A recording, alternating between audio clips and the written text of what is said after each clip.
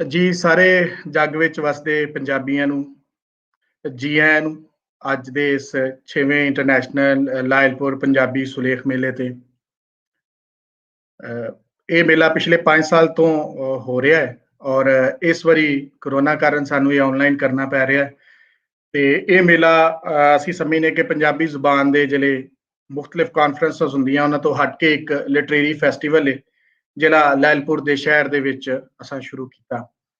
ਅੱਜ ਦੇ ਇਸ ਬਹੁਤ ਖੂਬਸੂਰਤ ਪ੍ਰੋਗਰਾਮ ਜਿਹੜਾ ਅੱਜ ਅਸੀਂ ਤਰਤੀਬ ਦਿੱਤਾ ਹੈ ਉਹਦੀ ਅੱਜ ਓਪਨਿੰਗ ਹੈ ਔਰ ਸਾਡੇ ਵਾਸਤੇ ਅੱਜ ਇਹ ਬਹੁਤ ਵੱਡਾ ਦਿਨ ਹੈ ਕਿ ਅਸੀਂ ਅੱਜ 6ਵੇਂ ਲਾਇਲਪੁਰ ਪੰਜਾਬੀ ਸੁਲੇਖ ਮੇਲੇ ਦੀ ਓਪਨਿੰਗ ਜਿਹੜੀ ਹੈ ਨਾ ਉਹ ਕਰਨ ਜਾ ਰਹੇ ਹਾਂ। ਔਰ ਅੱਜ ਸਾਡੇ ਨਾਲ ਜਿਹੜੇ ਸਾਡੇ ਮਹਿਮਾਨ ਨੇ ਮੈਂ ਉਹਨਾਂ ਦਾ ਅਗਰ ਜ਼ਿਕਰ ਕਰਾਂ ਤੇ ਸਾਡੇ ਨਾਲ ਡਾਕਟਰ ਮਨਜ਼ੂਰ ਇਜਾਜ਼ ਸਾਹਿਬ ਨੇ ਮਲੋਹਾ ਪੰਜਾਬੀ ਯੂਨੀਵਰਸਿਟੀ ਤੋਂ, professor Pishaura Singh ji California Riverside university USA ਤੋਂ, ਪ੍ਰੋਫੈਸਰ ਪਿੰਦਰਜੀਤ ਕੌਰ ਤੱਖਰ ਜੀ ਨੇ ਵੋਲਵਰਹੈਂਪਟਨ UK ਤੋਂ, ਪ੍ਰੋਫੈਸਰ ਸੁਖਦੇਵ ਸੋਲ ਸਾਹਿਬ ਗੁਰੂ ਨਾਨਕ ਦੇਵ ਯੂਨੀਵਰਸਿਟੀ ਅੰਮ੍ਰਿਤਸਰ ਇੰਡੀਆ ਤੋਂ।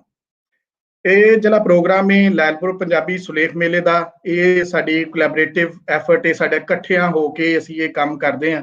ਔਰ ਇਹ ਜਿਹੜਾ ਮੇਲਾ ਹੈ ਇਹ ਜਿਹੜਾ ਲਾਈਵ ਚੱਲ ਰਿਹਾ ਹੈ ਇਹ ਪੰਜਾਬੀ ਲਹਿਰ ਕੁਕਨਸ ਲਾਇਲਪੁਰ ਯੰਗ ਹਿਸਟੋਰੀਅਨ ਕਲੱਬ ਦੇ ਇਸ਼ਤਰਾਕ ਨਾਲ ਚੱਲ ਰਿਹਾ। ਮੈਂ ਹੁਣ ਦਾਵਤ ਦਾਂਗਾ ਪੰਜਾਬੀ ਲਹਿਰ ਦੇ ਜਿਹੜੇ ਫਾਊਂਡਰ ਨੇ ਔਰ ਪੰਜਾਬੀ ਲਹਿਰ ਦੇ ਜਿਹੜੇ ਆਗੂ ਨੇ ਉਹ ਆਉਣ ਤੇ ਅੱਜ ਦੇ ਮਹਿਮਾਨਾਂ ਨੂੰ ਜਿਹੜਾ ਹੈ ਉਹ ਜੀ ਆਇਆਂ ਨੂੰ ਆਖਣ। ਮੈਂ ਥੋੜਾ ਜਿਹਾ ਦੱਸਦਾ ਜਾਵਾਂ, ਪੰਜਾਬੀ ਲਹਿਰ ਇਸ ਵਕਤ ਲੀਡਿੰਗ ਪੰਜਾਬੀ YouTube ਚੈਨਲ ਹੈ। ਇਸ ਤੋਂ ਵੱਖ ਪੰਜਾਬੀ ਲਹਿਰ ਵੱਖੋ ਵੱਖ ਜਗ੍ਹਾ ਤੇ ਜਿੱਦਾਂ ਰਿਲੀਜੀਅਸ ਕੋਐਗਜ਼ਿਸਟੈਂਸ ਦੀ ਗੱਲ ਹੋਵੇ, ਟੋਲਰੈਂਸ ਦੀ ਗੱਲ ਹੋਵੇ, ਉਹਨਾਂ ਸਾਰਿਆਂ 'ਚ ਅੱਗੇ ਅੱਗੇ ਪਰ ਆਪਣੀ ਜ਼ੁਬਾਨ ਦੇ ਨਾਲ ਜੁੜਿਆ ਹੋਇਆ, ਪੰਜਾਬੀ ਦੇ ਨਾਲ ਜੁੜਿਆ ਹੋਇਆ ਇਹ ਚੈਨਲ ਹੈ। ਔਰ ਇਹਦੇ ਅੱਜ ਆਗੂ ਸਾਡੇ ਨਾਲ ਨਾਸਰ ਢਿੱਲੋਂ ਜੀ ਮੌਜੂਦ ਨੇ ਔਰ ਉਹ ਹੁਣ ਤੁਹਾਡੇ ਨਾਲ ਆਪਣੀ ਗੱਲਬਾਤ ਜਿਹੜੀ ਸਾਂਝੀ ਕਰਨਗੇ। ਜੀ ਨਾਸਰ। ਸਤਿ ਸ੍ਰੀ ਅਕਾਲ। ਜਿਵੇਂ ਤੁਸੀਂ ਜਾਣਦੇ ਹੋ ਅਸੀਂ ਇਸ ਵੇਲੇ ਜੁੜ ਚੁੱਕੇ ਹਾਂ ਪੰਜਾਬੀ ਲਹਿਰ ਦੇ YouTube Facebook ਚੈਨਲ ਤੇ। ਉਹਦੇ ਨਾਲ ਨਾਲ ਹੀ ਤੁਸੀਂ ਸਾਨੂੰ ਲਾਇਲਪੁਰ ਯੰਗ ਹਿਸਟੋਰੀਅਨ ਕਲੱਬ ਤੇ ਵੇਖ ਰਹੇ ਹੋ। 6ਵਾਂ ਲਾਇਲਪੁਰ ਲਿਟਰੇਰੀ ਫੈਸਟੀਵਲ ਸੁਲੇਖ ਮੇਲਾ ਜਿਹੜਾ ਹਰ ਸਾਲ ਲਾਇਲਪੁਰ ਦੀ ਧਰਤੀ ਤੇ ਬੜੀ ਦੁਨੀਆ ਦੂਰੋਂ ਦੂਰੋਂ ਲੋਕ ਆ ਕੇ ਵੇਖਦੇ ਨੇ। ਉਹ ਮੇਲਾ ਇਸ ਵਾਰੀ ਕਰੋਨਾ ਦੀ ਮਹਾਮਾਰੀ ਦੀ ਵਜ੍ਹਾ ਤੋਂ ਨਹੀਂ ਹੋ ਸਕਿਆ। ਇਸ ਵਾਰੀ ਉਹ ਆਨਲਾਈਨ ਜਿਹੜਾ ਤੁਸੀਂ ਉਹਨਾਂ ਨੂੰ ਘਰਾਂ 'ਚ ਬੈਠ ਕੇ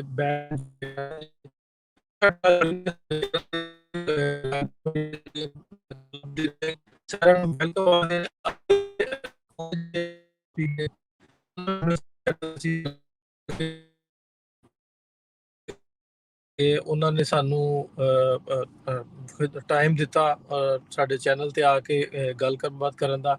professor doctor Pishaura Singh ji, professor doctor Upinderjit Kaur Takhar ਜੀ, ਪ੍ਰੋਫੈਸਰ ਡਾਕਟਰ ਮਨਜ਼ੂਰ ਇਜਾਜ਼ ਸਾਹਿਬ, ਡਾਕਟਰ ਸੁਖਦੇਵ ਸੋਲ ਸਾਹਿਬ, ਸੋ ਸਾਰਿਆਂ ਦਾ ਬਹੁਤ ਬਹੁਤ ਸ਼ੁਕਰੀਆ, ਧੰਨਵਾਦ ਕਿ ਉਹਨਾਂ ਨੇ ਟਾਈਮ ਦਿੱਤਾ। ਤੇ ਹੋਪਫੁਲੀ ਉਮੀਦ ਕਰਦੇ ਹਾਂ ਕਿ ਸਾਰੇ ਪੰਜਾਬੀ ਉਹ ਪੰਜਾਬ 'ਚ ਵਸਣ ਵਾਲੇ ਹੋਣ, ਉੱਧਰ ਹੋਣ, ਪੂਰੀ ਦੁਨੀਆ ਤੇ ਬੈਠੇ ਹੋਣ। ਇਸ ਲਾਇਲਪੁਰ ਜਿਹੜਾ ਵਾਹਿਦ ਜਿਹੜਾ ਜੇ ਆਪਾਂ ਪਾਕਿਸਤਾਨ ਦੀ ਗੱਲ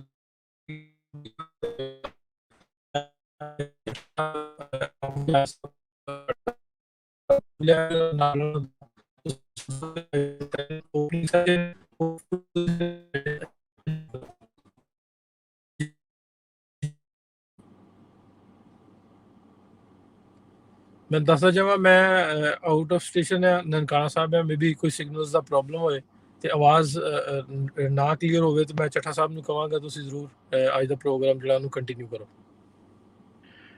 ਜੀ ਨਾਸਰ, ਬਹੁਤ ਬਹੁਤ ਸ਼ੁਕਰੀਆ ਤੁਹਾਡਾ, ਬਹੁਤ ਬਹੁਤ ਸ਼ੁਕਰੀਆ। ਨਾਸਰ ਨੂੰ ਅਸਲ ਨਨਕਾਣਾ ਸਾਹਿਬ ਜਾਣਾ ਪੈ ਗਿਆ ਜ਼ਰੂਰੀ ਕੰਮ ਦਾ। ਜੀ ਅੱਜ ਦੇ ਇਸ ਪ੍ਰੋਗਰਾਮ ਦਾ ਅਸੀਂ ਜਿਹੜਾ ਹੈ ਉਹ ਆਗਾਜ਼ ਕਰਨੇ ਔਰ ਅੱਜ ਦੇ ਇਸ ਪ੍ਰੋਗਰਾਮ ਦੇ ਜਿਹੜੇ ਅਸੀਂ ਪ੍ਰਧਾਨ ਡਾਕਟਰ ਮਨਜ਼ੂਰ ਇਜਾਜ਼ ਸਾਹਿਬ ਵਾਈਸ ਚਾਂਸਲਰ ਨੇ ਮਲੋਹਾ ਪੰਜਾਬੀ ਯੂਨੀਵਰਸਿਟੀ ਦੇ। ਬਹੁਤ ਵੱਡਾ ਇਨੀਸ਼ੀਏਟਿਵ ਪੰਜਾਬੀ ਆਨਲਾਈਨ ਯੂਨੀਵਰਸਿਟੀ ਬਣਾ ਕੇ ਲਿਆ ਗਿਆ ਔਰ ਸਾਡੀਆਂ ਬਹੁਤ ਸਾਰੀਆਂ ਆਸਾਂ ਜਿਹੜੀਆਂ ਆਪਣੀ ਬੋਲੀ ਦੇ ਨੂੰ ਅੱਗੇ ਵਧਾਉਣ ਵਾਸਤੇ ਜੁੜੀਆਂ ਹੋਈਆਂ ਨੇ ਇਸ ਯੂਨੀਵਰਸਿਟੀ ਦੇ ਨਾਲ। ਮੈਂ ਹੁਣ ਸਭ ਨੂੰ ਜਿਹੜਾ ਹੈ ਉਹ ਬੇਨਤੀ ਕਰਾਂਗਾ ਕਿ ਉਹ ਆਉਣ ਤੇ ਅੱਜ ਦੇ ਇਸ ਮੇਲੇ ਦਾ ਜਿਹੜਾ ਹੈ ਉਹ ਆਪਣੀ ਗੱਲਬਾਤ ਸਾਂਝੀ ਕਰਨ। ਜੀ ਸਰ। ਜੀ ਸਰ, ਜੀ ਆਇਆਂ ਜੀ। ਬਹੁਤ ਮਿਹਰਬਾਨੀ। ਆਪਣਾ ਤੁਹਾਡੇ ਸਾਰਿਆਂ ਦੀ ਬਹੁਤ ਅਨਾਇਤ ਤੇ ਚੱਠਾ ਸਾਹਿਬ ਨੇ ਇਹ ਬੰਦੋਬਸਤ ਕਰਕੇ ਬੜੀ ਬੜੀ ਬਹੁਤ ਹੀ ਮੁੱਢਲਾ ਕੰਮ ਕੀਤਾ ਹੈ। ਤੇ ਇਹ ਦੇਖੋ ਅੱਜ ਅਸੀਂ ਤੇ ਕਦੀ 40 ਸਾਲ 50 ਸਾਲ ਪਹਿਲੇ ਸੋਚ ਵੀ ਨਹੀਂ ਸਾਂ ਸਕਦੇ ਕਿ ਅਸੀਂ ਇੱਕ ਐਸੀ ਕਾਨਫਰੰਸ ਕਰ ਰਹੇ ਹੋਵਾਂਗੇ ਜਿਹਦੇ ਵਿੱਚ ਸਾਡੇ ਚੜ੍ਹਦੇ ਪੰਜਾਬ ਦੇ ਦਾਨਸ਼ਵਰ ਲਿਖਾਰੀ ਵੀ ਸ਼ਾਮਲ ਹੋਣਗੇ ਤੇ ਅਸੀਂ ਵੀ ਸ਼ਾਮਲ ਹੋਵਾਂਗੇ। ਤੇ ਇਹ ਬੜੀ ਵਾਧੇ ਦੀ ਗੱਲ ਹੈ। ਅੱਛਾ, ਮੈਂ ਇਹਦੇ 'ਚ ਜਿਹੜੀ ਮੈਂ ਗੱਲ ਕਰਨੀ ਹੈ ਉਹ ਪੰਜਾਬੀ ਦੀ, ਜਿਹੜੀ ਪਾਕਿਸਤਾਨੀ ਪੰਜਾਬ ਦੇ ਵਿੱਚ ਪੰਜਾਬੀ ਦਾ ਜਿਹੜਾ ਵਧਾ ਹੈ ਉਹਦੇ ਬਾਰੇ 'ਚ ਕਰਨੀ ਹੈ। ਔਰ ਉਹ ਮੈਂ ਬਹੁਤ, ਮੈਨੂੰ ਬੜੀ ਆਸ ਹੈਗੀ ਹੈ ਔਰ ਮੈਂ ਬੜਾ ਆਪਟੀਮਿਸਟਿਕ ਹਾਂ ਕਿ ਪਾਕਿਸਤਾਨੀ ਪੰਜਾਬ ਦੇ ਵਿੱਚ ਪੰਜਾਬੀ ਜਿਹੜੀ ਹੈ ਉਹ ਬਹੁਤ ਮਜ਼ਬੂਤ ਬੁਨਿਆਦਾਂ ਤੇ ਤੇਜ਼ੀ ਨਾਲ ਅੱਗੇ ਵਧ ਰਹੀ ਹੈ। ਮੈਂ ਉਹਨਾਂ ਲੋਕਾਂ ਦੇ ਨਾਲ ਐਗਰੀ ਨਹੀਂ ਕਰਦਾ ਜਿਹੜੇ ਪੈਸਿਮਿਸਟ ਨੇ ਔਰ ਜਿਹੜੇ ਸਮਝਦੇ ਨੇ ਕਿ ਇਹ ਲਾਸਟ ਕਾਜ਼ ਹੈ। ਐਸਾ ਨਹੀਂ ਹੈਗਾ। ਇਸ ਗੱਲ ਨੂੰ ਕਰਨ ਲਈ ਮੈਂ ਆਪਣੀ ਕਹਾਣੀ ਪੰਜਾਬੀ ਦੇ ਨਾਲ ਜਿਹੜੀ ਜੁੜੀ ਹੋਈ ਹੈ ਉਹ ਆਪਣੀ ਹੱਡ ਵਰਤੀ ਤੇ ਜੱਗ ਵਰਤੀ ਦੋਨਾਂ ਦਾ ਜ਼ਿਕਰ ਕਰਾਂਗਾ। ਔਰ ਮਿਹਰਬਾਨੀ ਫਰਮਾ ਕੇ ਤੁਸੀਂ ਸਾਰੇ ਇਹਨੂੰ ਮੇਰੀ ਵਡਿਆਈ, ਆਪਣੀ ਆਪ ਵਡਿਆਈ ਨਾ ਸਮਝਣਾ। ਮੈਂ ਇਹ ਆਪ ਵਡਿਆਈ ਨਹੀਂ ਕਰ ਰਿਹਾ, ਮੈਂ ਸਿਰਫ ਉਵੇਂ ਤੁਹਾਨੂੰ ਕਹਾਣੀ ਦੱਸਣ ਦੀ ਕੋਸ਼ਿਸ਼ ਕਰਾਂਗਾ ਜਿਵੇਂ ਕਹਾਣੀ ਪਿਛਲੇ 50 ਸਾਲਾਂ 'ਚ ਹੋਈ ਹੈ ਜਾਂ 60 ਸਾਲਾਂ ਦੇ ਵਿੱਚ ਹੋਈ ਹੈ। ਤੇ ਉਹਦੇ ਵਿੱਚ ਪਹਿਲੀ ਗੱਲ ਇਹ ਹੈ ਕਿ ਮੈਂ ਆਪਣਾ ਸਾਹੀਵਾਲ ਦੇ ਇੱਕ ਬਹੁਤ ਹੀ ਦੂਰ ਦੇ ਪਿੰਡ ਦੇ ਵਿੱਚੋਂ ਹਾਂ, ਜਿਹੜਾ ਕਿ ਬਹੁਤ ਸਾਹੀਵਾਲ ਦਾ ਬੜਾ ਵੱਡਾ ਪਿੰਡ ਹੈ, ਬਲਕਿ 2 ਪਿੰਡਾਂ ਨੂੰ ਮਿਲਾ ਕੇ ਇੱਕ ਪਿੰਡ ਬਣਾਇਆ ਗਿਆ ਹੈ। ਅੱਛਾ, ਉਹਦੇ ਵਿੱਚ ਅਜੀਬ ਗੱਲ ਇਹ ਹੈ ਕਿ ਸਾਡਾ ਜਿਹੜਾ ਘਰ ਸੀ ਉਹਦੇ ਵਿੱਚ ਆਪਣਾ ਜਿਹੜੀ ਕਲਾਸੀਕਲ ਲਿਟਰੇਚਰ ਹੈ ਉਹ ਪੜ੍ਹਿਆ ਜਾਂਦਾ ਸੀ। ਉਹਨੂੰ ਕਲਾਸੀਕਲ ਤੇ ਖੈਰ ਕੋਈ ਨਹੀਂ ਸੀ ਕਹਿੰਦਾ, ਉਹਨਾਂ ਨੂੰ ਵਿਚਾਰਿਆਂ ਨੂੰ ਕੀ ਪਤਾ ਸੀ। ਇੱਕ ਸਾਡਾ ਚੌਧਰੀ ਨਹੀਂ, ਆਪਣਾ ਚਾਚਾ ਲਾਈ ਬਖਸ਼ ਸੀ, ਜਿਹਨੂੰ ਪੰਜਾਬੀ ਪੜ੍ਹਨੀ ਆਉਂਦੀ ਸੀ, ਉਰਦੂ ਨਹੀਂ ਸੀ ਪੜ੍ਹ ਸਕਦਾ। ਤੇ ਉਹ ਹਰ ਰੋਜ਼ ਇੱਕ ਕਿਸੇ ਨੂੰ ਪੜ੍ਹਦਾ ਸੀ ਤੇ ਫਿਰ ਉਹ ਰੋਜ਼ ਬਰੋਜ਼ ਉਹ ਮੰਜ਼ਲ ਉਹ ਕਿੱਸਾ ਪੜ੍ਹਿਆ ਜਾਂਦਾ ਸੀ।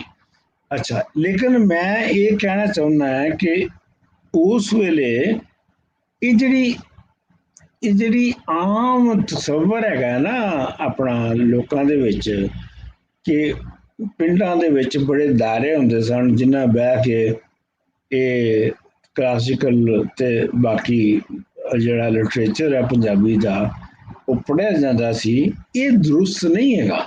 ਕੋਈ ਨਹੀਂ ਸੀ ਪੜ੍ਹਿਆ ਜਾਂਦਾ। ਮੇਰਾ ਖਿਆਲ ਹੈ ਕਿ ਸਾਡੇ ਘਰ ਤੋਂ ਇਲਾਵਾ ਸਾਰੇ ਪਿੰਡ ਦੇ ਵਿੱਚ ਕੋਈ 120 140 ਫੈਮਿਲੀ ਸਨ। ਉਹਨਾਂ ਵਿੱਚ ਉਹਨਾਂ ਵਿੱਚ ਕਿਸੇ 'ਚ ਵੀ ਮੈਂ ਨਹੀਂ ਵੇਖਿਆ ਕਿ ਪੰਜਾਬੀ ਲਿਟਰੇਚਰ ਪੜ੍ਹਿਆ ਜਾਂਦਾ ਸੀ। ਸਾਡੇ ਘਰ ਵਿੱਚ ਪੜ੍ਹਿਆ ਜਾਂਦਾ ਸੀ। ਮੇਰਾ ਪਿਓ ਜਿਹੜਾ ਸੀ ਉਹਨੂੰ ਬਹੁਤ ਸ਼ੌਕ ਸੀ, ਉਹ ਕਿਉਂ ਸੀ ਮੈਨੂੰ ਨਹੀਂ ਪਤਾ, ਪਰ ਇਹ ਹੈ ਕਿ ਉਹ ਰੋਜ਼ ਚਾਚਾ ਲਾਈ ਬਖਸ਼ ਆਉਂਦਾ ਸੀ ਤੇ ਅਸੀਂ ਹਰ ਰੋਜ਼ ਕੋਈ ਪੰਜਾਬੀ ਕਲਾਸਿਕ ਦਾ ਇੱਕ ਹਿੱਸਾ ਪੜ੍ਹਦੇ ਸਾਂ। ਅੱਛਾ, ਤੇ ਉਸ ਤੋਂ ਬਾਅਦ ਮੈਂ ਤੁਹਾਨੂੰ ਦੱਸਾਂ ਇਹ ਵੀ ਗੱਲ ਕਿ ਮੈਂ ਐਮਏ ਤੱਕ ਵੀ ਗਿਆ ਤੇ ਲੋਕਾਂ ਮੁਖਤਲਿਫ ਤਰ੍ਹਾਂ ਦੇ ਆਪਣੇ ਲੋਕਾਂ ਨਾਲ ਮੇਰੀ ਮੁਲਾਕਾਤ ਹੋਈ ਤੇ ਉਹਨਾਂ ਵਿੱਚੋਂ ਮੈਨੂੰ ਕੋਈ ਐਸਾ ਨਹੀਂ ਮਿਲਿਆ ਜਿਹਨੇ ਬਚਪਨ ਦੇ ਵਿੱਚ ਪੰਜਾਬੀ ਪੜ੍ਹੀ ਹੋਵੇ ਜਾਂ ਪੰਜਾਬੀ ਲਿਟਰੇਚਰ ਦੇ ਨਾਲ ਉਹਦਾ ਐਕਸਪੋਜ਼ਰ ਹੋਇਆ ਹੋਵੇ। ਤੇ ਮੇਰਾ ਕਹਿਣ ਦਾ ਮਤਲਬ ਇਹ ਹੈ ਕਿ ਜਿਹੜੀ 60s ਤੱਕ ਵੀ ਆਪਣਾ ਜਿਹੜੀ ਪੰਜਾਬੀ ਹੈ ਉਹ ਨਾ ਸਿਰਫ ਸ਼ਹਿਰਾਂ 'ਚ ਨਹੀਂ ਪੜ੍ਹੀ ਜਾ ਰਹੀ ਸੀ, ਉਹ ਪਿੰਡਾਂ ਵਿੱਚ ਵੀ ਬਹੁਤ ਹੀ ਸਿਲੈਕਟਡ ਪੜ੍ਹੀ ਜਾ ਰਹੀ ਸੀ। ਹਾਂ, ਅਲਬੱਤਾ ਇਹ ਜ਼ਰੂਰ ਹੈ ਕਿ ਜਦੋਂ ਮੇਲੇ ਲੱਗਦੇ ਸਨ ਤੇ ਉਹਨਾਂ ਉੱਤੇ ਪੰਜਾਬੀ ਕਿਤਾਬਾਂ ਦੇ ਸਟਾਲ ਲੱਗਦੇ ਸਨ ਤੇ ਪੰਜਾਬੀ ਕਿਤਾਬਾਂ ਜਿਹੜੀਆਂ ਨੇ ਉਹ ਆਮ ਤੌਰ ਤੇ ਖਰੀਦੀਆਂ ਜਾਂਦੀਆਂ ਸਨ। ਤੇ ਇਸ ਦਾ ਮਤਲਬ ਇਹ ਹੈ ਕਿ ਬਹਰਹਾਲ ਇੱਕ ਵਾਈਡਰ ਆਡੀਅੰਸ ਹੈ ਸੀ। ਮਤਲਬ ਇਹ ਹੈ ਕਿ ਜੇ 10 ਪਿੰਡ ਨੇ ਤਾਂ ਉਹਨਾਂ ਚੋਂ ਅਗਰ ਇੱਕ ਘਰ ਵੀ ਪੜ੍ਹ ਰਿਹਾ ਤੇ 15-20 ਘਰ ਤੇ ਪੜ੍ਹ ਹੀ ਰਹੇ ਨੇ ਨਾ। ਅੱਛਾ, ਉਸ ਤੋਂ ਬਾਅਦ ਮੈਂ ਪਿੰਡ ਤੋਂ ਸਹੀਵਾਲ ਆਇਆ, ਸ਼ਹਿਰ ਦੇ ਵਿੱਚ ਮਿੰਡੋਮੂਰੀ ਜਿਹਨੂੰ ਪਹਿਲੇ ਕਹਿੰਦੇ ਸਨ, ਤੇ ਉਹਦੇ ਵਿੱਚ ਕੋਈ ਪੰਜਾਬੀ ਦੀ ਕੋਈ ਸੱਥ ਨਹੀਂ ਸੀ ਹੈਗੀ, ਨਾ ਸਿਰਫ ਇੱਕ ਸੱਥ ਨਹੀਂ ਸੀ ਹੈਗੀ। ਅੱਛਾ, ਇਹ ਬੜੀ ਦਿਲਚਸਪ ਗੱਲ ਹੈ ਕਿ ਸ਼ਹਿਰ ਦੇ ਵਿੱਚ ਦੋ ਹੀ ਕਿਤਾਬਾਂ ਦੀਆਂ ਦੁਕਾਨਾਂ ਸਨ ਜਿਨ੍ਹਾਂ ਦੇ ਨਾਂ ਪੰਜਾਬੀ 'ਚ ਸਨ। ਇੱਕ ਦਾ ਨਾਂ ਸੀ ਉਸਤਾਦਾਂ ਦੀ ਹੱਟੀ ਤੇ ਦੂਸਰਾ ਨਾਂ ਸੀ ਰਹਿਮਤ ਦੀ ਹੱਟੀ। ਇਹ ਆਪਣਾ ਟੈਕਸਟ ਬੁੱਕਸ ਵੇਚਦੇ ਸਨ ਤੇ ਇਸ ਤੋਂ ਇਲਾਵਾ ਪੰਜਾਬੀ ਦੀ ਕੋਈ ਕਿਤਾਬ ਨਹੀਂ ਸੀ ਵਿਕਦੀ। ਸ਼ਹਿਰ ਦੇ ਵਿੱਚ ਆਪਣਾ ਜਿਹੜਾ ਮਹਿਫਲ ਲੱਗਦੀ ਸੀ ਲਿਟਰੇਚਰ ਦੀ, ਉਹਦੇ ਵਿੱਚ ਸਭ ਤੋਂ ਉਹ ਲੱਗਦੀ ਸੀ ਆਪਣਾ ਮਜੀਦ ਅਮਜਦ ਜਿਹੜੇ ਕਿ ਉਰਦੂ ਸ਼ਾਇਰੀ ਦੇ ਬਹੁਤ ਸਭ ਤੋਂ ਵੱਡੇ ਸ਼ਾਇਰ ਮੰਨੇ ਜਾਂਦੇ ਨੇ, ਉਹਨਾਂ ਦੀ ਇਰਦ ਗਿਰਦ ਮਹਿਫਲ ਲੱਗਦੀ ਸੀ। ਤੇ ਲੇਕਿਨ ਸਾਰੇ ਲਿਖਣ ਵਾਲੇ ਜਿਹੜੇ ਸ਼ਹਿਰ 'ਚ ਸਨ ਉਹ ਉਰਦੂ ਲਿਖਦੇ ਸਨ ਔਰ ਉਰਦੂ ਦੀ ਗਜ਼ਲ ਲਿਖਦੇ ਸਨ। ਤੇ ਮੈਂ ਵੀ ਜਦੋਂ ਸ਼ਹਿਰ ਗਿਆ ਤੇ ਮੈਂ ਉਰਦੂ ਲਿਖਣੀ ਸ਼ੁਰੂ ਕਰ ਦਿੱਤੀ ਤੇ ਉਰਦੂ ਦੇ ਵਿੱਚ ਹੀ ਮੈਂ ਆਪਣਾ ਗਜ਼ਲ ਤੇ ਨਜ਼ਮ ਲਿਖਦਾ ਰਿਹਾ। ਤੇ ਉਹ ਤੁਸੀਂ ਦੇਖੋ ਕਿ ਜਿਹੜੀ ਜਾਬਰ ਜ਼ਬਾਨ ਹੁੰਦੀ ਹੈ, ਗਾਲਬ ਜ਼ਬਾਨ ਹੁੰਦੀ ਹੈ, ਜਿਹੜੀ ਸਾਡੇ ਵਾਸਤੇ ਉਰਦੂ ਸੀ, ਉਹਦੇ ਵਿੱਚ ਕ੍ਰੈਡੈਂਸ਼ੀਅਲ ਸਾਬਤ ਕਰਨ ਲਈ ਮੈਂ ਆਪਣਾ ਉਰਦੂ ਫਾਜ਼ਲ ਜਿਹੜਾ ਕਿ BA ਆਨਰਸ ਦੇ ਮੁਤਾਬਕ ਹੁੰਦਾ ਹੈ, ਦੇ ਬਰਾਬਰ ਹੁੰਦਾ ਹੈ, ਉਹ ਪਹਿਲੀ ਆਪਣਾ ਫਸਟ ਈਅਰ ਦੇ ਵਿੱਚ 11ਵੀਂ ਜਮਾਤ ਦੇ ਵਿੱਚ ਉਹ ਪਾਸ ਕੀਤਾ। ਉਹਦਾ ਕੋਈ ਮਕਸਦ ਨਹੀਂ ਸੀ ਹੈਗਾ ਸਿਵਾਏ ਇਸ ਦੇ ਕਿ ਮੈਂ ਆਪਣੀ ਪ੍ਰੋਫਾਈਲ ਜਿਹੜੀ ਆ ਅੱਗੇ ਵਧਾਵਾਂ। ਅੱਛਾ, ਉਸ ਤੋਂ ਬਾਅਦ ਯਾਨੀ ਸਾहिवाल ਸ਼ਹਿਰ 'ਚ ਵੀ ਕੋਈ ਪੰਜਾਬੀ ਨਹੀਂ ਸੀ ਹੈਗੀ। ਉਸ ਤੋਂ ਬਾਅਦ ਜਦੋਂ ਅਸੀਂ ਲਾਹੌਰ ਆਏ ਤੇ ਲਾਹੌਰ ਦੇ ਵਿੱਚ ਇਹ ਸੁਣੀਦਾ ਸੀ ਕਿ ਕਸ਼ਮੀਰੀ ਬਾਜ਼ਾਰ ਦੇ ਵਿੱਚ ਕਿਤਾਬਾਂ ਦਾ ਬਹੁਤ ਵੱਡਾ ਬਾਜ਼ਾਰ ਸੀਗਾ, ਲੇਕਿਨ ਜਦੋਂ ਅਸੀਂ ਆਏ ਤੇ ਉਦੋਂ ਮੁੱਕ ਚੁੱਕਿਆ ਸੀ। ਤੇ ਉਦੋਂ ਸਿਰਫ ਜਿਹੜਾ ਮਾਲ ਰੋਡ ਦੇ ਉੱਤੇ ਪੀਪਲਜ਼ ਹਾਊਸ ਸੀਗਾ ਆਪਣਾ ਪ੍ਰੋਗਰੈਸਿਵ ਕਿਤਾਬਾਂ ਦਾ, ਉਹਦੇ ਉੱਤੇ 3 ਕਿਤਾਬਾਂ ਮਿਲਦੀਆਂ ਸਨ ਤੇ ਉਹਨਾਂ ਵਿੱਚੋਂ ਇੱਕ ਅਮਰਤਾ ਪ੍ਰੀਤਮ ਦੀ ਕਿਤਾਬ ਸੀ ਤੇ ਇੱਕ ਮੋਹਨ ਸਿੰਘ ਦੀ ਤੇ ਇੱਕ ਹੋਰ ਕਿਤਾਬ ਸੀ ਆਪਣਾ ਰਾਹੀ ਸਾਹਿਬ ਦੀ ਕਿਤਾਬ ਸੀ। ਤੇ ਇਸ ਤੋਂ ਇਲਾਵਾ ਕਿਤਾਬ ਵੀ ਕੋਈ ਨਹੀਂ ਸੀ ਲੱਭਦੀ। ਅੱਛਾ, ਹੁਣ ਇਹ ਮੈਂ ਤੁਹਾਨੂੰ ਬੈਕਗਰਾਉਂਡ ਦੱਸੀ ਹੈ 60s ਤੱਕ, ਕਿ 60s ਤੱਕ ਇਹ ਸੀਨ ਹੈਗਾ ਸੀ। ਫਿਰ ਅਸੀਂ ਜਦੋਂ 60s ਤੋਂ ਅੱਗੇ ਵਧੇ, ਜਦੋਂ ਅਸੀਂ ਕਾਲਜ ਯੂਨੀਵਰਸਿਟੀਆਂ 'ਚ ਆਏ ਔਰ ਸਾਡੀ ਜਨਰੇਸ਼ਨ ਜਿਹੜੀ ਹੈ ਉਹਨੇ ਨਵੇਂ ਸਿਰੇ ਤੋਂ ਸੋਚਣਾ ਸ਼ੁਰੂ ਕੀਤਾ ਤੇ ਉਹਦੇ ਵਿੱਚ ਜਿਹੜੇ ਮੇਨ ਸਟ੍ਰੀਮ ਦੇ ਵਿੱਚ ਸ਼ਾਇਰ ਸਨ ਉਹ ਜ਼ਫਰ ਇਕਬਾਲ ਮਿਰਜ਼ਾ ਸਨ ਤੇ ਮੁਨੀਰ ਨਿਆਜ਼ੀ ਸਨ। ਇਹ 2 ਸ਼ਾਇਰ ਸਨ ਜਿਹੜੇ, ਤੇ ਨਜਮ ਹੁਸੈਨ ਸਈਦ ਸਾਹਿਬ ਫਿਰ ਬਾਅਦ ਦੇ ਵਿੱਚ ਉਹ 'ਚ ਸ਼ਾਮਿਲ ਹੋ ਗਏ। ਲੇਕਿਨ ਮੇਰਾ ਜਿਹੜਾ ਮੈਂ ਕਹਿਣਾ ਚਾਹੁੰਦਾ ਹੈ ਉਹ ਇਹ ਕਹਿਣਾ ਚਾਹੁੰਦਾ ਹੈ ਕਿ ਜੇ 60s ਦੇ ਵਿੱਚ ਜਦੋਂ ਅਸੀਂ ਲਾਹੌਰ ਆਏ 68 ਦੇ ਵਿੱਚ 70 ਤੱਕ, ਤੇ ਉਦੋਂ ਤੱਕ ਪੰਜਾਬੀ ਕਿਤੇ ਹੈ ਨਹੀਂ ਸੀ। ਅੱਛਾ, ਫਿਰ ਕੋਈ 1970 ਦੇ ਵਿੱਚ ਪੰਜਾਬ ਯੂਨੀਵਰਸਿਟੀ ਦੇ ਵਿੱਚ ਪੰਜਾਬੀ ਡਿਪਾਰਟਮੈਂਟ ਖੁੱਲ੍ਹਿਆ। ਇਹ ਮੈਨੂੰ ਅੱਜ ਤੱਕ ਨਹੀਂ ਸਮਝ ਆਈ ਕਿ ਉਹਨਾਂ ਨੇ ਕਿਉਂ ਸੋਚ ਕੇ ਕਿਵੇਂ ਖੋਲ੍ਹਿਆ। ਬਹਰਹਾਲ 70 ਦੇ ਵਿੱਚ ਪੰਜਾਬੀ ਡਿਪਾਰਟਮੈਂਟ ਖੁੱਲ੍ਹਿਆ, ਮੈਂ ਵੀ ਉਹ 'ਚ ਦਾਖਲਾ ਲੈ ਲਿਆ, ਲੇਕਿਨ ਮੈਂ ਕੁਝ ਮਹੀਨੇ ਉਹਦੇ 'ਚ ਰਿਹਾ ਤੇ ਫਿਰ ਮੈਨੂੰ ਉੱਥੇ ਫਲਸਫਾ ਪੜ੍ਹਾਉਣ ਦੀ ਨੌਕਰੀ ਮਿਲ ਗਈ ਤੇ ਮੈਂ ਉਹ ਛੱਡ ਦਿੱਤਾ।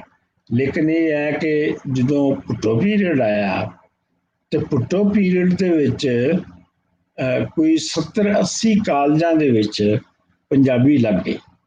ਅੱਛਾ, ਹੁਣ ਮੈਂ ਇਹ ਅਰਜ਼ ਕਰਨਾ ਚਾਹੁੰਦਾ ਹਾਂ ਕਿ ਭੁੱਟੋ ਪੀਰੀਅਡ ਦਾ ਮਤਲਬ ਹੈ ਕਿ ਇੱਕ ਪੋਲੀਟੀਕਲ ਚੇਂਜ ਆਈ, ਇੱਕ ਪੋਲੀਟੀਕਲ ਰੈਵੋਲੂਸ਼ਨ ਆਇਆ ਔਰ ਉਹਦੇ ਨਤੀਜੇ ਦੇ ਉੱਤੇ ਪੰਜਾਬੀ ਜਿਹੜੀ ਹੈ ਉਹ ਮੁਖਤਲਿਫ ਕਾਲਜਾਂ 'ਚ ਲੱਗੀ।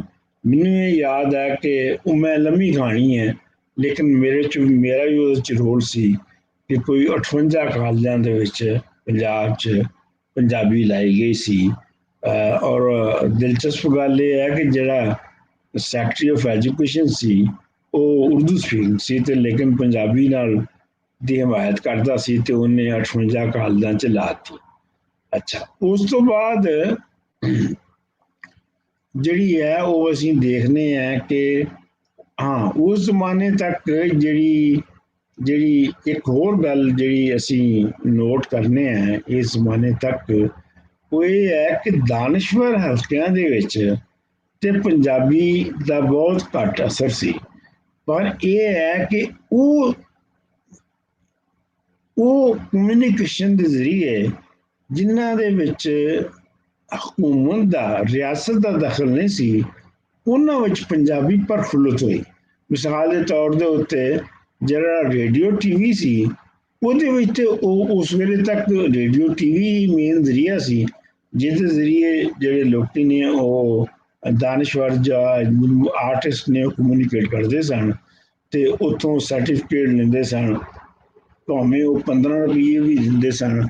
ਤੇ ਜਿਹੜੇ ਆਰਟਿਸਟ ਸਨ ਉਹ ਉਹਨਾਂ ਦੀ ਸਰਟੀਫਿਕੇਟ ਲੈਣ ਲਈ ਰੇਡੀਓ ਪਾਕਿਸਤਾਨ ਤੇ ਪਾਕਿਸਤਾਨ ਟੀਵੀ ਤੇ ਜਾਂਦੇ ਸਨ। ਉਹਦੇ ਵਿੱਚ ਬਹੁਤ ਹੀ ਘੱਟ ਪ੍ਰੋਗਰਾਮ ਸਨ। ਆਪਣਾ ਜਿਹੜਾ ਰੇਡੀਓ ਸੀ ਉਹਦੇ ਉੱਤੇ ਦਿਹਾਤੀ ਭਾਈयों ਦਾ ਪ੍ਰੋਗਰਾਮ ਸੀ ਤੇ ਜਿਹੜਾ ਟੀਵੀ ਸੀ ਉਹਦੇ ਉੱਤੇ 5 ਦਿਨਾਂ ਦਾ ਪ੍ਰੋਗਰਾਮ ਹੁੰਦਾ ਸੀ ਜਿਹਨੂੰ ਮੈਂ ਵੀ ਕੋਈ 1.5 ਸਾਲ ਆਪਣਾ ਕੰਪੇਅਰ ਕੀਤਾ। ਅੱਛਾ, ਹੁਣ ਇਹ ਹੈ ਕਿ ਉਸ ਵੇਲੇ ਜਿਹੜੀ ਪੂਰੀ ਉਹਦਾ ਕੰਟਰੋਲ ਹੈ ਕਮਿਊਨੀਕੇਸ਼ਨ ਦਾ, ਉਹ ਰਿਆਸਤ ਦੇ ਹੱਕ ਵਿੱਚ ਸੀ। ਲੇਕਿਨ 60 ਦੇ ਵਿੱਚ ਤੁਸੀਂ ਦੇਖੋ ਕਿ ਉਹ ਜਿੱਥੇ ਕਿ ਮਾਰਕੀਟ ਸਿਸਟਮ ਸੀ, ਪ੍ਰਾਈਵੇਟ ਐਂਟਰਪ੍ਰੈਨਿਓਰ ਦਾ ਸਿਸਟਮ ਸੀ, ਉਹਦੇ ਵਿੱਚ ਪੰਜਾਬੀ ਪ੍ਰਫੁੱਲਤ ਸੀ ਕਿਉਂਕਿ ਜਿਹੜੀਆਂ ਫਿਲਮਾਂ ਨੇ ਉਹ ਪੰਜਾਬੀ 'ਚ ਹੀ ਬਣਦੀਆਂ ਸਨ ਮੋਸਟਲੀ। ਔਰ ਤੁਸੀਂ ਇਹ ਦੇਖੋ ਕਿ ਜਿਹੜੀ ਪੰਜਾਬੀ ਫਿਲਮ ਹੈ ਉਹ ਇੱਕ ਐਸਾ ਵੇਲਾ ਵੀ ਆਇਆ ਸੀ ਕਿ ਉਹ ਉਰਦੂ ਫਿਲਮ ਤੋਂ ਜ਼ਿਆਦਾ ਬਣਦੀ ਸੀਗੀ 60 ਦੇ ਵਿੱਚ। ਔਰ ਜਿਹੜੇ ਉਰਦੂ ਸਪੀਕਿੰਗ ਵੱਡੇ ਜਿਹੜੇ ਆਪਣਾ ਐਕਟਰਸਾਂ ਸਨ ਉਹ ਪੰਜਾਬੀ ਸਿੱਖਣ ਦੇ ਉੱਤੇ ਮਜਬੂਰ ਹੋ ਗਏ ਸਨ। ਇਸ ਤੋਂ ਇਹ ਪਤਾ ਲੱਗਦਾ ਹੈ ਕਿ ਅਗਰ ਕਿਸੇ ਇੱਕ ਪੇਸ਼ੇ ਦੇ ਵਿੱਚ ਜਾਂ ਕਿਸੇ ਇੱਕ ਕਾਰੋਬਾਰ ਦੇ ਵਿੱਚ ਇੱਕ ਜ਼ਬਾਨ ਜਿਹੜੀ ਹੈ ਉਹਦੀ ਮੁੱਢਲੀ ਹਸੀਅਤ ਹੋ ਜਾਏ ਤੇ ਤੁਸੀਂ ਕੋਈ ਵੀ ਹੋ ਤੁਹਾਨੂੰ ਸਿੱਖਣੀ ਪੈਂਦੀ ਹੈ। ਤੇ ਪੰਜਾਬੀ ਫਿਲਮ ਦੇ ਵਿੱਚ ਵੀ ਇਹੋ ਹੀ ਹੋਇਆ ਸੀ। ਤੇ ਲੇਕਿਨ ਇਹ ਹੈ ਕਿ ਮੈਂ ਆਪਣਾ ਇਸ ਤੋਂ ਅੱਗੇ ਜੰਪ ਕਰਨਾ ਹੈ ਕਿਉਂਕਿ ਲੰਮੀ ਕਹਾਣੀ ਹੈ, ਇਸ ਤੋਂ ਮੈਂ ਅੱਗੇ ਜੰਪ ਕਰਨਾ ਹੈ। ਤੇ ਉਹ ਮੈਂ ਇਹ ਕਹਿਣਾ ਹੈ ਕਿ ਉਸ ਤੋਂ ਬਾਅਦ 1960s ਤੱਕ, ਅਰਲੀ 70s ਤੱਕ ਜਿਹੜੀ ਗਾਇਕੀ ਸੀ, ਜਿਹੜੀ ਆਮ ਲੋਕ ਖਰੀਦਦੇ ਸਨ, ਜਿਹੜੀ ਆਮ ਲੋਕ ਸੁਣਦੇ ਸਨ, ਉਹ ਗਜ਼ਲ ਦੀ ਗਾਇਕੀ ਸੀ, ਉਰਦੂ ਦੀ ਗਾਇਕੀ ਸੀ ਬੁਨਿਆਦੀ ਤੌਰ ਦੇ ਉੱਤੇ। ਕਿਉਂਕਿ ਉਹ ਜਿਹੜੀ ਟ੍ਰੈਡੀਸ਼ਨਲ ਰਵਾਇਤੀ ਅਸ਼ਰਾਫੀਆ ਹੈ ਪਾਕਿਸਤਾਨ ਦੀ, ਉਹ ਉਹਨੂੰ ਕੰਟਰੋਲ ਕਰਦੀ ਸੀ। ਉਹ ਆਪਣੀਆਂ ਮਹਿਫਲਾਂ ਲਾਉਂਦੀ ਸੀ ਟੀਵੀ ਦੇ ਉੱਤੇ, ਰੇਡੀਓ ਦੇ ਉੱਤੇ ਵੀ ਜਾਂਦੇ ਸਨ ਤੇ ਉਹ ਉਰਦੂ ਦੀਆਂ ਮੁਖਤਲਿਫ ਜਿਹੜੀਆਂ ਅਦਬ ਤੇ ਗਾਉਣ ਦੀਆਂ ਜਿਹੜੀਆਂ ਮਹਿਫਲਾਂ ਨੇ ਉਹ ਲਾਉਂਦੀ ਸੀ। ਪਰ ਤੁਸੀਂ ਇਹ ਵੇਖੋ ਕਿ ਜਦੋਂ 70 ਦੀ ਦਹਾਈ ਤੋਂ ਬਾਅਦ ਜਦੋਂ ਮਸ਼ੀਨੀ ਇਨਕਲਾਬ ਆ ਗਿਆ ਪਾਕਿਸਤਾਨ ਦੇ ਵਿੱਚ ਔਰ ਜਿਹੜੀ ਕਲਾਸਾਂ ਦੀ ਰੀਕਨਫਿਗਰੇਸ਼ਨ ਹੋਈ, ਉਹਦਾ ਮਤਲਬ ਇਹ ਹੈ ਕਿ ਜਿਹੜੇ ਆਮ ਪੰਜਾਬੀ ਸਨ ਉਹ ਵੀ ਖਾਂਦੇ ਪੀਂਦੇ ਲੋਕ ਹੋ ਗਏ ਤੇ ਉਹਦੇ ਨਾਲ ਸਿਚੁਏਸ਼ਨ ਬਿਲਕੁਲ ਤਬਦੀਲ ਹੋ ਗਈ। ਫਿਰ ਜਿਹੜਾ ਨਾ ਤੇ ਮਹਿਦੀ ਹਸਨ ਤੇ ਨਾ ਹੀ ਕੋਈ ਦੂਸਰਾ ਜਿਹੜਾ ਸੀ ਉਹ ਮੇਨ ਗਾਉਣ ਵਾਲੇ ਰਹੇ, ਬਲਕਿ ਉਹਦੀ ਜਗ੍ਹਾ ਤੇ ਜਿਹੜੇ ਪੰਜਾਬੀ ਕਾਫੀ ਔਰ ਫੋਕ ਗਾਉਂਦੇ ਸਨ ਉਹ ਮੇਨ ਗਵਈਏ ਬਣ ਗਏ ਪਾਕਿਸਤਾਨੀ ਪੰਜਾਬ ਦੇ। ਤੁਸੀਂ ਇਹ ਦੇਖੋ ਕਿ ਜਿਹੜਾ ਆਪਣਾ ਉਹਦੀ ਮੈਂ ਤੁਹਾਨੂੰ ਇੱਕ ਮਿਸਾਲ ਦੱਸਣਾ ਹੈ, ਉਹਦੀ ਮਿਸਾਲ ਦੱਸਣਾ ਪਠਾਣੇ ਖਾਨ ਦੀ। ਪਠਾਣੇ ਖਾਨ ਬਹੁਤ ਹੀ ਗਰੀਬ ਬੰਦਾ ਸੀ, ਆਪਣਾ 60 ਦੇ ਵਿੱਚ ਆਇਆ, ਸਾਡੇ ਕੋਲ ਆਇਆ ਤੇ ਉਹ 70 ਦੇ ਵਿੱਚ ਤੇ ਉਹਨੂੰ ਪ੍ਰਮੋਟ ਵੀ ਕਰਨ ਦੀ ਕੋਸ਼ਿਸ਼ ਕੀਤੀ ਗਈ।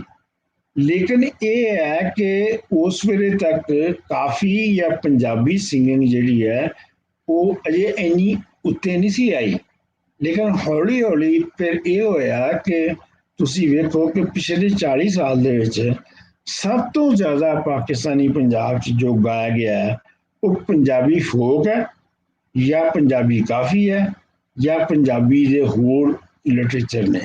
ਇਹਦਾ ਮਤਲਬ ਇਹ ਹੋਇਆ ਕਿ ਜਿਹੜੀ ਜਿਹੜੀ ਇੱਕ ਇੱਕ ਜਿਹੜਾ ਸ਼ੋਭਾ ਹੈ ਗਾਉਣ ਦਾ, ਉਹਦੇ ਵਿੱਚ ਜਿਹੜੀ ਪੰਜਾਬੀ ਹੈ ਉਹਨੇ ਡੋਮੀਨੇਟ ਕਰ ਲਿਆ, ਜਿਵੇਂ ਕਿ ਫਿਲਮ ਦੇ ਵਿੱਚ ਉਹਨੇ ਡੋਮੀਨੇਟ ਕੀਤਾ ਸੀ। ਅੱਛਾ, ਹੁਣ ਅਗਰ ਇਹਨੂੰ ਕੰਪਲੀਟਲੀ ਦੇਖਣਾ ਹੋਵੇ ਤੇ ਤੁਸੀਂ ਦੇਖੋ ਕਿ ਅੱਜ ਦਾ ਜਿਹੜਾ ਸਭ ਤੋਂ ਅਮੀਰ ਤਰੀਨ ਗਾਉਣ ਵਾਲਾ ਹੈ ਉਹ ਤਾਲੁਲ ਐਸਾ ਖੇਲਵੀ ਹੈ। ਉਹ ਮਹਿਦੀ ਹਸਨ ਵਗੈਰੇ ਤੇ ਗਜ਼ਲ ਗਾਉਣ ਵਾਲੇ ਨਹੀਂ ਹੈਗੇ। ਸੋ ਹੁਣ ਜਿਹੜਾ ਆਮ ਪੰਜਾਬੀ ਆਦਮੀ ਹੈ ਉਹਨੇ ਆਪਣੀ ਜਿਹੜੀ ਉਹਦੀ ਪਰਚੇਜ਼ਿੰਗ ਪਾਵਰ ਹੈ ਉਹਦੇ ਨਾਲ ਇਹ ਤਬਦੀਲੀ ਪੈਦਾ ਕਰ ਦਿੱਤੀ ਹੈ ਕਿ ਹੁਣ ਉਹ ਜੇ ਪੰਜਾਬੀ ਸੁਣਨਾ ਚਾਹੁੰਦਾ ਹੈ ਤੇ ਫਿਰ ਉਹ ਪੰਜਾਬੀ ਸੁਣੇਗਾ, ਜੇ ਗਜ਼ਲ ਉਹਨੂੰ ਨਹੀਂ ਸਮਝ ਆਉਂਦੀ ਤੇ ਨਹੀਂ ਸਮਝ ਆਉਂਦੀ। ਇਹਦੇ ਵਿੱਚ ਮੈਂ ਤੁਹਾਨੂੰ ਇੱਕ ਦਿਲਚਸਪ ਕਿੱਸਾ ਵੀ ਸੁਣਾਵਾਂ ਕਿ 60s ਤੱਕ ਜਿਹੜੀ ਪਿੰਡਾਂ ਦੇ ਵਿੱਚ ਗਜ਼ਲ ਨਹੀਂ ਸੀ ਸੁਣੀ ਜਾਂਦੀ। ਮੈਂ ਆਪਣੇ ਤਾਏ ਦੇ ਪੁੱਤਰ ਨੂੰ ਦੇ ਸਾਹਮਣੇ ਆਪਣਾ ਇਹਦੀ ਤਾਰੀਫ ਕੀਤੀ ਮਹਿਦੀ ਹਸਨ ਦੀ, ਤੇ ਉਹਨੇ ਕਿਹਾ ਕਿ ਉਹਨੇ ਬੜੀ ਮੋਟੀ ਜੀ ਗਾਲ ਕੱਢ ਕੇ ਕਿਹਾ ਕਿ ਉਹਦੀ ਤੇ ਆਵਾਜ਼ ਭੈੜੀ, ਇੱਕ ਜਗ੍ਹਾ ਤੋਂ ਦੱਸਿਆ ਉਹਦੀ ਤੇ ਆਵਾਜ਼ ਹੀ ਨਹੀਂ ਨਿਕਲਦੀ।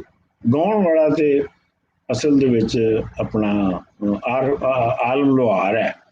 ਤੇ ਮਤਲਬ ਇਹ ਹੈ ਕਿ ਮੈਂ ਇਹ ਸਮਝਣਾ ਹੈ ਕਿ ਆਲਮ ਲੋਹਾਰ ਦੇ ਸੁਣਨ ਵਾਲੇ ਜਿਹੜੇ ਨੇ ਉਹ ਪਿਛਲੇ ਸਾਲਾਂ ਵਿੱਚ ਉਹਨਾਂ ਨੇ ਡੋਮੀਨੇਟ ਕਰ ਲਿਆ ਹੈ, ਔਰ ਮਹਿਦੀ ਹਸਨ ਦੇ ਸੁਣਨ ਵਾਲਿਆਂ ਜਿਹੜੇ ਨੇ ਉਹ ਬਿਲਕੁਲ ਪਿੱਛੇ ਚਲੇ ਗਏ। ਸੋ ਇਹ ਤੋਂ ਇਹ ਸਾਬਤ ਹੋਇਆ ਕਿ ਜਿਹੜੀ ਪੰਜਾਬੀ ਹੈ ਉਹ ਜਿਸ ਹਾਲਤ ਦੇ ਵਿੱਚ 40 ਸਾਲ ਪਹਿਲੇ ਸੀ, ਅੱਜ ਉਸ ਤੋਂ ਬਹੁਤ ਅੱਗੇ ਹੈ। ਮੈਂ ਤੁਹਾਨੂੰ ਇਹ ਵੀ ਦੱਸਾਂ ਕਿ ਮੈਂ ਕੋਈ ਸਾਲ ਪਹਿਲੇ ਆਪਣੇ ਸ਼ਹਿਰ ਸਾहिवाल ਗਿਆ। ਮੇਰੀ ਕਿਤਾਬ ਦੀ ਤਕਰੀਬ ਹੋ ਰਹੀ ਸੀ ਤੇ ਉਹਦੇ ਸ਼ਾਇਦ ਸਾहिवाल ਸ਼ਹਿਰ 'ਚ ਤੇ ਕੋਈ ਪੰਜਾਬੀ ਨੂੰ ਮੰਨਣ ਵਾਲਾ ਨਹੀਂ ਸੀ ਹੈਗਾ, ਸਿਰਫ ਉਰਦੂ ਲਿਖਣ ਵਾਲੇ ਸਨ ਤੇ ਉਰਦੂ ਦੀ ਜਿਹੜੀ ਉਹ ਤਰੱਕੀ ਕਰਨ ਵਾਲੇ ਸਨ। ਲੇਕਿਨ ਤੁਸੀਂ ਦੇਖੋ ਕਿ ਹੁਣ ਉੱਥੇ ਉਰਦੂ ਦੀ ਕੋਈ ਮਹਿਫਲ ਨਹੀਂ ਹੈਗੀ, ਉੱਥੇ ਪੰਜਾਬੀ ਦੇ 2-3 ਗਰੁੱਪ ਨੇ ਸਾहिवाल 'ਚ ਜਿਹੜੇ ਕਿ ਪੰਜਾਬੀ ਪ੍ਰਮੋਸ਼ਨ ਕਰ ਰਹੇ ਨੇ। ਔਰ ਉਹ ਉਸ ਮਹਿਫਲ ਦੇ ਵਿੱਚ ਮੇਰੀ ਜਿਹੜੀ ਕਿਤਾਬ ਦੀ ਜ਼ਿੰਦੜੀ ਤਨ ਦੇ ਸੰ ਤੇਰਾ ਤਾਣਾ ਉਹ ਹੈ ਸੀ।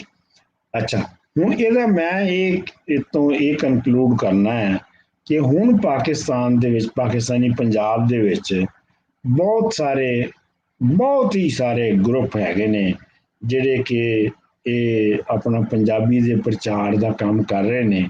ਜਿਵੇਂ ਕਿ ਚੱਠਾ ਸਾਹਿਬ ਦਾ ਆਪਣਾ ਫਰੰਟ ਹੈ, ਇਹ ਆਪਣੇ ਤਰੀਕੇ ਦੇ ਨਾਲ ਕਰ ਰਹੇ ਨੇ। ਤੇ ਇਸ ਵਾਸਤੇ ਜਿਹੜੀ ਪੰਜਾਬੀ ਹੈ ਉਹ ਬਹੁਤ ਕਹਿਣਾ ਚਾਹੀਦਾ ਹੈ ਕਿ ਉਹ ਅੱਗੇ ਆ ਚੁੱਕੀ ਹੈ।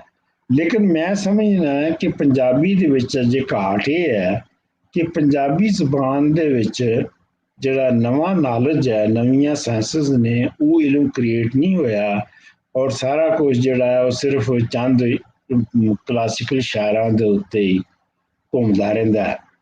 ਤੇ ਇਸ ਗੱਲ ਨੂੰ, ਇਸ ਥੋੜ ਨੂੰ, ਇਸ ਗੈਪ ਨੂੰ ਪੂਰਾ ਖੱਪੇ ਨੂੰ ਪੂਰਾ ਕਰਨ ਲਈ ਅਸੀਂ ਆਪਣਾ ਇੱਕ ਯੂਨੀਵਰਸਿਟੀ ਬਣਾਈ ਹੈ, ਮਿਲੋਹਾ ਪੰਜਾਬੀ ਯੂਨੀਵਰਸਿਟੀ। ਮਿਲੋਹਾ ਉਹਨੂੰ ਇਸ ਵਾਸਤੇ ਕਿਹਾ ਜਾਂਦਾ ਹੈ ਕਿ ਜਿਹੜਾ ਸਿੰਧ ਸਿਵਲਾਈਜੇਸ਼ਨ ਦੇ ਲੋਕ ਸਨ ਉਹਨਾਂ ਨੂੰ ਮਿਲੋਹਾ ਕਿਹਾ ਜਾਂਦਾ ਸੀ। ਤੇ ਉਹਦੇ ਵਿੱਚ ਬੇਸਿਕ ਜਿਹੜਾ ਪਰਪਸ ਹੈਗਾ ਸਾਡਾ ਉਹ ਇਹ ਹੈਗਾ ਕਿ ਪੰਜਾਬੀ ਮੀਡੀਅਮ ਦੇ ਵਿੱਚ ਸੋਸ਼ਲ, ਨੈਚੁਰਲ ਸਾਇੰਸਿਸ ਔਰ ਬਾਕੀ ਸਾਰੇ ਮਾਡਰਨ ਉਲੂਮ ਪੜ੍ਹਾਏ ਜਾਣ। ਤੇ ਉਹਦੇ ਵਿੱਚ ਆਪਣਾ ਉਹਦੇ ਨਾਲ ਇਹ ਹੋਏਗਾ ਕਿ ਜਿਹੜਾ ਨਵਾਂ ਇਲਮ ਹੈ, ਅੱਜ ਦੀ ਲੋੜ ਦਾ ਇਲਮ ਹੈ, ਉਹ ਕ੍ਰੀਏਟ ਹੋਏਗਾ ਔਰ ਲੋਕੀ ਉਹਨੂੰ ਪੜ੍ਹਨਗੇ। ਕਿਉਂਕਿ ਤੁਸੀਂ ਇਹ ਵੇਖੋ ਕਿ ਜੇ ਲੋਕਾਂ ਨੂੰ ਅੱਜ ਦੇ ਲੋੜਾਂ ਦੇ ਮੁਤਾਬਕ ਇਲਮ ਜਿਹੜਾ ਚਾਹੀਦਾ ਹੈ, ਜੇ ਉਹ ਅੰਗਰੇਜ਼ੀ ਤੇ ਉਰਦੂ ਤੇ ਹਿੰਦੀ ਤੇ ਸੰਸਕ੍ਰਿਤ ਦੇ ਵਿੱਚ ਮਿਲਦਾ ਹੈ ਤੇ ਫਿਰ ਉਹ ਉੱਥੇ ਜਾਣਗੇ। ਤੇ ਪੰਜਾਬੀ ਵੱਲ ਤੇ ਤਾਂ ਹੀ ਆਉਣਗੇ ਨਾ ਕਿ ਜੇ ਤੁਸੀਂ ਪੰਜਾਬੀ ਦੇ ਵਿੱਚ ਉਹ ਇਲਮ ਜਿਹੜਾ ਹੈ ਉਹ ਉਹਨਾਂ ਨੂੰ ਦਿਓ, ਤੇ ਉਹ ਅਸੀਂ ਕਰ ਰਹੇ ਹਾਂ। ਇਸ ਵੇਲੇ ਮਲੋਆ ਪੰਜਾਬੀ ਯੂਨੀਵਰਸਿਟੀ ਦੀਆਂ 5 ਕਲਾਸਾਂ ਜਿਹੜੀਆਂ ਨੇ ਹੋ ਰਹੀਆਂ ਨੇ, ਜਿਨ੍ਹਾਂ ਵਿੱਚੋਂ ਇੱਕ ਕਲਾਸ ਪੋਲੀਟੀਕਲ ਇਕਨੋਮੀ ਤੇ ਹੈ, ਇੱਕ ਕਲਾਸ ਕ੍ਰੀਏਟਿਵ ਰਾਈਟਿੰਗ ਤੇ ਹੈ, ਤੇ ਪੰਜਾਬ ਦੀ ਹਿਸਟਰੀ ਦੇ ਉੱਤੇ ਹੈ, ਵਗੈਰਾ ਵਗੈਰਾ। ਤੇ ਅਗਲੇ ਸਮੈਸਟਰ ਦੇ ਵਿੱਚ ਉਹਦੇ ਵਿੱਚ ਨੈਚੁਰਲ ਤੇ ਸੋਸ਼ਲ ਸਾਇੰਸਿਸ ਦੇ ਮੁਖਤਲਿਫ ਮਜ਼ਮੂਨ ਜਿਹੜੇ ਨੇ ਉਹ ਪੜ੍ਹਾਏ ਜਾਣਗੇ। ਔਰ ਇਹ ਦਿਲਚਸਪ ਗੱਲ ਇਹ ਹੈਗੀ ਹੈ ਕਿ ਅਸੀਂ ਜਿਨ੍ਹਾਂ ਆਲਮਾਂ ਨੂੰ, ਮਸ਼ਹੂਰ ਲੋਕਾਂ ਨੂੰ ਕੰਟੈਕਟ ਕੀਤਾ ਕਿ ਉਹ ਪੜ੍ਹਾਉਣ, ਤੇ ਉਹਨਾਂ ਪੰਜਾਬੀਆਂ ਨੂੰ, ਤੇ ਉਹਨਾਂ ਨੇ ਬਿਲਕੁਲ ਕਿਸੇ ਨੇ ਇਨਕਾਰ ਨਹੀਂ ਕੀਤਾ। ਤੇ ਮੈਨੂੰ ਇਹ ਲੱਗਦਾ ਹੈ ਕਿ ਅਸੀਂ ਪੰਜਾਬੀ ਦੀ ਜਿਹੜੀ ਹੈ ਉਹ ਵਧਾ ਲਈ ਬਹੁਤ ਅੱਗੇ ਆ ਗਏ हैं, ਔਰ ਇਹ ਬਹੁਤ ਅੱਗੇ ਵਧੇਗੀ। ਆਖਰੀ ਗੱਲ ਮੈਂ ਇਹ ਕਰਨਾ ਚਾਹੁੰਦਾ ਹਾਂ, ਤੁਹਾਨੂੰ ਦੱਸਣਾ ਚਾਹੁੰਦਾ ਹਾਂ ਕਿ ਅਗਲੇ 30 ਸਾਲਾਂ ਦੇ ਵਿੱਚ ਆਰਟੀਫਿਸ਼ੀਅਲ ਇੰਟੈਲੀਜੈਂਸ ਨੇ ਇਹ ਪੂਰਾ ਸਿਸਟਮ ਜਿਹੜਾ ਸਾਡਾ ਬੰਦੋਬਸਤ ਹੈ ਜਿਹੜਾ ਸੁਸਾਇਟੀਆਂ ਦਾ, ਇਹਨੂੰ ਤਬਦੀਲ ਕਰ ਦੇਣਾ ਹੈ। ਮੈਂ ਤੁਹਾਨੂੰ ਮਿਸਾਲ ਦੇ ਤੌਰ ਤੇ ਕਹਿ ਸਕਦਾ ਕਿ ਡਾਕਟਰ ਨਹੀਂ ਹੋਣਾ, ਮੈਡੀਕਲ ਕਾਲਜ ਮੁੱਕ ਜਾਣੇ, ਔਰ ਮੈਡੀਕਲ ਕਾਲਜਾਂ ਤੋਂ ਪਾਸ ਹੋਣ ਵਾਲੇ ਡਾਕਟਰਾਂ ਦੀ ਕੋਈ ਅਹਿਮੀਅਤ ਨਹੀਂ ਹੋਣੀ। ਇਹ ਕਲਮੀ ਗੱਲ ਹੈ, ਲੇਕਿਨ ਮੈਂ ਤੁਹਾਨੂੰ ਦੱਸ ਰਿਹਾ। ਇਸ ਤਰ੍ਹਾਂ ਜਿਹੜੇ ਵਕੀਲ ਤੇ ਹੋਰ ਪੇਸ਼ੇ ਨੇ, ਇਹਨਾਂ ਦੀ ਬਹੁਤ ਫਰਕ ਪੈਣਾ। ਹੁਣ ਉਸ ਆਰਟੀਫਿਸ਼ੀਅਲ ਇੰਟੈਲੀਜੈਂਸ ਦੇ ਜ਼ਮਾਨੇ ਵਿੱਚ ਕੀ ਸੂਰਤ ਹਾਲ ਪੈਦਾ ਹੁੰਦੀ ਹੈ ਕਮਿਊਨੀਕੇਸ਼ਨ ਦੀ, ਔਰ ਉਹਦੇ ਵਿੱਚ ਅਸੀਂ ਪੰਜਾਬੀ ਨੂੰ ਕਿਵੇਂ ਪ੍ਰਮੋਟ ਕਰਨੇ ਆ, ਇਹ ਬਹੁਤ ਮੁੱਢਲਾ ਮਸਲਾ ਹੈ। ਕਿਉਂਕਿ ਅਜੇ ਤੇ ਇਹ ਜਿਹੜਾ ਅਸੀਂ ਅੱਜ ਕਰ ਰਹੇ ਹਾਂ, ਆਪਣਾ ਆਨਲਾਈਨ ਜਿਹੜੀ ਅਸੀਂ ਇਕੱਠ ਕਰ ਰਹੇ ਹਾਂ, ਇਹ ਅਜੇ ਸਿਰਫ ਇਹ ਹੈ ਕਿ ਅਜੇ ਜਿਹੜੀ ਆਰਟੀਫਿਸ਼ੀਅਲ ਇੰਟੈਲੀਜੈਂਸ ਹੈ ਉਹ ਸਿਰਫ 10% ਜਿਹੜੀ ਹੈ ਵਰਤੀ ਜਾ ਰਹੀ ਹੈ, ਤੇ 90% ਜਿਹੜੀ ਹੈ ਉਹ ਅਗਲੇ 30 ਸਾਲਾਂ ਵਿੱਚ ਵਰਤੀ ਜਾਣੀ ਹੈ। ਤੇ ਉਹਦੇ ਨਾਲ ਪੂਰੇ ਸਿਸਟਮ ਜਿਹੜੇ ਨੇ, ਪੂਰੇ ਲਰਨਿੰਗ ਦੇ ਸਿਸਟਮ, ਪੂਰੇ ਰਹਿਣ ਦੇ ਸਿਸਟਮ, ਉਹ ਤਬਦੀਲ ਹੋ ਜਾਣੇ ਨੇ। ਸਾਨੂੰ ਇਹ ਚਾਹੀਦਾ, ਔਰ ਸਾਨੂੰ ਇਹ ਚਾਹੀਦਾ ਕਿ ਅਸੀਂ ਪੰਜਾਬੀ ਜ਼ਬਾਨ ਨੂੰ ਪ੍ਰਮੋਟ ਕਰਨ ਲਈ ਜਾਂ ਉਹਦੀ ਜਾਇਜ਼ ਜਗ੍ਹਾ ਦਿਵਾਉਣ ਲਈ ਉਹਨੂੰ ਅਸੀਂ ਉਸ ਜ਼ਮਾਨੇ ਦੇ ਮੁਤਾਬਕ ਤਿਆਰੀ ਕਰੀਏ, ਔਰ ਉਹਦੇ ਵਿੱਚ ਅਸੀਂ ਰਲਤੀ ਕਰੀਏ। ਮੇਰਾ ਖਿਆਲ ਹੈ ਕਿ ਗੱਲ ਕਾਫੀ ਲੰਮੀ ਹੋ ਗਈ, ਤੇ ਮੈਂ ਇੱਥੇ ਖਤਮ ਕਰਨਾ ਹੈ, ਤੇ ਤੁਹਾਡੀ ਮਿਹਰਬਾਨੀ। ਲੇਕਿਨ ਮੈਂ ਇਹ ਹੈ ਕਿ ਮੈਂ ਪੰਜਾਬੀ ਦੇ ਭਲਕ ਦੇ ਬਾਰੇ 'ਚ, ਮੁਸਤਕਬਲ ਦੇ ਬਾਰੇ 'ਚ, ਫਿਊਚਰ ਦੇ ਬਾਰੇ 'ਚ ਬਹੁਤ ਹੀ ਪੁਰਉਮੀਦ ਹੈ, ਔਰ ਮੈਂ ਸਮਝਦਾ ਕਿ ਇਹ ਸਾਡੀ ਜਿਹੜੇ ਅਸੀਂ ਪੰਜਾਬੀ ਹਾਂ, ਜਿਹੜੇ ਅਸੀਂ 130 ਤੋਂ ਕਹਿੰਦੇ ਨੇ ਤੇ ਕਈ ਕਹਿੰਦੇ ਨੇ 180 ਮਿਲੀਅਨ, ਅਸੀਂ ਜਿਹੜੇ ਹਾਂ, ਅਸੀਂ ਆਪਣੀ ਜ਼ਬਾਨ ਨੂੰ ਜ਼ਰੂਰ ਰਿਹੈਬਿਲਿਟੇਟ ਕਰਾਂਗੇ, ਔਰ ਅਸੀਂ ਇੱਕ ਦੂਜੇ ਦੇ ਨਾਲ ਰਲਤੀ ਹੋਵਾਂਗੇ। ਜੀ ਸਰ, ਡਾਕਟਰ ਸਾਹਿਬ ਬਹੁਤ ਬਹੁਤ ਸ਼ੁਕਰੀਆ ਅੱਜ ਦੇ ਇਸ ਬਹੁਤ ਖੂਬਸੂਰਤ ਗੱਲਬਾਤ ਵਾਸਤੇ। ਓਪਨਿੰਗ ਸੈਸ਼ਨ ਜਿਹੜਾ ਹੈ ਉਹ ਚੱਲ ਰਿਹਾ ਹੈ, ਔਰ ਅੱਜ ਸਾਡੇ ਇਸ ਓਪਨਿੰਗ ਕਰਨ ਵਾਸਤੇ ਸਾਡੇ ਨਾਲ ਸਾਡੇ ਬਹੁਤ ਹੀ ਸੀਨੀਅਰ ਜਿਹੜੇ ਦੋਸਤ ਮੌਜੂਦ ਨੇ। ਮੈਂ ਦੱਸਦਾ ਜਾਵਾਂ ਕਿ ਲੈਲਪੁਰ ਦਾ ਜਿਹੜਾ ਪੰਜਾਬੀ ਸੁਲੇਖ ਮੇਲਾ ਹਰ ਸਾਲ ਕਿਸੇ ਨਾ ਕਿਸੇ ਪੰਜਾਬ ਦੇ ਵਿੱਚ ਤਾਰੀਖ ਦੇ ਵਿੱਚ ਹੋਏ ਇਵੈਂਟ ਦੇ ਨਾਂ ਹੁੰਦਾ ਹੈ। ਸੋ ਇਸ ਵਾਰੀ ਦਾ ਜਿਹੜਾ ਸਾਡਾ ਸੁਲੇਖ ਮੇਲਾ ਹੈ, ਪੰਜਾਬੀ ਲਿਟਰੇਰੀ ਫੈਸਟੀਵਲ ਹੈ, ਇਹ ਗੁਰਦੁਆਰਾ ਲਹਿਰ ਦੇ 100 ਸਾਲ ਪੂਰੇ ਹੋਣ ਤੇ ਅਸੀਂ ਇਹ ਜਿਹੜਾ ਸਾਡਾ ਲਿਟਰੇਰੀ ਫੈਸਟੀਵਲ ਹੈ, ਇਹ ਅਸੀਂ ਡੈਡੀਕੇਟ ਕੀਤਾ ਹੈ ਗੁਰਦੁਆਰਾ ਲਹਿਰ ਨੂੰ, ਉਹਦੀ ਵੇਲ ਕੀਤਾ ਹੈ। ਪਿਛਲਾ ਸਾਡਾ ਜਿਹੜਾ ਹੈ ਉਹ ਗੁਰੂ ਨਾਨਕ ਸਾਹਿਬ ਦੇ 550ਵੇਂ ਗੁਰਪੁਰਬ ਦੇ ਨਾਮ ਸੀ, ਔਰ ਖਿਲਾਫਤ ਮੂਵਮੈਂਟ ਦੇ 100 ਸਾਲ ਹੋਣ ਤੇ ਸੀ, ਤੇ ਇਹ ਜਿਹੜਾ ਹੈ ਗੁਰਦੁਆਰਾ ਲਹਿਰ ਦੇ 100 ਸਾਲ ਪੂਰੇ ਹੋਣ ਤੇ ਆ। ਅਸੀਂ ਹੁਣ ਆਪਣੀ ਗੱਲਬਾਤ ਅੱਗੇ ਵਧਾਉਂਦਿਆਂ ਹੋਇਆ ਸਾਡੇ ਨਾਲ ਬਹੁਤ ਹੀ ਸਾਡੇ senior professor Pashaura Singh ji California university Riverside USA ਤੋਂ ਸਾਡੇ ਨਾਲ ਨੇ। ਮੈਂ ਹੁਣ ਉਹਨਾਂ ਨੂੰ ਦਰਖਾਸਤ ਕਰਾਂਗਾ ਕਿ ਉਹ ਸਾਡੇ ਨਾਲ ਆ ਕੇ ਆਪਣੇ ਵਿਚਾਰ ਸਾਂਝੇ ਕਰਨ। ਜੀ ਡਾਕਟਰ ਸਾਹਿਬ, ਜੀ ਆਇਆਂ ਨੂੰ ਸਰ ਅੱਜ ਦੇ ਇਸ ਸਾਡੇ ਸੁਲੇਖ ਮੇਲੇ 'ਚ। ਬਹੁਤ ਬਹੁਤ ਧੰਨਵਾਦ ਚੱਠਾ ਸਾਹਿਬ ਤੁਹਾਡਾ, ਤੇ ਇਹ ਤੁਹਾਡਾ ਉਪਰਾਲਾ ਜਿਹੜਾ ਤੁਸੀਂ ਕਰ ਰਹੇ ਹੋ ਇਹ ਬੜਾ ਕਮਾਲ ਦਾ ਉਦਮ ਹੈ, ਔਰ ਇਹਦੇ ਨਾਲ ਅਗਲੀ ਜਿਹੜੀ ਸਾਡੀਆਂ ਨਸਲਾਂ ਨੇ, ਜਨਰੇਸ਼ਨਸ ਨੇ, ਉਹਨਾਂ ਵਾਸਤੇ ਤੁਸੀਂ ਪੂਰਨੇ ਪਾ ਰਹੇ ਹੋ। ਬਹੁਤ ਬਹੁਤ ਧੰਨਵਾਦ ਤੇ ਮੁਬਾਰਕਾਂ। ਸਭ ਤੋਂ ਪਹਿਲਾਂ ਮੈਂ ਮਨਜ਼ੂਰ ਸਾਹਿਬ ਦਾ ਧੰਨਵਾਦ ਕਰਨਾ ਚਾਹੁੰਦਾ ਕਿ ਉਹਨਾਂ ਨੇ ਇੱਕ ਬੜੀ ਆਸ਼ਾਵਾਦੀ, ਆਪਟੀਮਿਸਟਿਕ ਗੱਲ ਕੀਤੀ ਹੈ ਕਿ ਪਿਛਲੇ 40 ਸਾਲਾਂ ਦੇ ਵਿੱਚ ਹੁਣ ਜਿਹੜਾ ਪੰਜਾਬੀ ਦਾ ਤਰੱਕੀ ਹੋਈ ਹੈ, ਉੱਨਤੀ ਹੋਈ ਹੈ ਪਾਕਿਸਤਾਨ ਦੇ ਵਿੱਚ, ਉਹਦਾ ਜ਼ਿਕਰ ਕੀਤਾ। ਔਰ ਮੈਂ ਕਿਉਂਕਿ ਅਮਰੀਕਾ ਦੇ ਵਿੱਚ ਰਹਿਣਾ ਤੇ ਪਹਿਲਾਂ ਕੈਨੇਡਾ ਵਿੱਚ ਸੀ, ਤੇ ਮੈਨੂੰ ਨਾਰਥ ਅਮਰੀਕਾ ਦਾ ਜਿਹੜਾ ਪ੍ਰਸੰਗ ਹੈ, ਕੰਟੈਕਸਟ ਹੈ, ਇਹਦੇ ਬਾਰੇ ਮੈਂ ਤੁਹਾਡੇ ਨਾਲ ਥੋੜ੍ਹੇ ਜਿਹੇ ਵਿਚਾਰ ਸਾਂਝੇ ਕਰੂੰਗਾ। ਉਸ ਤੋਂ ਬਾਅਦ ਮੈਂ ਗੁਰਦੁਆਰਾ ਸੁਧਾਰ ਲਹਿਰ ਦੀ ਗੱਲ ਕਰਨੀ ਹੈ। ਸਾਡੇ ਇੱਥੇ ਹੁਣ ਯੂਨੀਵਰਸਿਟੀ ਆਫ ਕੈਲੀਫੋਰਨੀਆ ਸਿਸਟਮ ਦੇ ਵਿੱਚ ਇਸ ਸਾਲ ਜਨਵਰੀ ਦੇ ਵਿੱਚ ਪਹਿਲਾ ਜਿਹੜਾ ਆਨਲਾਈਨ ਪੰਜਾਬੀ ਕੋਰਸ ਸਟਾਰਟ ਹੋਇਆ। ਔਰ ਇਹਦੇ ਵਾਸਤੇ ਬੜਾ ਜਿੰਨੇ ਵੀ ਸਟੂਡੈਂਟਸ ਨੇ ਯੂਨੀਵਰਸਿਟੀ ਆਫ ਕੈਲੀਫੋਰਨੀਆ ਦੇ ਤਕਰੀਬਨ 10 ਕੈਂਪਸਸ ਨੇ, ਉਹਨਾਂ ਦੇ ਵਿਦਿਆਰਥੀ ਉਹ ਕੋਰਸ ਲੈ ਰਹੇ ਨੇ ਪੰਜਾਬੀ ਦਾ ਆਨਲਾਈਨ। ਔਰ ਉਹ ਨਵੇਂ ਢੰਗ ਦੇ ਨਾਲ ਟੈਕਨੋਲੋਜੀ ਯੂਜ਼ ਕਰਕੇ ਪੰਜਾਬੀ ਸਿਖਾਈ ਜਾਂਦੀ ਹੈ। ਔਰ ਇਹ ਬੜਾ ਅੱਛਾ ਪੋਜ਼ਿਟਿਵ ਜਿਹੜੀ ਡਿਵੈਲਪਮੈਂਟ ਹੋਈ ਹੈ ਸਾਡੇ ਐਕੈਡੈਮਿਕ ਖੇਤਰ ਦੇ ਵਿੱਚ। ਦੂਸਰਾ ਇਹ ਹੈ ਕਿ ਜਿਤਨੇ ਵੀ ਅਮਰੀਕਾ ਦੇ ਵਿੱਚ ਗੁਰਦੁਆਰੇ ਨੇ, ਇਹ ਬੜਾ ਵੱਡਾ ਉਦਮ ਕਰ ਰਹੇ ਨੇ। ਕਮਾਲ ਦੀ ਗੱਲ ਹੈ ਕਿ ਸੰਡੇ ਸਕੂਲ ਆ ਜਿਹੜਾ ਪੰਜਾਬੀ ਉੱਥੇ ਸਿਖਾਈ ਜਾਂਦੀ ਹੈ, ਸਿੱਖ ਹਿਸਟਰੀ ਵੀ, ਕੀਰਤਨ ਵੀ ਸਿਖਾਇਆ ਜਾਂਦਾ। ਔਰ ਮੈਂ ਇੱਕ ਵਾਰੀ ਮੈਨੂੰ ਮੌਕਾ ਮਿਲਿਆ 2-3 ਸਾਲ ਪਹਿਲਾਂ ਗੁਰਦੁਆਰਾ ਸੈਨ ਹੋਜ਼ੇ ਦੇ ਵਿੱਚ ਮੈਂ ਗਿਆ, ਕਿਉਂਕਿ ਮੇਰੇ ਗ੍ਰੈਂਡ ਚਿਲਡਰਨ ਬੱਚੇ ਜਿਹੜੇ ਕਿਰਪਾ ਤੇ ਹਿੰਮਤ ਉੱਥੇ ਪੰਜਾਬੀ ਪੜ੍ਹਦੇ ਨੇ, ਤੇ ਮੈਂ ਦੇਖਣਾ ਚਾਹੁੰਦਾ ਸੀ ਕਿ ਕਿਸ ਤਰ੍ਹਾਂ ਬੱਚੇ ਪੰਜਾਬੀ ਸਿੱਖਦੇ ਨੇ, ਇਹਨਾਂ ਦਾ ਸਿਸਟਮ ਕੀ ਹੈ। ਮੈਨੂੰ ਇੰਨੀ ਹੈਰਾਨੀ ਹੋਈ ਕਿ ਬੜੇ ਮਾਡਰਨ ਢੰਗ ਦੇ ਨਾਲ ਉਹਨਾਂ ਬੱਚਿਆਂ ਨੂੰ ਪੰਜਾਬੀ ਸਿਖਾਈ ਜਾਂਦੀ ਹੈ, ਸੌਂਗਸ ਦੇ ਨਾਲ, ਐਕਸ਼ਨ ਦੇ ਨਾਲ, ਜਿਸ ਤਰ੍ਹਾਂ ਉਹ ਭੰਗੜਾ ਪਾ ਕੇ ਹੋਰ ਇਸ ਤਰ੍ਹਾਂ ਪੰਜਾਬੀ ਦੀਆਂ ਉਹਨਾਂ ਨੂੰ ਪੰਜਾਬੀ ਸਿਖਾਈ ਜਾਂਦੀ ਹੈ, ਨਾਲੇ ਸਿੱਖ ਹਿਸਟਰੀ, ਨਾਲੇ ਕੀਰਤਨ। ਸੋ ਉੱਥੇ ਮੈਂ ਦੇਖਿਆ ਤਕਰੀਬਨ 760 ਬੱਚੇ ਉਸ ਵੇਲੇ ਐਤਵਾਰ ਨੂੰ ਪੰਜਾਬੀ ਸਿੱਖ ਰਹੇ ਸੀ। ਮੈਨੂੰ ਬੜੀ ਖੁਸ਼ੀ ਹੋਈ, ਕਿਉਂਕਿ ਮੈਂ ਜਦੋਂ 1980 ਦੇ ਵਿੱਚ ਕੈਨੇਡਾ ਦੇ ਵਿੱਚ ਕੈਲਗਰੀ ਆਇਆ ਸੀ, ਉਸ ਵੇਲੇ ਇਹੋ ਜਿਹਾ ਕੋਈ ਉਪਰਾਲਾ ਨਹੀਂ ਸੀ। ਤੇ ਅਸੀਂ ਫਿਰ ਕੈਲਗਰੀ ਦੇ ਵਿੱਚ ਗੁਰੂ ਨਾਨਕ ਸਿੱਖ ਸਕੂਲ ਸ਼ੁਰੂ ਕੀਤਾ, ਪੰਜਾਬੀ ਸਿਖਾਈ, ਪੰਜਾਬੀ ਸਿਖਾਉਣ ਲੱਗੇ, ਤੇ ਨਾਲ ਦੀ ਨਾਲ ਅਸੀਂ ਕੀਰਤਨ ਦੀਆਂ ਕਲਾਸਾਂ। ਤੇ ਸੋ ਇਹ ਨਾਰਥ ਅਮਰੀਕਾ ਦੇ ਵਿੱਚ, ਕੈਨੇਡਾ ਵਿੱਚ, USA ਦੇ ਵਿੱਚ ਇਹ ਗੁਰਦੁਆਰਿਆਂ ਦੀ ਬੜੀ ਵੱਡੀ ਦੇਣ ਆ।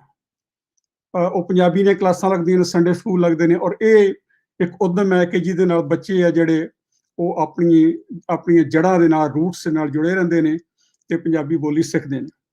ਸੋ ਇਹ ਪੰਜਾਬੀ ਦਾ ਨਾਰਥ ਅਮਰੀਕਾ ਦੇ ਵਿੱਚ। ਪੰਜਾਬ 'ਚ ਕੀ ਹੋ ਰਿਹਾ ਇਹਦੇ ਬਾਰੇ ਤਾਂ ਸੋਹਲ ਸਾਹਿਬ ਦੱਸਣਗੇ, ਪਰ ਇੱਥੇ ਇੱਕ ਮੈਨੂੰ ਹੋਰ ਵੀ ਮਨਜ਼ੂਰ ਸਾਹਿਬ ਦੀ ਗੱਲ ਤੋਂ ਪਤਾ ਲੱਗਿਆ ਕਿ 180 ਮਿਲੀਅਨ ਜਿਹੜੇ ਪੰਜਾਬੀ ਸਪੀਕਰਸ ਨੇ, ਪੰਜਾਬੀ ਜਾਣਦੇ ਜਿਹੜੇ ਲੋਕ ਨੇ ਸਾਰੇ ਸੰਸਾਰ ਦੇ ਵਿੱਚ, ਉਹਨਾਂ ਦੀ ਬੋਲੀ ਨੂੰ ਪ੍ਰੀਜ਼ਰਵ ਕਰਨਾ ਇਹ ਬੜਾ ਵੱਡਾ ਜ਼ਰੂਰੀ ਕੰਮ ਹੈ। ਕੈਨੇਡਾ ਵਿੱਚ ਫਾਰ ਐਗਜ਼ਾਮਪਲ ਦੇਖੋ ਤੁਸੀਂ, ਮਿਸਾਲ ਦੇ ਤੌਰ ਤੇ ਪੰਜਾਬੀ ਦਾ ਤੀਸਰਾ ਸਥਾਨ ਹੈ। ਉੱਥੇ ਕਿੰਨੀਆਂ ਬੋਲੀਆਂ ਸਿਖਾਈ ਜਾਂਦੀਆਂ ਨੇ, ਇੰਗਲਿਸ਼, ਫਰੈਂਚ, ਪਹਿਲਾਂ ਚਾਈਨੀਜ਼ ਸੀ ਤੀਜੇ ਨੰਬਰ ਤੇ, ਹੁਣ ਪੰਜਾਬੀ ਅੱਗੇ ਆ ਰਹੀ ਹੈ। ਸੋ ਪੰਜਾਬੀ ਉੱਥੇ ਸਾਰੇ ਸਕੂਲਾਂ ਦੇ ਵਿੱਚ ਪੜ੍ਹਾਈ ਜਾਂਦੀ ਹੈ। ਅੰਟੈਰੀਓ ਦੇ ਵਿੱਚ ਪੰਜਾਬੀ ਸਕੂਲ, ਖਾਲਸਾ ਸਕੂਲ ਚੱਲ ਰਹੇ ਨੇ। ਸੋ ਇਹ ਉਦਮ ਹੋ ਰਿਹਾ ਬਾਹਰਲੇ ਮੁਲਕਾਂ ਦੇ ਵਿੱਚ, ਔਰ ਇਹ ਬੜਾ ਅੱਛਾ ਉਦਮ ਹੈ। ਸਾਡੇ ਵੇਖਦੇ ਹਾਂ, ਕਿਉਂਕਿ ਹੁਣ ਅਸੀਂ ਤਾਂ ਆਖਰੀ ਆਪਣੇ ਦਹਾਕਿਆਂ ਦੇ ਵਿੱਚ ਆ ਚੁੱਕੇ ਹਾਂ। ਸੋ ਇਹ ਨਵੀਂ ਜਨਰੇਸ਼ਨ, ਨਵੀਆਂ ਨਸਲਾਂ ਵਾਸਤੇ ਇਹ ਬੜੇ ਅੱਛੇ ਉਦਮ ਹੋ ਰਹੇ ਨੇ। ਸੋ ਇਹ ਪੰਜਾਬੀ ਦਾ ਸੀਗਾ। ਸੋ ਦੂਸਰਾ ਜਿਹੜਾ ਮੈਂ ਗੱਲ ਕਰਨੀ ਹੈ ਤੁਹਾਡੇ ਨਾਲ, ਉਹ ਗੁਰਦੁਆਰਾ ਸੁਧਾਰ ਲਹਿਰ ਦੀ ਹੈ, ਜਿਹਦੇ 100 ਸਾਲ ਅਸੀਂ ਮਨਾ ਰਹੇ ਹਾਂ। ਤੇ ਮੈਨੂੰ ਆਖਿਆ ਗਿਆ ਸੀ ਕਿ ਇਸ ਦੇ ਪ੍ਰਸੰਗ ਦੇ ਵਿੱਚ ਕੋਈ ਨਾ ਕੋਈ ਗੱਲ ਕਰੋ। ਜਿੱਥੋਂ ਤੱਕ ਗੁਰਦੁਆਰਾ ਸੁਧਾਰ ਲਹਿਰ ਦੀ ਗੱਲ ਹੈ, ਇਹ ਇੱਕ ਬੜੀ ਵੱਡੀ ਡਿਵੈਲਪਮੈਂਟ ਹੋਈ ਹੈ ਸਿੱਖ ਕੌਮ ਦੇ ਵਿੱਚ। ਅੰਗਰੇਜ਼ਾਂ ਨੇ ਇਸ ਨੂੰ ਦੇਖਿਆ ਕਿ ਗੁਰਦੁਆਰਾ ਮੂਵਮੈਂਟ ਵਾਜ਼ ਏ ਥਰਡ ਸਿੱਖ ਵਾਰ। ਉਹਨਾਂ ਨੇ ਆਪਣੇ ਐਂਗਲ ਦੇ ਨਾਲ ਦੇਖਿਆ ਕਿ ਇਹ ਤੀਸਰੀ ਸਾਡੀ ਲੜਾਈ ਹੋ ਰਹੀ ਹੈ, ਜੰਗ ਹੋ ਰਹੀ ਹੈ। ਪਰ ਜਿਹੜੀ ਗੁਰਦੁਆਰਾ ਸੁਧਾਰ ਲਹਿਰ ਦੀ ਗੱਲ ਹੈ, ਉਹਦੇ ਪਿਛੋਕੜ ਦੇ ਜਦੋਂ ਅਸੀਂ ਦੇਖੀਏ ਤਾਂ ਸਿੰਘ ਸਭਾ ਲਹਿਰ ਨੇ ਜਿਹੜੀ ਜਾਗਰਤੀ ਕੌਮ ਦੇ ਵਿੱਚ ਪੈਦਾ ਕੀਤੀ, ਨਵੇਂ ਸਿਰੇ ਤੋਂ ਸਿੱਖ ਧਰਮ ਨੂੰ, ਪੰਜਾਬੀ ਬੋਲੀ ਨੂੰ ਗੁਰਮੁਖੀ ਅੱਖਰਾਂ ਦੇ ਵਿੱਚ ਪ੍ਰਚਾਰ ਕਰਨ ਦਾ ਉਹਨਾਂ ਨੇ ਉਦਮ ਕੀਤਾ। ਔਰ ਉਹਨਾਂ ਦੇ ਯਤਨਾਂ ਦੇ ਨਾਲ ਖਾਲਸਾ ਦੀਵਾਨ, ਚੀਫ ਖਾਲਸਾ ਦੀਵਾਨ, ਇਹ ਸਾਰੀਆਂ ਇੰਸਟੀਟਿਊਸ਼ਨ ਹੋਂਦ ਦੇ ਵਿੱਚ ਆਏ। ਤੇ ਜਿਹੜੀ ਚੀਫ ਖਾਲਸਾ ਦੀਵਾਨ ਸੀ 1902 ਦੇ ਵਿੱਚ ਬਣੀ, ਜਿਨ੍ਹਾਂ ਨੇ ਸਾਰੇ ਦੀਵਾਨਾਂ ਨੂੰ ਇਕੱਠਾ ਕਰਕੇ ਆਪਣਾ ਸੈਂਟਰਲ ਜਿਹੜੀ ਬਾਡੀ ਸੀ ਬਣਾਈ। ਚੀਫ ਖਾਲਸਾ ਦੀਵਾਨ ਦਾ ਜਿਹੜਾ ਰੋਲ ਰਿਹਾ, ਜਿਹੜਾ ਵੀ ਕਾਰਜ ਖੇਤਰ ਸੀ, ਉਹਨਾਂ ਦੀ ਪੋਲਿਟਿਕਸ ਸੀ ਜਿਹੜੀ, ਉਹ ਕੰਸਟੀਟਿਊਸ਼ਨਲ ਪੋਲਿਟਿਕਸ ਸੀ।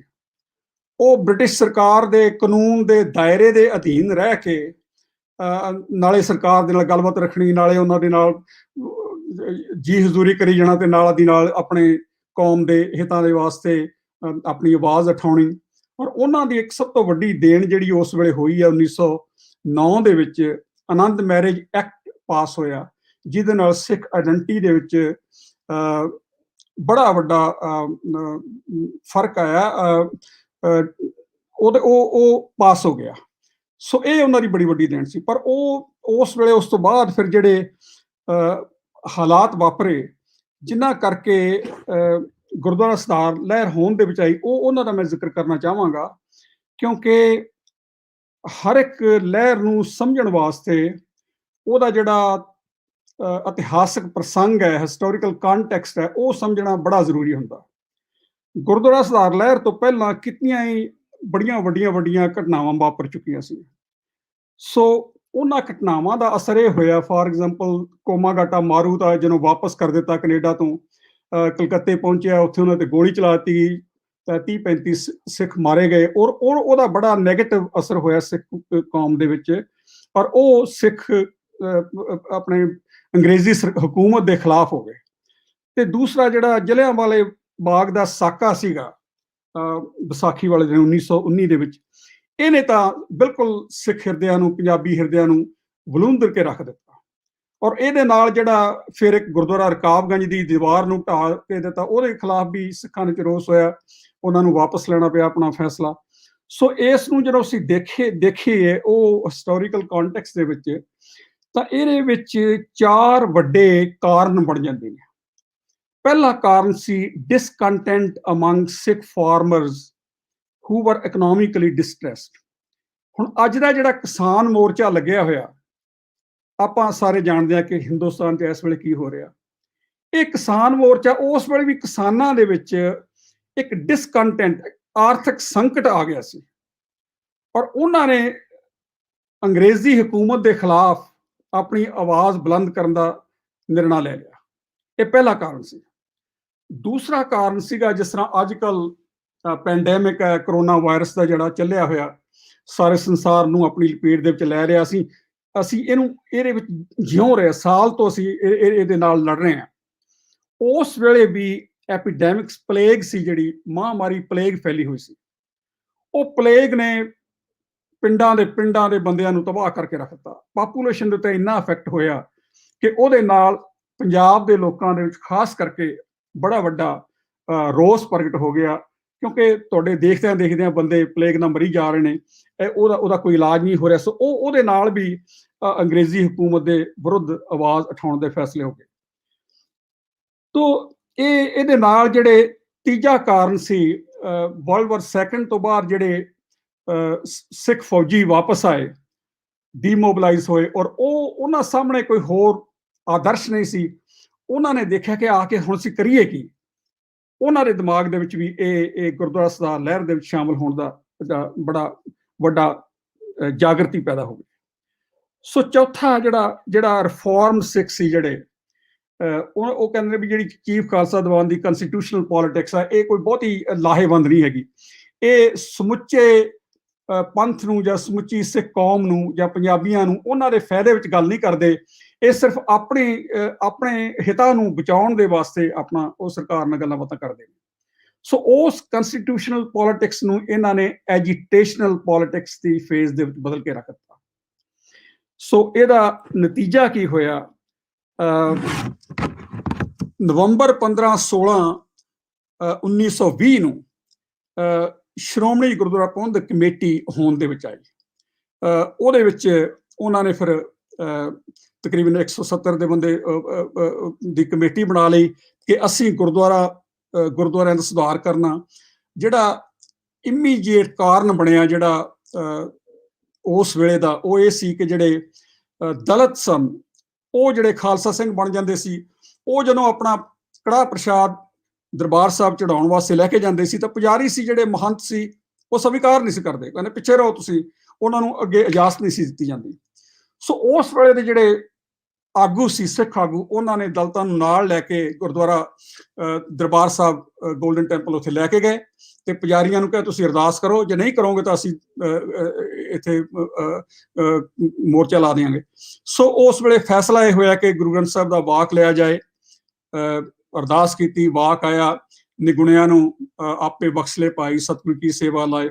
ਸੋ ਉਸ ਵਾਕ ਦੇ ਨਾਲ ਇੱਕਦਮ ਜਿਹੜੇ ਰਿਫਾਰਮਰ ਸੀਗੇ, ਸਿੱਖ ਆਗੂ ਸੀਗੇ, ਉਹਨਾਂ ਦੇ ਵਿੱਚ ਇਹ ਕਿ ਗੁਰੂ ਸਾਹਿਬ ਨੇ ਸਾਨੂੰ ਹੁਕਮ ਕਰ ਦਿੱਤਾ ਹੈਗਾ, ਹੁਣ ਉਹਨਾਂ ਦਾ ਕੜਾਹ ਪ੍ਰਸ਼ਾਦ ਸਵੀਕਾਰ ਕੀਤਾ ਗਿਆ। ਉਹਨਾਂ ਨੇ ਵਰਤਾਇਆ ਗਿਆ, ਬਕਾਇਦਾ ਦਰਬਾਰ ਸਾਹਿਬ ਦੇ ਵਿੱਚ ਅਕਾਲ ਤਖਤ ਤੇ ਅਰਦਾਸ ਹੋਈ। ਸੋ ਇਹ ਪਹਿਲਾ ਕਾਰਨ ਬਣ ਗਿਆ। ਪੁਜਾਰੀ ਸੀ ਜਿਹੜੇ ਉਹ ਛੱਡ ਕੇ ਚਲੇ ਗਏ। ਪੁਜਾਰੀ ਤੇ ਮਹੰਤ ਸੀ ਜਿਹੜੇ, ਇਹਨਾਂ ਨਾਲ ਤਕਰੀਬਨ ਜਿਹੜਾ ਸਾਰੇ ਇਤਿਹਾਸਕ ਗੁਰਦੁਆਰੇ ਸੀ ਉੱਥੇ ਇਹਨਾਂ ਦਾ ਕਬਜ਼ਾ ਸੀ। ਮਹਾਰਾਜਾ ਰਣਜੀਤ ਸਿੰਘ ਨੇ ਵੀ ਇਹਨਾਂ ਨੂੰ ਪ੍ਰਮੋਟ ਕੀਤਾ, ਉਦਾਸੀਆਂ ਨੂੰ, ਮਹੰਤਾਂ ਨੂੰ। ਤੇ 18ਵੀਂ ਸਦੀ ਵਿੱਚ ਕਿਉਂਕਿ ਖਾਲਸਾ ਸੀ, ਉਹ ਲੜਦਾ ਸੀਗਾ ਜੰਗਾਂ ਦੇ ਵਿੱਚ, ਉਹ ਜੰਗਲਾਂ ਵੇਲਿਆਂ ਦੇ ਵਿੱਚ ਰਹਿੰਦੇ ਸੀ, ਤੇ ਜਿਹੜੇ ਗੁਰਦੁਆਰੇ ਸੀ ਉਹ ਆਮ ਤੌਰ ਤੇ ਉਦਾਸੀਆਂ ਦੇ ਤੇ ਮਹੰਤਾਂ ਦੇ ਕਬਜ਼ੇ ਦੇ ਵਿੱਚ ਆ ਗਏ।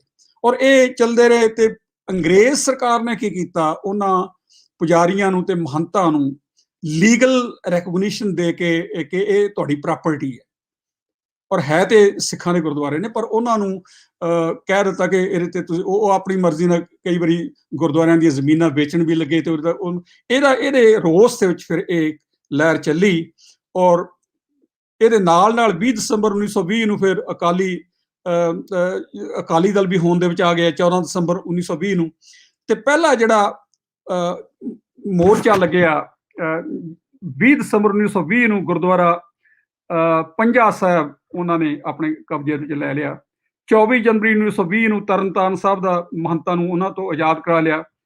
ਤੇ ਫਿਰ ਫਰਵਰੀ ਦੇ ਵਿੱਚ ਨਨਕਾਣਾ ਸਾਹਿਬ ਦਾ ਸਾਕਾ ਹੋਇਆ। ਸਾਨੂੰ ਸਾਰਿਆਂ ਨੂੰ ਯਾਦ ਆ ਕਿਸ ਤਰ੍ਹਾਂ ਮਹੰਤਾਂ ਨੇ ਅੰਗਰੇਜ਼ ਸਰਕਾਰ ਦੀ ਸ਼ਹਿ ਦੇ ਨਾਲ ਉਹ ਸਿੰਘਾਂ ਦੇ ਉੱਤੇ ਗੋਲੀਆਂ ਚਲਾਈਆਂ ਤੇ ਉਹਨਾਂ ਨੂੰ ਕੋਹ ਕੇ ਮਾਰਿਆ। ਉਹ ਜੰਡ ਅਜੇ ਤੱਕ ਉੱਥੇ ਨਨਕਾਣਾ ਸਾਹਿਬ ਦੇ ਦੇਖ ਸਕਦੇ ਹਾਂ। ਸੈਂਕੜੇ ਸਿੱਖਾਂ ਦੀਆਂ ਮੌਤਾਂ, ਸੋ ਜਿੰਨੇ ਵੀ ਆਏ ਸੀ ਸਾਰੇ, ਤਾਰਾ ਸਿੰਘ ਵਰਗੇ ਸਾਰੇ ਉਹ ਸ਼ਹੀਦ ਹੋ ਗਏ ਉੱਥੇ, ਲਛਮਣ ਸਿੰਘ। ਸੋ ਇਸ ਤਰ੍ਹਾਂ ਉਹ ਸਾਰੇ ਸਿੰਘਾਂ ਦੀ ਸ਼ਹੀਦੀ ਤੋਂ ਬਾਅਦ 21 ਫਰਵਰੀ ਨੂੰ ਨਨਕਾਣਾ ਸਾਹਿਬ ਦੀ ਫਿਰ ਜਿਹੜਾ ਪ੍ਰਬੰਧ ਸੀ ਉਹ ਜਿਹੜੇ ਗੁਰਦੁਆਰਾ ਸਤਾਰ ਲਹਿਰ ਦੇ ਆਗੂ ਸੀ ਉਹਨਾਂ ਦੇ ਕਬਜ਼ੇ ਵਿੱਚ ਆ ਗਿਆ। ਇਸ ਤਰ੍ਹਾਂ ਫਿਰ ਉਹਨਾਂ ਨੇ ਜਿਹੜੀ ਕਮੇਟੀ ਬਣਾਈ ਸੀਗੀ, ਸ਼੍ਰੋਮਣੀ ਗੁਰਦੁਆਰਾ ਪ੍ਰਬੰਧਕ ਕਮੇਟੀ, ਸਰ ਸੁੰਦਰ ਸਿੰਘ ਮਜੀਠੀਆ ਉਹਦੇ ਪ੍ਰਧਾਨ ਸੀਗੇ। ਤੇ ਉਹ ਜਦੋਂ ਕਮੇਟੀ ਦੀਆਂ ਚੋਣਾਂ ਹੋਈਆਂ, ਅਸਲ ਫਿਰ ਡੈਮੋਕ੍ਰੈਟਿਕ ਢੰਗ ਦੇ ਨਾਲ ਚੋਣਾਂ ਹੋਣ ਦੇ ਨਾਲ ਜਦੋਂ ਅਸਲ ਕਮੇਟੀ ਹੋਣ ਦੇ ਵਿੱਚ ਆਈ ਤਾਂ ਉਹਨਾਂ ਨੇ ਬਾਬਾ ਖੜਕ ਸਿੰਘ ਨੂੰ ਪ੍ਰਧਾਨ ਚੁਣ ਲਿਆ। ਬਾਬਾ ਖੜਕ ਸਿੰਘ ਨੂੰ ਜਦੋਂ ਪ੍ਰਧਾਨ ਬਣਾਇਆ ਗਿਆ ਤਾਂ ਸਰਕਾਰ ਨੇ ਸੋਚਿਆ ਕਿ ਇਹ ਜਿਹੜੀ SGPC ਹੈ, ਸ਼੍ਰੋਮਣੀ ਗੁਰਦੁਆਰਾ ਪ੍ਰਬੰਧਕ ਕਮੇਟੀ ਹੈ, ਇਹ ਸਿੱਖ ਕੌਮ ਦੇ ਪੂਰੇ ਹਿੱਤਾਂ ਨੂੰ ਰਿਪਰੈਜ਼ੈਂਟ ਨਹੀਂ ਕਰਦੀ। ਸੋ ਉਹਨਾਂ ਨੇ ਜਿਹੜੀਆਂ ਦਰਬਾਰ ਸਾਹਿਬ ਦੀਆਂ ਅਕਾਲ ਤਖਤ ਦੀਆਂ ਤੋਸ਼ੇਖਾਨੇ ਦੀਆਂ ਚਾਬੀਆਂ ਸੀ, ਉਹ ਜਿਹੜਾ ਡਿਪਟੀ ਕਮਿਸ਼ਨ ਸੀ ਉਹਦੇ ਰਾਹੀਂ ਆਪਣੇ ਕਬਜ਼ੇ 'ਚ ਲੈ ਲਿਆ। ਸੋ ਇਹਦੇ ਖਿਲਾਫ ਫਿਰ ਚਾਬੀਆਂ ਦਾ ਮੋਰਚਾ ਲੱਗਿਆ। ਇਹ ਪਹਿਲਾ ਮੋਰਚਾ ਸੀ 21 ਨਵੰਬਰ 1921 ਨੂੰ ਲੱਗਿਆ। ਫਿਰ ਇਹ 17 ਜਨਵਰੀ 1922 ਨੂੰ ਚਾਬੀਆਂ ਜਿਹੜੀਆਂ ਵਾਪਸ ਕੀਤੀਆਂ ਗਈਆਂ ਖੜਕ ਸਿੰਘ ਨੂੰ ਉੱਥੇ। ਤੇ ਉਸ ਤੋਂ ਬਾਅਦ ਫਿਰ ਮੋਰਚਾ ਲੱਗਿਆ ਗੁਰੂ ਕੇ ਬਾਗ ਦਾ ਮੋਰਚਾ। ਇਹ 8 ਅਗਸਤ 1922 ਨੂੰ ਲੱਗਿਆ। 17 ਨਵੰਬਰ 1922 ਤੱਕ ਇਹ ਮੋਰਚਾ ਚੱਲਿਆ।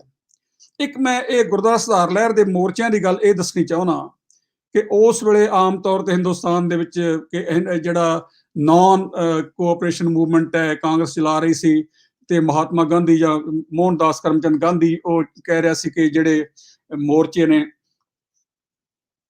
ਉਹ ਅਹਿੰਸਕ ਹੋਣੇ ਚਾਹੀਦੇ ਨੇ, ਇਹਦੇ ਵਿੱਚ ਨਾਨ ਵਾਇਲੈਂਟ ਐਜੀਟੇਸ਼ਨ ਹੋਣੀ ਚਾਹੀਦੀ ਹੈ। ਤੇ ਜਦੋਂ ਉਹਨਾਂ ਨੇ ਦੇਖਿਆ ਕਿ ਜਿਹੜੇ ਸਿੱਖ ਨੇ, ਜਿਸ ਸਿੱਖਾਂ ਦੇ ਅਕਾਲੀ ਮੋਰਚੇ ਨੇ, ਇਹਦੇ ਚੋਂ ਸਾਰਿਆਂ ਦੇ ਕਿਰਪਾਨਾਂ ਵੱਡੀਆਂ 3-3 ਫੁੱਟ ਕਿਰਪਾਨਾਂ ਪਾਈਆਂ ਹੋਈਆਂ, ਪੂਰੇ ਕਮਰ ਕੱਸੇ ਕੀਤੇ ਹੋਏ ਨੇ, 500-500 ਦਾ ਜੱਥਾ ਜਾ ਰਿਹਾ, ਜਕਾਰੇ ਛੱਡਦੇ ਜਾ ਰਹੇ ਨੇ, ਪਰ ਉਹ ਹਥਿਆਰ ਨਹੀਂ ਕੱਢ ਰਹੇ। ਉਹ ਬਿਲਕੁਲ ਅਹਿੰਸਾ, ਬਿਲਕੁਲ ਨਾਨ ਵਾਇਲੈਂਟ ਉਹਨਾਂ ਦੀ ਐਜੀਟੇਸ਼ਨ ਸੀਗੀ।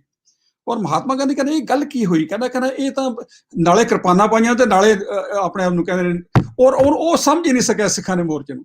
ਔਰ ਸਿੱਖ ਜਿਹੜੀ ਕੌਮ ਦੀ ਜਿਹੜੀ ਅਪਰੋਚ ਹੈ ਇਹ ਬਿਲਕੁਲ ਹੀ ਗਾਂਧੀ ਦੇ ਜਿਹੜੇ ਮਿਲਵਰਤਨ ਤੇ ਉਹਦੇ ਤੇ ਬਿਲਕੁਲ ਉਲਟ ਚੱਲਦੀ ਹੈ। ਸੋ ਇਹ ਸਿੱਖਾਂ ਨੇ ਗੁਰੂ ਕੇ ਬਾਗ ਦੇ ਮੋਹਰੇ ਉਹਨਾਂ ਨੂੰ ਕੁੱਟਿਆ ਗਿਆ, ਮਾਰਿਆ ਗਿਆ।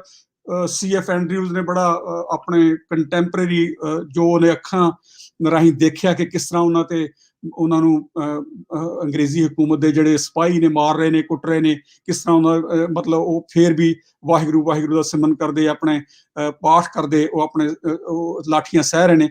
ਸੋ ਇਸ ਤਰ੍ਹਾਂ ਇਹ ਐਜੀਟੇਸ਼ਨ ਚੱਲਦੀ ਰਹੀ ਤੇ ਅਖੀਰੀ ਉਹ ਮੋਰਚਾ ਜਿੱਤ ਹੋਈ। ਫਿਰ 90 ਦਾ ਮੋਰਚਾ, ਜੈਤੋ ਦਾ ਮੋਰਚਾ 1923 ਦੇ ਵਿੱਚ ਚੱਲਿਆ। ਸੋ ਕਹਿਣ ਦਾ ਮਤਲਬ ਹੈ ਕਿ ਸਾਰੇ ਮੋਰਚਿਆਂ ਤੋਂ ਬਾਅਦ 1925 ਦੇ ਵਿੱਚ ਫਿਰ ਅੰਗਰੇਜ਼ੀ ਹਕੂਮਤ ਨੇ ਕਿ ਸਾਡੇ ਨਾਲੋਂ ਜਿਹੜਾ ਸਿੱਖਾਂ ਦਾ ਵਿਸ਼ਵਾਸ ਟੁੱਟ ਚੁੱਕਿਆ ਹੈਗਾ, ਇਸ ਨੂੰ ਬਹਾਲ ਕਰਨ ਵਾਸਤੇ ਉਹਨਾਂ ਨੇ ਸਿੱਖਾਂ ਨੂੰ ਵਾਪਸ ਲੈਣ ਵਾਸਤੇ, ਐਸਟੈਬਲਿਸ਼ ਕਰਨ ਵਾਸਤੇ ਲਾਇਲਟੀ ਨੂੰ ਉਹਨਾਂ ਨੇ ਫਿਰ ਸਿੱਖ ਗੁਰਦੁਆਰਾ ਐਕਟ 1925 ਦੇ ਵਿੱਚ ਬਣਾ ਦਿੱਤਾ, ਜਿਹਨੂੰ ਸਿੱਖ ਗੁਰਦੁਆਰਾ ਐਕਟ ਅਜੇ ਤੱਕ ਵੀ ਚੱਲ ਰਿਹਾ ਹੈਗਾ ਔਰ ਤਰਮੀਮਾਂ ਵੀ ਹੋਈਆਂ ਨੇ। ਪਰ ਇਹ ਬੜੀ ਵੱਡੀ ਉਸ ਵੇਲੇ ਸਿੱਖ ਕੌਮ ਦੀ ਜਿੱਤ ਸੀਗੀ। ਸ਼੍ਰੋਮਣੀ ਕਮੇਟੀ ਫਿਰ ਲੀਗਲ ਬਾਡੀ ਬਣ ਗਈ। ਔਰ ਇੱਕ ਮੈਂ ਤੁਹਾਡੇ ਦੱਸ ਦਿਆਂ ਕਿ ਹਿੰਦੁਸਤਾਨ ਦੀ ਜਿਹੜੀ ਸਰਕਾਰ ਜੀ ਨੇ ਇਹ SGPC ਬਣਾਈ, ਸ਼੍ਰੋਮਣੀ ਗੁਰਦੁਆਰਾ ਪ੍ਰਬੰਧਕ ਕਮੇਟੀ ਨੂੰ ਐਕਨੋਲੇਜ ਕੀਤਾ, ਲੀਗਲ ਰੈਕੋਗਨੀਸ਼ਨ ਦਿੱਤੀ। ਉਹ ਆਪ ਸਰਕਾਰ ਡੈਮੋਕ੍ਰੈਟਿਕ ਸਰਕਾਰ ਨਹੀਂ ਸੀ ਔਰ ਹਿੰਦੁਸਤਾਨ ਦੇ ਵਿੱਚ ਕੋਈ ਵੀ ਐਸੀ ਸੰਸਥਾ ਨਹੀਂ ਸੀ ਜਿਹੜੀ ਡੈਮੋਕ੍ਰੈਟਿਕ ਸਿਸਟਮ ਦੇ ਨਾਲ, ਲੋਕਤੰਤਰੀ ਭਾਵਨਾ ਦੇ ਨਾਲ ਕੰਮ ਕਰੇ।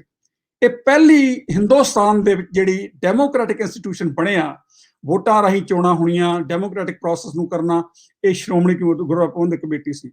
ਔਰ ਸਿੱਖਾਂ ਦਾ ਜਿਹੜਾ ਲੋਕਤੰਤਰੀ ਢਾਂਚਾ ਹੈਗਾ ਜਿਹੜਾ, ਇਹਦੇ 'ਚ ਇਹਨਾਂ ਦੀ ਬੜੀ ਮੈਚਿਓਰਿਟੀ ਆ ਔਰ ਇਸੇ ਕਰਕੇ ਇਹਨਾਂ ਦੇ ਮੋਰਚੇ ਵੀ ਜਿਹੜੇ ਲੱਗਦੇ ਨੇ, ਇਹਨਾਂ ਪਿੱਛੇ ਬੜੀ ਵੱਡੀ ਜਿਹੜੀ ਭਾਵਨਾ ਜਿਹੜੀ ਕੰਮ ਕਰਦੀ ਹੈ, ਉਹ ਗੁਰੂ ਸਾਹਿਬ ਦੇ ਵੇਲੇ ਤੋਂ, ਖਾਲਸੇ ਸਾਜਣਾ ਤੋਂ ਉਸ ਵੇਲੇ ਤੋਂ ਚੱਲੀ ਆ ਰਹੀ ਹੈ। ਜਿਸ ਤਰ੍ਹਾਂ ਗੁਰੂ ਕਲਗੀਧਰ ਪਾਤਸ਼ਾਹ ਨੇ 5 ਪਿਆਰੇ ਸਿੰਘ ਸਾਜ ਕੇ ਇੱਕ ਡੈਮੋਕ੍ਰੈਟਿਕ ਇੰਸਟੀਟਿਊਸ਼ਨ ਖਾਲਸੇ ਦਾ ਪੈਦਾ ਕਰ ਦਿੱਤਾ ਤੇ ਆਪਣੇ ਆਪ ਨੂੰ ਪਿੱਛੇ ਕਰਕੇ ਗੁਰਿਆਈ ਸੀ, ਜਿਹੜੀ ਗੱਦੀ ਸੀ ਜਿਹੜੀ, ਉਹ ਖਾਲਸੇ ਨੂੰ ਦੇ ਦਿੱਤੀ। ਪਰ ਉਹਦੇ ਨਾਲ ਕਹਿੰਦਾ ਗੁਰੂ ਪੰਥ ਜਿਹੜਾ ਹੈਗਾ, ਸਿੱਖ ਕਮਿਊਨਿਟੀ ਐਜ਼ ਏ ਹੋਲ, ਇਹ ਹੀ ਗੁਰੂ ਹੈ, ਕੋਈ ਇੱਕ ਇੰਡੀਵਿਜੂਅਲ ਗੁਰੂ ਨਹੀਂ ਹੋ ਸਕਦਾ। ਸੋ ਆਪਣੇ ਆਪ ਨੂੰ ਪਿੱਛੇ ਕਰ ਲਿਆ, ਗੁਰਿਆਈ ਪੰਥ ਨੂੰ ਦੇ ਦਿੱਤੀ। ਇਹ SGPC ਵੀ ਜਿਹੜੀ ਹੈ, ਜਿਹੜੀ ਸ਼੍ਰੋਮਣੀ ਗੁਰਦੁਆਰਾ ਪ੍ਰਬੰਧਕ ਕਮੇਟੀ ਹੈ, ਇਹ ਵੀ ਇਹ ਦਾਅਵਾ ਕਰਦੀ ਹੈ ਕਿ ਅਸੀਂ ਗੁਰੂ ਪੰਥ ਨੂੰ ਰਿਪਰੈਜ਼ੈਂਟ ਕਰਦੇ ਹਾਂ ਔਰ ਅਸੀਂ ਮੈਜੋਰਟੀ ਓਪੀਨੀਅਨ ਆ ਜਿਹੜਾ ਸਾਰਾ ਵੋਟਾਂ ਲਈ ਚੁਣਿਆ ਹੋਇਆ, ਉਹਨਾਂ ਕਰੋੜਾਂ ਸਿੱਖਾਂ ਦੀ ਆਵਾਜ਼ ਨੂੰ ਅਸੀਂ ਉਹਨਾਂ ਦੀ ਮਾਊਥ ਪੀਸ ਆ, ਉਹਨੂੰ ਬੁਲੰਦ ਕਰਦੇ ਹਾਂ ਔਰ ਉਹਦੀ ਆਵਾਜ਼ ਸਾਡੀ ਜਿਹੜੀ ਕੌਮ ਦੀ ਆਵਾਜ਼ ਆ, ਇਹ ਗੁਰੂ ਪੰਥ ਦੀ ਆਵਾਜ਼ ਆ। ਸੋ ਇਹ ਧਾਰਮਿਕ ਤੌਰ ਦੇ ਉੱਤੇ ਉਹਨਾਂ ਦਾ ਜਿਹੜਾ ਹੈਗਾ ਇਹ ਦਾਅਵਾ ਚੱਲਦਾ ਆ ਰਿਹਾ ਔਰ ਉਹਨਾਂ ਦੇ ਖਿਲਾਫ ਵੀ ਜਿਹੜਾ ਸਿੱਖਾਂ ਦੇ ਵਿੱਚ, ਕਿਉਂਕਿ ਸਿੱਖ ਕੌਮ ਐਸੀ ਕੌਮ ਹੈ ਜਿਹਦੇ ਵਿੱਚ ਕੋਈ ਵੀ ਗਲਤੀ ਕਰੇ ਤਾਂ ਉਹਦੇ ਪਿੱਛੇ ਇੱਕਦਮ ਪੈ ਜਾਂਦੇ ਨੇ। ਗੁਰੂ ਪੰਥ ਦਾ ਜਿਹੜਾ ਆਈਡੀਆ, ਜਿਹੜਾ ਇਹ ਡਾਕਟਰੀਨ ਆ ਜਾਂ ਕਨਸੈਪਟ ਆ, ਇਹ ਬੜਾ ਵਿਸ਼ਾਲ ਹੈ। ਜੇ ਕੋਈ ਆਪਣੇ ਆਪ ਨੂੰ ਇਹ ਦਾਅਵਾ ਕਰਕੇ ਅਸੀਂ ਇਹਦੇ ਤੇ ਪਾਵਰ ਪੋਲਿਟਿਕਸ ਪਲੇ ਕਰਨ ਦੀ ਕੋਸ਼ਿਸ਼ ਕਰੇ ਤਾਂ ਦੂਜੇ ਗਰੁੱਪ ਇੱਕਦਮ ਖੜੇ ਹੋ ਜਾਂਦੇ ਨੇ। ਸੋ ਇਹੀ ਅੱਜ ਕਿਸਾਨ ਮੋਰਚਾ ਚੱਲ ਰਿਹਾ ਜਾਂ 1984 ਜੋ ਕੁਛ ਹੋਇਆ, ਜੋ ਜਿੰਨੀਆਂ ਵੀ ਤਸ਼ੱਦਦ ਹੋਏ ਨੇ ਸਿੱਖਾਂ ਦੇ ਉੱਤੇ, ਉਹਨਾਂ ਨੇ ਉਹਦਾ ਰਜਿਸਟ ਬੜਾ ਕਮਾਲ ਦਾ ਕੀਤਾ ਹੈਗਾ, ਉਹਦੀ ਵਿਰੋਧਤਾ ਕੀਤੀ ਹੈ। ਭਾਵੇਂ ਨੁਕਸਾਨ ਹੋਏ ਨੇ, ਭਾਵੇਂ ਸ਼ਹੀਦੀਆਂ ਹੋਈਆਂ ਨੇ, ਲੱਖਾਂ ਦੇ ਸਾਡੇ ਨੌਜਵਾਨ ਮਾਰੇ ਗਏ ਨੇ, ਉਹ 10 ਸਾਲਾਂ ਦਾ ਜਿਹੜਾ ਜੈਨੋਸਾਈਡ ਦਾ ਜਿਹੜਾ ਫੇਜ਼ ਹੈ, ਉਹ ਸੀ ਅਜੇ ਤੱਕ ਸਾਡੇ ਉੱਤੇ ਅਸਰ ਉਹਦਾ ਪੈ ਰਿਹਾ। ਸੋ ਇਹ ਗੁਰਦੁਆਰਾ ਸੁਧਾਰ ਲਹਿਰ ਜਿਹੜੀ ਹੈਗੀ ਆ, ਉਹ ਇੱਕ ਬੜੀ ਪ੍ਰੇਰਨਾ, ਔਰ ਇਹਦੇ ਪਿੱਛੇ ਜਿਹੜੇ ਬਾਹਰਲੇ ਮੁਲਕਾਂ ਦੇ ਸਿੱਖ ਸੀਗੇ, ਉਹਨਾਂ ਨੇ ਬੱਬਰ ਅਕਾਲੀ ਸਟਾਰਟ ਕੀਤੀ, ਹੋਰ ਜਿਹੜੇ ਲਹਿਰਾਂ ਚਲਾਈਆਂ, ਉਹ ਵੀ ਉਹਨਾਂ ਦੇ ਸ਼ਾਮਲ ਸੀ, ਜਿਹੜੇ ਗਦਰ ਪਾਰਟੀ ਦੀ ਲਹਿਰ ਸੀ, ਔਰ ਇੱਥੋਂ ਅਮਰੀਕਾ ਦੇ ਵਿੱਚੋਂ ਵੀ ਉਹਨਾਂ ਨੇ ਕੀਤਾ। ਸੋ ਇਹ ਸਾਰੀਆਂ ਜਿਹੜੀਆਂ ਡਿਫਰੈਂਟ ਇਹਨਾਂ ਦੀਆਂ ਜਿਹੜੀਆਂ ਹੈਗੀਆਂ ਨੇ, ਉਹਨਾਂ ਦੇ ਰੰਗ ਬਰੰਗੇ ਜਿਹੜੇ ਮੋਰਚਿਆਂ ਦੇ ਹੈਗੇ ਨੇ, ਸਿੱਖਾਂ ਦੇ ਗਰੁੱਪ, ਉਹ ਹੋਂਦ ਦੇ ਵਿੱਚ ਆਏ। ਪਰ ਮੇਨ ਜਿਹੜੀ ਪਾਰਟੀ ਹੈਗੀ ਹੈ ਸ਼੍ਰੋਮਣੀ ਗੁਰਦੁਆਰਾ ਪ੍ਰਬੰਧਕ ਕਮੇਟੀ, ਸ਼੍ਰੋਮਣੀ ਅਕਾਲੀ ਦਲ, ਇਹ ਅੱਜ ਤੱਕ ਇਹਨਾਂ ਦੇ 100 ਸਾਲ ਤੋਂ ਬਾਅਦ ਇਹਨਾਂ ਨੇ ਕੌਮ ਦੇ ਉੱਤੇ ਆਪਣਾ ਦਬਦਬਾ ਕਾਇਮ ਰੱਖਿਆ ਹੈਗਾ ਔਰ ਇਹਦੀ ਅਸੀਂ ਯਾਦ ਅੱਜ ਮਨਾ ਰਹੇ ਹਾਂ। ਤੇ ਮੈਨੂੰ ਖੁਸ਼ੀ ਹੈ ਕਿ ਚੱਠਾ ਸਾਹਿਬ ਨੇ ਤੇ ਇਹ ਲਾਇਲਪੁਰ ਯੰਗ ਹਿਸਟੋਰੀਅਨ ਜਿਹੜੀ ਕਲੱਬ ਹੈ ਔਰ ਇਸ ਪੰਜਾਬੀ ਲਹਿਰ ਨੂੰ ਤੇ ਗੁਰਦੁਆਰਾ ਸੁਧਾਰ ਲਹਿਰ ਨੂੰ ਆਪਣੇ ਉਹਨਾਂ ਨੇ ਮਨੋਰਥ ਰੱਖਿਆ ਕਿ ਇਸ ਨੂੰ ਅਸੀਂ ਯਾਦ ਕਰੀਏ, ਪ੍ਰੇਰਨਾ ਲਈਏ। ਔਰ ਇਹ ਗੁਰਦੁਆਰਾ ਸੁਧਾਰ ਲਹਿਰ ਦੀ ਜਿਹੜੀ ਗੱਲ ਹੈ ਕਿ ਡੈਮੋਕ੍ਰੈਟਿਕ ਜਿਹੜਾ ਸਿਸਟਮ ਹੈ, ਇਹ ਬੜਾ ਮਹਾਨ ਹੈ। ਅਸੀਂ ਅਮਰੀਕਾ ਦੇ ਵਿੱਚ ਹੁਣ ਦੇਖ ਲਿਆ ਕਿ ਕਿਸ ਤਰ੍ਹਾਂ ਡੈਮੋਕ੍ਰੇਸੀ ਨੂੰ ਚੈਲੰਜ ਆਇਆ ਤੇ ਕਿਸ ਤਰ੍ਹਾਂ ਜਿਹੜਾ ਉਹ ਸਿਸਟਮ ਜਿਹੜਾ ਬੜਾ ਦੁਨੀਆ ਦੀ ਸਭ ਤੋਂ ਕਮਾਲ ਦੀ ਜਿਹੜੀ ਡੈਮੋਕ੍ਰੇਸੀ ਹੈ, ਡੈਮੋਕ੍ਰੈਟਿਕ ਸਿਸਟਮ ਹੈ ਜਿਹੜਾ, ਉਹ ਕਿਸ ਤਰ੍ਹਾਂ ਕਿ ਜਿਹੜੀ ਵੀ ਪਾਵਰ ਪੋਲਿਟਿਕਸ ਪਲੇ ਕਰਨ ਦੀ ਕੋਸ਼ਿਸ਼ ਕਰਦੇ ਆ, ਆਪਣੇ ਚੈਲੰਜ ਦਿੰਦੇ ਆ, ਉਹਨਾਂ ਨੂੰ ਕਿਸ ਤਰ੍ਹਾਂ ਫਿਰ ਇਹ ਇੱਕ ਸਿਸਟਮ ਜਿਹੜਾ ਹੈਗਾ ਉਹਨੂੰ ਉਹਦੀ ਵਿਰੋਧਤਾ ਕਰਦਾ ਹੈਗਾ। ਸੋ ਅੱਜ ਦੀ ਜਿਹੜੀ ਹੈਗੀ ਆ ਇਹ ਗੁਰਦੁਆਰਾ ਸਰਦਾਰ ਲਹਿਰ ਨੂੰ ਅਸੀਂ ਯਾਦ ਕਰਦੇ ਹਾਂ, ਔਰ ਇਹ ਤੋਂ ਪ੍ਰੇਰਨਾ ਲੈ ਕੇ ਅਸੀਂ ਸਾਰੇ ਸੰਸਾਰ ਦੇ ਵਿੱਚ ਡੈਮੋਕ੍ਰੈਟਿਕ ਇੰਸਟੀਟਿਊਸ਼ਨਸ ਨੇ ਜਿਹੜੇ ਉਹਨੂੰ ਪ੍ਰਮੋਟ ਕਰੀਏ ਤੇ ਉਹਦੇ ਬਾਰੇ ਗੱਲਬਾਤ ਕਰੀਏ ਤੇ ਆਪਣੀ ਆਵਾਜ਼ ਬੁਲੰਦ ਕਰੀਏ। ਭੁੱਲਾਂ ਚੁੱਕਾਂ ਮਾਫ਼, ਸਤਿ ਸ੍ਰੀ ਅਕਾਲ, ਆਦਾਬ।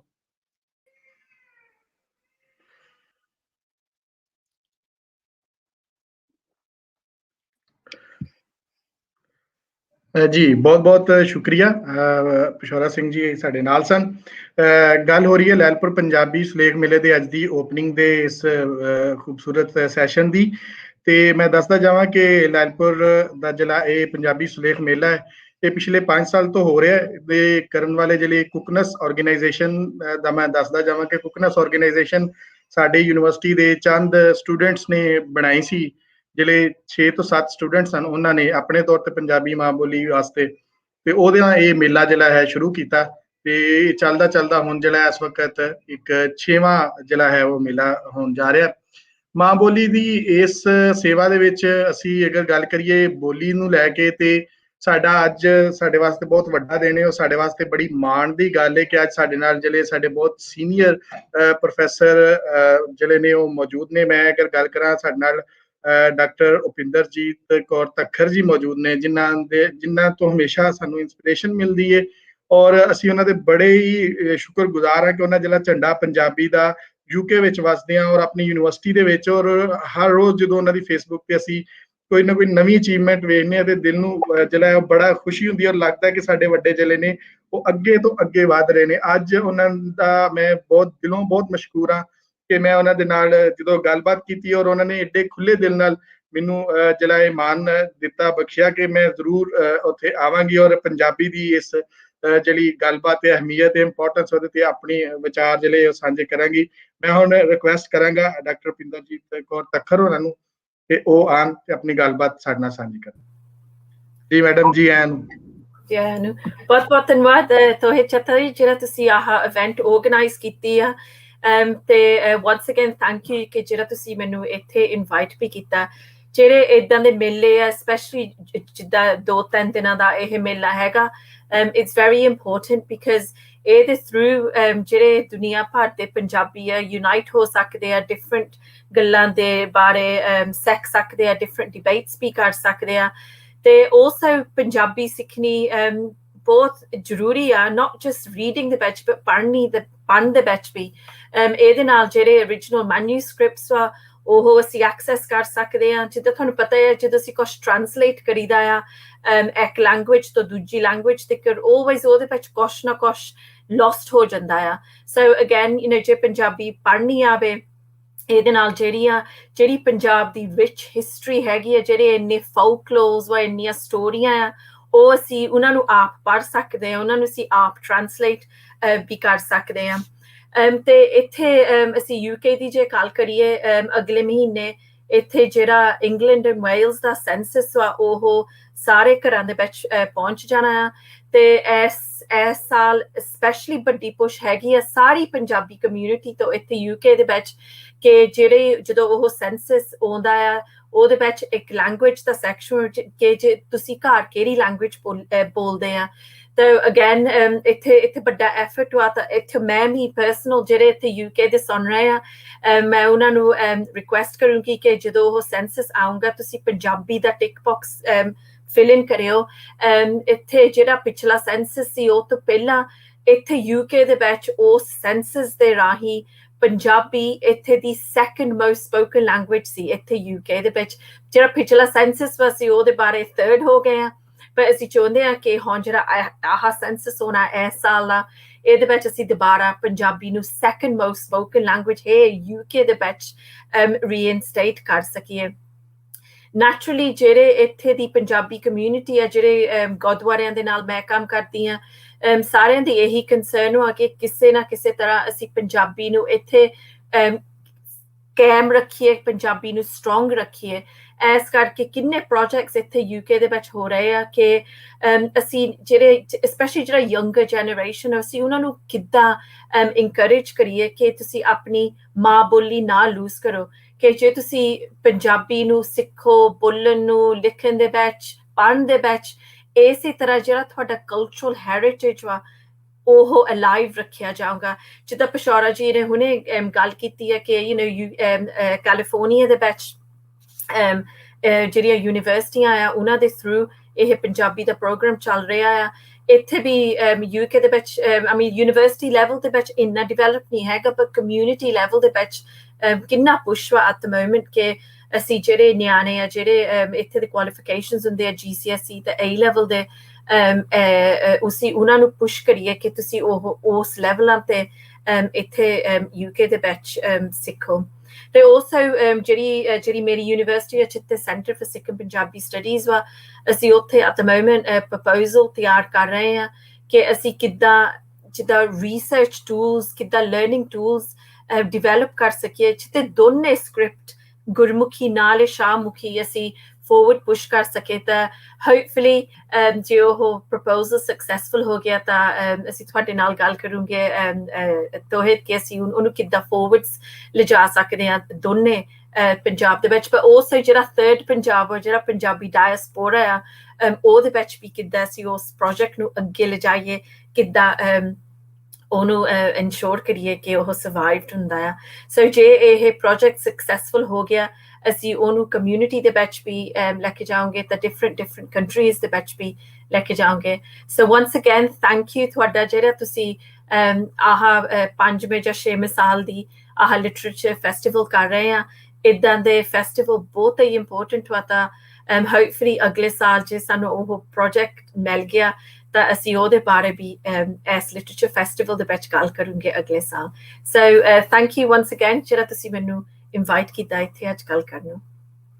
ਜੀ ਬਹੁਤ ਬਹੁਤ ਸ਼ੁਕਰੀਆ, ਬਹੁਤ ਸਾਰੀਆਂ ਦੁਆਵਾਂ, ਰੱਬ ਤੁਹਾਨੂੰ ਬਹੁਤ ਕਾਮਯਾਬ ਕਰੇ, ਬੋਲੀ ਦਾ ਵੱਡਾ ਨਾ ਹੋਏ। ਬਹੁਤ ਬਹੁਤ ਸ਼ੁਕਰੀਆ ਪ੍ਰੋਫੈਸਰ ਸਾਹਿਬਾ। ਥੈਂਕ ਯੂ ਜੀ। ਮੇਲੇ ਦੇ ਅੱਜ ਦੇ ਇਸ ਓਪਨਿੰਗ ਸੈਸ਼ਨ ਦੇ ਵਿੱਚ ਅਸੀਂ ਗੱਲ ਨੂੰ ਅੱਗੇ ਵਧਾਉਂਦੇ ਹਾਂ ਤੇ ਅੱਜ ਦੇ ਇਸ ਜਿਹੜਾ ਸਾਡਾ ਪੂਰਾ ਜਿਹੜਾ ਪ੍ਰੋਗਰਾਮ ਹੈ ਉਹਦੇ ਵਿੱਚ ਜਿਸ ਤਰ੍ਹਾਂ ਸਾਡੇ ਸਾਰੇ ਪ੍ਰੋਫੈਸਰਸ ਦੀ ਇੱਕ ਜਿਹੜੇ ਅੱਜ ਦੇ ਉਸਤਾਦਾਂ ਦੀ ਇੱਕ ਪੂਰੀ ਲੜੀ ਸੀ ਜਿਨ੍ਹਾਂ ਨੇ ਅੱਜ ਸਾਡੇ ਇਸ ਮੇਲੇ ਨੂੰ ਮਾਣ ਬਖਸ਼ਿਆ ਕਿ ਉਹਨਾਂ ਨੇ ਆਪਣੇ ਗੱਲਾਂ ਨਾਲ, ਆਪਣੇ ਵਿਚਾਰਾਂ ਨਾਲ ਅੱਜ ਦਾ ਸਾਡਾ ਮੇਲੇ ਦਾ ਜਿਹੜਾ ਸੈਸ਼ਨ ਓਪਨ ਕੀਤਾ। ਮੈਂ ਹੁਣ ਜਿਹੜੇ ਆਪਣੀ ਗੱਲ ਨੂੰ ਅੱਗੇ ਵਧਾਉਂਦੇ ਹੋਏ ਜਿਹੜੇ ਬਹੁਤ ਸਾਡੇ ਸੀਨੀਅਰ ਗੈਸਟ ਅੱਜ ਦੇ ਜਿਨ੍ਹਾਂ ਨੂੰ ਸਾਡੇ ਦੋਸਤਾਂ ਨੇ ਲਾਇਲਪੁਰ ਯੰਗ ਹਿਸਟੋਰੀਅਨ ਕਲੱਬ ਰਾਹੀਂ ਸਾਡੇ ਦੋਸਤਾਂ ਨੇ ਵੇਖਿਆ ਔਰ ਸਾਡੇ ਤਕਰੀਬਨ ਹਿਸਟਰੀ ਦੇ ਸਾਰੇ ਜਿਹੜੇ ਸੈਸ਼ਨ ਨੇ ਉਹਨਾਂ ਦੇ ਵਿੱਚ ਉਹਨਾਂ ਦਾ ਆਣਾ ਜਾਣਾ ਲੱਗਾ ਰਹਿੰਦਾ ਔਰ ਉਹਨਾਂ ਦੀ ਗਾਈਡੈਂਸ ਨਾਲ ਅਸੀਂ ਬਹੁਤ ਸਾਰੇ ਜਿਹੜੇ ਕੰਮ ਕਰਨ ਵਿੱਚ ਕਾਮਯਾਬ ਵੀ ਹੁੰਦੇ ਆ ਔਰ ਉਹਨਾਂ ਦਾ ਸਾਥ ਸਾਡੇ ਨਾਲ ਬਹੁਤ ਵੱਡਾ ਸਾਥ ਹੈ।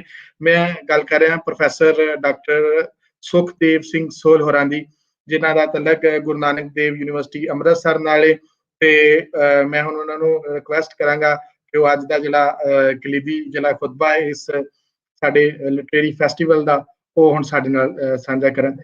ਸਰ ਜੀ ਆਇਆਂ ਨੂੰ। ਸ਼ੁਕਰੀਆ। ਮੈਂ ਸ਼ੁਕਰਗੁਜ਼ਾਰ ਹਾਂ ਲਾਇਲਪੁਰ ਯੰਗ ਹਿਸਟੋਰੀਅਨ ਕਲੱਬ ਤੇ ਪੰਜਾਬੀ ਲਹਿਰ ਦਾ ਜਿਨ੍ਹਾਂ ਨੇ ਮੈਨੂੰ 6ਵੇਂ ਲਾਇਲਪੁਰ ਪੰਜਾਬੀ ਸੁਲੇਖ ਮੇਲਾ 2021 ਦੇ ਵਿੱਚ ਆਪਣੇ ਵਿਚਾਰ ਪੇਸ਼ ਕਰਨ ਦਾ ਮੌਕਾ ਦਿੱਤਾ ਵਾ ਔਰ ਮੈਂ ਆਪਣੇ ਤੋਂ ਪਹਿਲਾਂ ਦੀਵਾਨਾਂ ਦੇ ਜਿਹੜੇ ਵਿਚਾਰ ਸੁਣੇ ਆ ਉਹਨਾਂ ਤੋਂ ਕਾਫੀ ਮੈਨੂੰ ਹਿੰਟ ਮਿਲੇ ਨੇ ਔਰ ਮੈਂ ਕੋਸ਼ਿਸ਼ ਕਰਾਂਗਾ ਕਿ ਇਸ ਨੂੰ ਜਿਸ ਤਰੀਕੇ ਨਾਲ ਹੁਣ ਸਮੇਟਿਆ ਜਾ ਸਕਦਾ ਵਾ ਜਿਹੜਾ ਇਹ ਇਸ ਸੈਸ਼ਨ ਦਾ ਆਖਰੀ ਹਿੱਸਾ ਵਾ। ਪ੍ਰੋਫੈਸਰ ਮਨਜ਼ੂਰ ਏਜ਼ਾਜ਼ ਸਾਹਿਬ ਨੇ ਬੜੇ ਅੱਛੇ ਤਰੀਕੇ ਨਾਲ 1960 ਤੋਂ ਬਾਅਦ ਜਿਸ ਤਰੀਕੇ ਨਾਲ ਪੱਛਮੀ ਪੰਜਾਬ ਦੇ ਵਿੱਚ ਪੰਜਾਬੀ ਦਾ ਵਰਤਾਰਾ ਹੁੰਦਾ ਰਿਹਾ ਵਾ ਉਸ ਦੇ ਬਾਰੇ ਸਾਨੂੰ ਜਾਣੂ ਕਰਾਇਆ ਵਾ। ਪਰ ਅਸੀਂ ਜੇ ਇਸ ਪਾਸੇ ਪੂਰਬੀ ਪੰਜਾਬ ਦੇ ਵਿੱਚ ਜਾਂ ਚੜ੍ਹਦੇ ਪੰਜਾਬ ਦੇ ਵਿੱਚ ਅਸੀਂ ਦੇਖਦੇ ਹਾਂ ਤਾਂ ਕਿਉਂਕਿ ਮੈਂ ਵੀ 1980 ਦੇ ਦਹਾਕੇ ਤੋਂ ਹੀ ਪੰਜਾਬੀ ਦੇ ਵਿੱਚ ਆਪਣੀ ਜਿਹੜੀ ਆ ਉਹ ਮੁੱਢਲੀ ਜਿਹੜੀ ਸਿੱਖਿਆ ਵਾ ਉਹ ਸ਼ੁਰੂ ਕੀਤੀ ਪਿੰਡ ਦੇ ਸਕੂਲ ਤੋਂ। ਸਾਨੂੰ ਇੱਥੇ ਮੀਡੀਅਮ ਪੰਜਾਬੀ ਸੀ, ਕੋਈ ਇਸ ਕਿਸਮ ਦੀ ਮੁਸ਼ਕਲ ਨਹੀਂ ਸੀ। ਹਾਲਾਂਕਿ ਇੱਥੋਂ ਤੱਕ ਕਿ ਸਾਡੇ ਜਿਹੜੇ ਉਸ ਸਮੇਂ ਪੰਜਾਬੀ ਦੇ ਮੇਰੇ ਮਿਡਲ ਦੇ ਜਿਹੜੇ ਹੈਡਮਾਸਟਰ ਸਨ ਉਹ ਕਸ਼ਮੀਰੀ ਸਨ, ਔਰ ਉਹ ਆਪਣੇ ਪਰਿਵਾਰ ਨੂੰ ਵੀ ਆਪਣੇ ਸਕੂਲ ਦੇ ਵਿੱਚ ਹੀ ਵਿਦਿਆ ਜਿਹੜੀ ਆ ਉਹ ਦਿੰਦੇ ਸਨ, ਔਰ ਉਹ ਬੜੀ ਅੱਛੀ ਪੰਜਾਬੀ ਜਿਹੜੇ ਨੇ ਉਹ ਬੋਲਦੇ ਸਨ। ਔਰ ਇਹ ਉਹ ਪੰਜਾਬ ਆ ਜਿਹਨੂੰ ਅਸੀਂ ਇੱਕ ਸੱਭਿਆਚਾਰਕ ਹਿਸਾਬ ਦੇ ਨਾਲ ਇੱਕ ਸੁਨਹਿਰੀ ਜਿਹੜਾ ਪੰਜਾਬ ਜਿਹੜਾ ਵਾ ਉਹ ਸਮਝਦੇ ਹਾਂ, ਕਿਉਂਕਿ ਇਸ ਦੇ ਵਿੱਚ ਜਮਲਾ ਜੱਟ, ਉਸ ਤੋਂ ਇਲਾਵਾ ਬੀਬੀ ਪ੍ਰਕਾਸ਼ ਕੌਰ ਜਾਂ ਸੁਰਿੰਦਰ ਕੌਰ, ਨੰਦ ਲਾਲ ਨੂਰਪੁਰੀ, ਆਸਾ ਸਿੰਘ ਮਸਤਾਨਾ, ਔਰ ਇਹ ਜਿਹੜੇ ਗਾਣੇ ਉਸ ਸਮੇਂ ਸੀਗੇ ਪੰਜਾਬੀ ਦੇ ਵਿੱਚ ਬਹੁਤ ਮਸ਼ਹੂਰ ਗਾਣੇ ਸਨ। ਪਿੰਡਾਂ ਦੇ ਵਿੱਚ ਲਾਊਡ ਸਪੀਕਰਸ ਤੇ ਇਹ ਗਾਣੇ ਬੜੇ ਪ੍ਰਚਲਿਤ ਸਨ। ਹਰ ਵਿਆਹ ਸ਼ਾਦੀਆਂ ਤੇ ਇਹ ਗਾਣੇ ਜਿਹੜੇ ਨੇ ਉਹ ਸੁਣੇ ਜਾਂਦੇ ਸਨ ਔਰ ਮੇਲਿਆਂ ਤੇ ਗਾਏ ਜਾਂਦੇ ਸਨ। ਇਸੇ ਤਰ੍ਹਾਂ ਪੰਜਾਬ ਦੇ ਵਿੱਚ ਉਸ ਸਮੇਂ ਔਰ ਉਸ ਤੋਂ ਬਾਅਦ ਹੁਣ ਤੱਕ ਵੀ ਪਠਾਣੇ ਖਾਂ, ਅਤਾਉੱਲਾ ਈਸਾ ਖੇਲਵੀ, ਅਕਰਮ ਰਾਹੀ, ਆਲਮ ਲੋਹਾਰ, ਬਹੁਤ ਮਸ਼ਹੂਰ ਇਹਨਾਂ ਦੀ ਜਿਹੜੀ ਗਾਇਕੀ ਆ ਪੰਜਾਬ ਇਸ ਚੜ੍ਹਦੇ ਪੰਜਾਬ ਦੇ ਵਿੱਚ ਇਹ ਮੰਨੀ ਜਾਂਦੀ ਆ। ਔਰ ਇਹਨਾਂ ਦੀ ਜਿਹੜੀ ਗਾਇਕੀ ਦੀ ਜਿਹੜੀ ਲੈਅ ਆ ਜਾਂ ਜਿਹੜੀ ਸੁਰ ਆ ਉਸ ਦੇ ਨਾਲ ਅਸੀਂ ਅਕਸਰ ਪੱਛਮੀ ਪੰਜਾਬ ਨੂੰ ਆਪਣਾ ਜਿਹੜਾ ਵਾ ਉਹ ਇਸ ਸੱਭਿਆਚਾਰ ਦਾ ਹਿੱਸਾ ਹੀ ਮੰਨਦੇ ਹਾਂ। ਹੌਲੀ ਹੌਲੀ 1970 ਤੋਂ ਬਾਅਦ ਜਦੋਂ ਪੰਜਾਬ ਇਸ ਪਾਸੇ ਚੜ੍ਹਦੇ ਪੰਜਾਬ ਦੇ ਵਿੱਚ ਜਿਹੜੀ ਹਰੀ ਕ੍ਰਾਂਤੀ ਸੀਗੀ ਉਸ ਦਾ ਅਸਰ ਹੋਇਆ, ਲੋਕਾਂ ਕੋਲ ਪੈਸੇ ਆਏ ਤਾਂ ਕਸਬਿਆਂ ਦੇ ਵਿੱਚ ਅੰਗਰੇਜ਼ੀ ਸਕੂਲ ਖੁੱਲ੍ਹਣੇ ਸ਼ੁਰੂ ਹੋ ਗਏ ਔਰ ਇਹਨਾਂ ਨੂੰ ਪਬਲਿਕ ਸਕੂਲ ਕਹਿੰਦੇ ਸੀ। ਔਰ ਅਸੀਂ ਬੜੇ ਹੈਰਾਨ ਹੁੰਦੇ ਸੀ। ਮੈਂ ਉਸ ਸਮੇਂ ਕਾਲਜ ਤੱਕ ਚਲਾ ਗਿਆ ਸੀਗਾ ਔਰ ਮੈਂ ਹੈਰਾਨ ਸੀਗਾ ਕਿ ਕਿਸ ਤਰੀਕੇ ਨਾਲ ਲੋਕ ਆਪਣੇ ਬੱਚਿਆਂ ਨੂੰ ਸਰਕਾਰੀ ਸਕੂਲਾਂ ਤੋਂ ਹਟਾ ਕੇ ਅੰਗਰੇਜ਼ੀ ਦੀ ਜਿਹੜੀ ਆ ਸਕੂਲਾਂ 'ਚ ਪੜ੍ਹਾਉਣ ਦੀ ਖਾਸ਼ ਦੇ ਵਿੱਚ ਉਹਨਾਂ ਨੂੰ ਕਸਬਿਆਂ ਦੇ ਵਿੱਚ ਭੇਜ ਰਹੇ ਸਨ। ਔਰ ਇਸ ਦੇ ਨਾਲ ਪੰਜਾਬੀ ਸਕੂਲਾਂ ਦੇ ਵਿੱਚ ਕਾਫੀ ਜਾਂ ਸਰਕਾਰੀ ਸਕੂਲਾਂ ਦੇ ਵਿੱਚ ਕਾਫੀ ਅਸਰ ਇਸ ਪਾਸੇ ਪੈਂਦਾ ਵਾ। ਉਸ ਦਾ ਕੀ ਅਸਰ ਹੁੰਦਾ ਇਹ ਇੱਕ ਵੱਖਰਾ ਵਿਸ਼ਾ ਵਾ, ਇਸ ਨੂੰ ਬਾਅਦ ਦੇ ਵਿੱਚ ਕਿਤੇ ਦੇਖਿਆ ਜਾ ਸਕਦਾ ਵਾ। ਇੱਕ ਮੈਂ ਹੋਰ ਨੁਕਤਾ ਤੁਹਾਡੇ ਨਾਲ ਸਾਂਝਾ ਕਰਾਂਗਾ ਇਸ ਮੌਕੇ ਤੇ, ਕਿਉਂਕਿ ਇਹ ਪੰਜਾਬੀ ਭਾਸ਼ਾ ਨਾਲ ਸੰਬੰਧਿਤ ਆ ਔਰ ਪ੍ਰੋਫੈਸਰ ਮਨਜ਼ੂਰ ਇਜਾਜ਼ ਨੇ ਇਸ ਦੇ ਬਾਰੇ ਇੱਕ ਨੁਕਤਾ ਵੀ ਸਾਨੂੰ ਜਿਹੜਾ ਵਾ ਉਹ ਦਿੱਤਾ ਵਾ ਕਿ ਜਿਹੜੀ ਆਰਟੀਫਿਸ਼ੀਅਲ ਇੰਟੈਲੀਜੈਂਸ ਆ ਇਸ ਦਾ ਬਹੁਤ ਅਸਰ ਹੋਵੇਗਾ। ਔਰ ਮੈਂ ਅਕਸਰ ਦੇਖਦਾ ਰਹਿੰਦਾ ਵਾਂ ਕਿ ਅਸੀਂ ਇੱਕ ਗਲਤੀ ਕਰ ਰਹੇ ਹਾਂ। ਇੱਕ ਤਾਂ ਸਾਨੂੰ ਸੈਂਸਸ ਦੇ ਵਿੱਚ ਕਿਹਾ ਜਾਂਦਾ ਵਾ ਕਿ ਇਹ ਨਾਮ ਤੁਸੀਂ ਜਿਹੜਾ ਵਾ ਉਹ ਪੰਜਾਬੀ ਆਪਣੀ ਭਾਸ਼ਾ ਲਿਖਾਉਣੀ ਹੈ, ਪਰ ਇਸ ਤੋਂ ਇਲਾਵਾ ਮੈਂ ਦੇਖਿਆ ਕਿ ਜਿਹੜਾ ਜੋ ਅੰਗਰੇਜ਼ ਨਹੀਂ ਸੀਗੇ ਕਰ ਸਕੇ ਅਸੀਂ ਆਪਣੇ ਆਪ ਹੁਣ ਆਪਣੀ ਭਾਸ਼ਾ ਦੇ ਨਾਲ ਕਰ ਰਹੇ ਹਾਂ। ਅੰਗਰੇਜ਼ ਦਰਅਸਲ ਚਾਹੁੰਦੇ ਸੀਗੇ ਕਿ ਇੱਥੋਂ ਦੀਆਂ ਭਾਸ਼ਾਵਾਂ ਜਿਹੜੀਆਂ ਨੇ ਉਹਨਾਂ ਦੀ ਰੋਮਨਾਈਜੇਸ਼ਨ ਹੋ ਜਾਵੇ, ਕਿ ਉਹਨਾਂ ਨੂੰ ਜਿਹੜੇ ਐਲਫਾਬੈਟਸ ਨੇ ਰੋਮਨ ਦੇ ਹੋਣਗੇ ਤੇ ਮੈਸੇਜ ਜਿਹੜਾ ਵਾ ਉਹ ਇੰਗਲਿਸ਼ ਦੇ ਵਿੱਚ ਭਾਸ਼ਾ ਨੂੰ ਜਿਹੜਾ ਵਾ ਸਕ੍ਰਿਪਟ ਦੀ ਜਿਹੜੀ ਸਮੱਸਿਆ ਜਿਹੜੀ ਆ ਉਹ ਇਸ ਤਰੀਕੇ ਨਾਲ ਥਰੂ ਰੋਮਨ ਜਿਹੜਾ ਵਾ ਹੋ ਜਾਵੇਗੀ।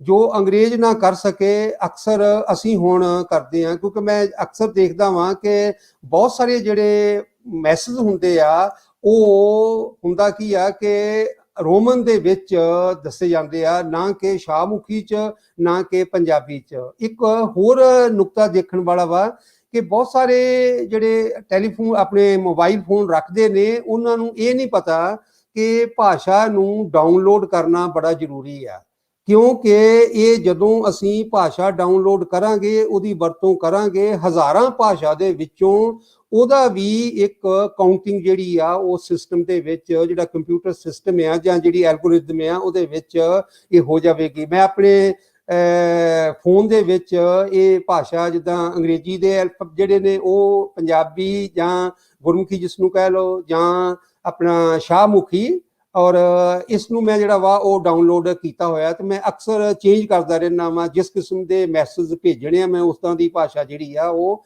ਵਰਤਦਾ ਰਹਿੰਦਾ ਵਾਂ।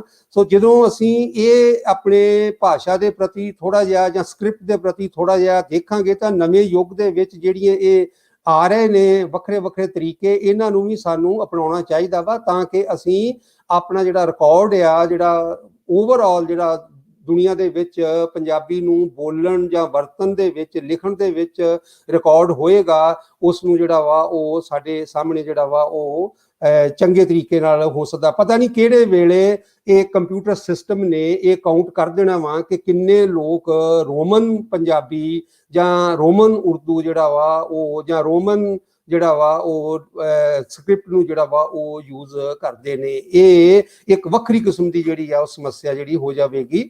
ਅੱਛਾ, ਹੁਣ ਜਿਹੜਾ ਆਪਣਾ ਅੱਜ ਇਹ ਖਾਸ ਮੇਲੇ ਦੇ ਸ਼ੁਰੂ ਦੇ ਵਿੱਚ ਇੱਕ ਥੀਮ ਰੱਖਿਆ ਹੋਇਆ ਵਾ, ਜਿਹਦੇ ਵਿੱਚ ਪ੍ਰੋਫੈਸਰ ਪਿਸ਼ੌਰਾ ਸਿੰਘ ਜੀ ਨੇ ਆਪਣੇ ਵਿਚਾਰ ਸਾਂਝੇ ਕੀਤੇ ਨੇ ਕਿ ਗੁਰਦੁਆਰਾ ਸੁਧਾਰ ਲਹਿਰ ਦੇ ਬਾਰੇ। ਉਸ ਦੇ ਬਾਰੇ ਮੈਂ ਥੋੜਾ ਜਿਹਾ, ਕਾਫੀ ਕੁਝ ਉਹਨਾਂ ਨੇ ਦੱਸ ਦਿੱਤਾ, ਮੈਂ ਥੋੜਾ ਜਿਹਾ ਆਪਣੇ ਤੌਰ ਤੇ ਜਿਹੜਾ ਵਾ ਉਹ ਤੁਹਾਨੂੰ ਜਿਹੜਾ ਵਾ ਉਹ ਜਾਣੂ ਕਰਵਾਵਾਂਗਾ। ਕਾਫੀ ਨੁਕਤੇ ਉਹਨਾਂ ਨੇ ਸਾਡੇ ਸਾਹਮਣੇ ਲਿਆਂਦੇ ਨੇ, ਕਿਸਾਨਾਂ ਦਾ ਸੰਘਰਸ਼ ਜਿਸ ਤਰੀਕੇ ਨਾਲ ਆ, ਔਰ ਮੈਂ ਇਹ ਦੇਖਦਾ ਵਾਂ ਕਿ ਇਹ ਕਾਫੀ ਇਹ ਗੁਰਦੁਆਰਾ ਸੁਧਾਰ ਲਹਿਰ ਦੇ ਵਿੱਚ ਨੁਕਤਾ ਨਹੀਂ ਸੀਗਾ। ਗੁਰਦੁਆਰਾ ਸੁਧਾਰ ਲਹਿਰ ਦੇ ਵਿੱਚ ਜਿਹੜੇ ਲੋਕ ਸ਼ਾਮਲ ਹੋਏ ਉਹ ਕਿਸਾਨ ਸਨ, ਪਰ ਕਿਸਾਨਾਂ ਦੇ ਸੰਘਰਸ਼ ਨੂੰ ਉਸ ਸਮੇਂ ਦੀ ਜਿਹੜੀ ਸਾਡੀ ਇਤਿਹਾਸਕਾਰੀ ਆ ਉਹਦੇ ਵਿੱਚ ਨਹੀਂ ਬਿਆਨਿਆ ਗਿਆ। ਪਰ ਹੁਣ ਜਦੋਂ ਅਸੀਂ ਦੇਖਦੇ ਹਾਂ ਤਾਂ ਇਹ ਕਾਫੀ ਵਾਜਬ ਨੁਕਤਾ ਵਾ। ਇਹ ਇਸ ਤਰ੍ਹਾਂ ਵਾ ਜਿਸ ਤਰੀਕੇ ਨਾਲ ਹੁਣ ਵੀ ਸੰਘਰਸ਼ ਚੱਲ ਰਿਹਾ ਵਾ, ਤੇ ਗੁਰਦੁਆਰੇ ਦਾ ਜਾਂ ਲੰਗਰ ਦਾ ਕਿਸਾਨੀ ਦੇ ਸੰਘਰਸ਼ ਦੇ ਨਾਲ ਬਹੁਤ ਗੂੜਾ ਸੰਬੰਧ ਆ।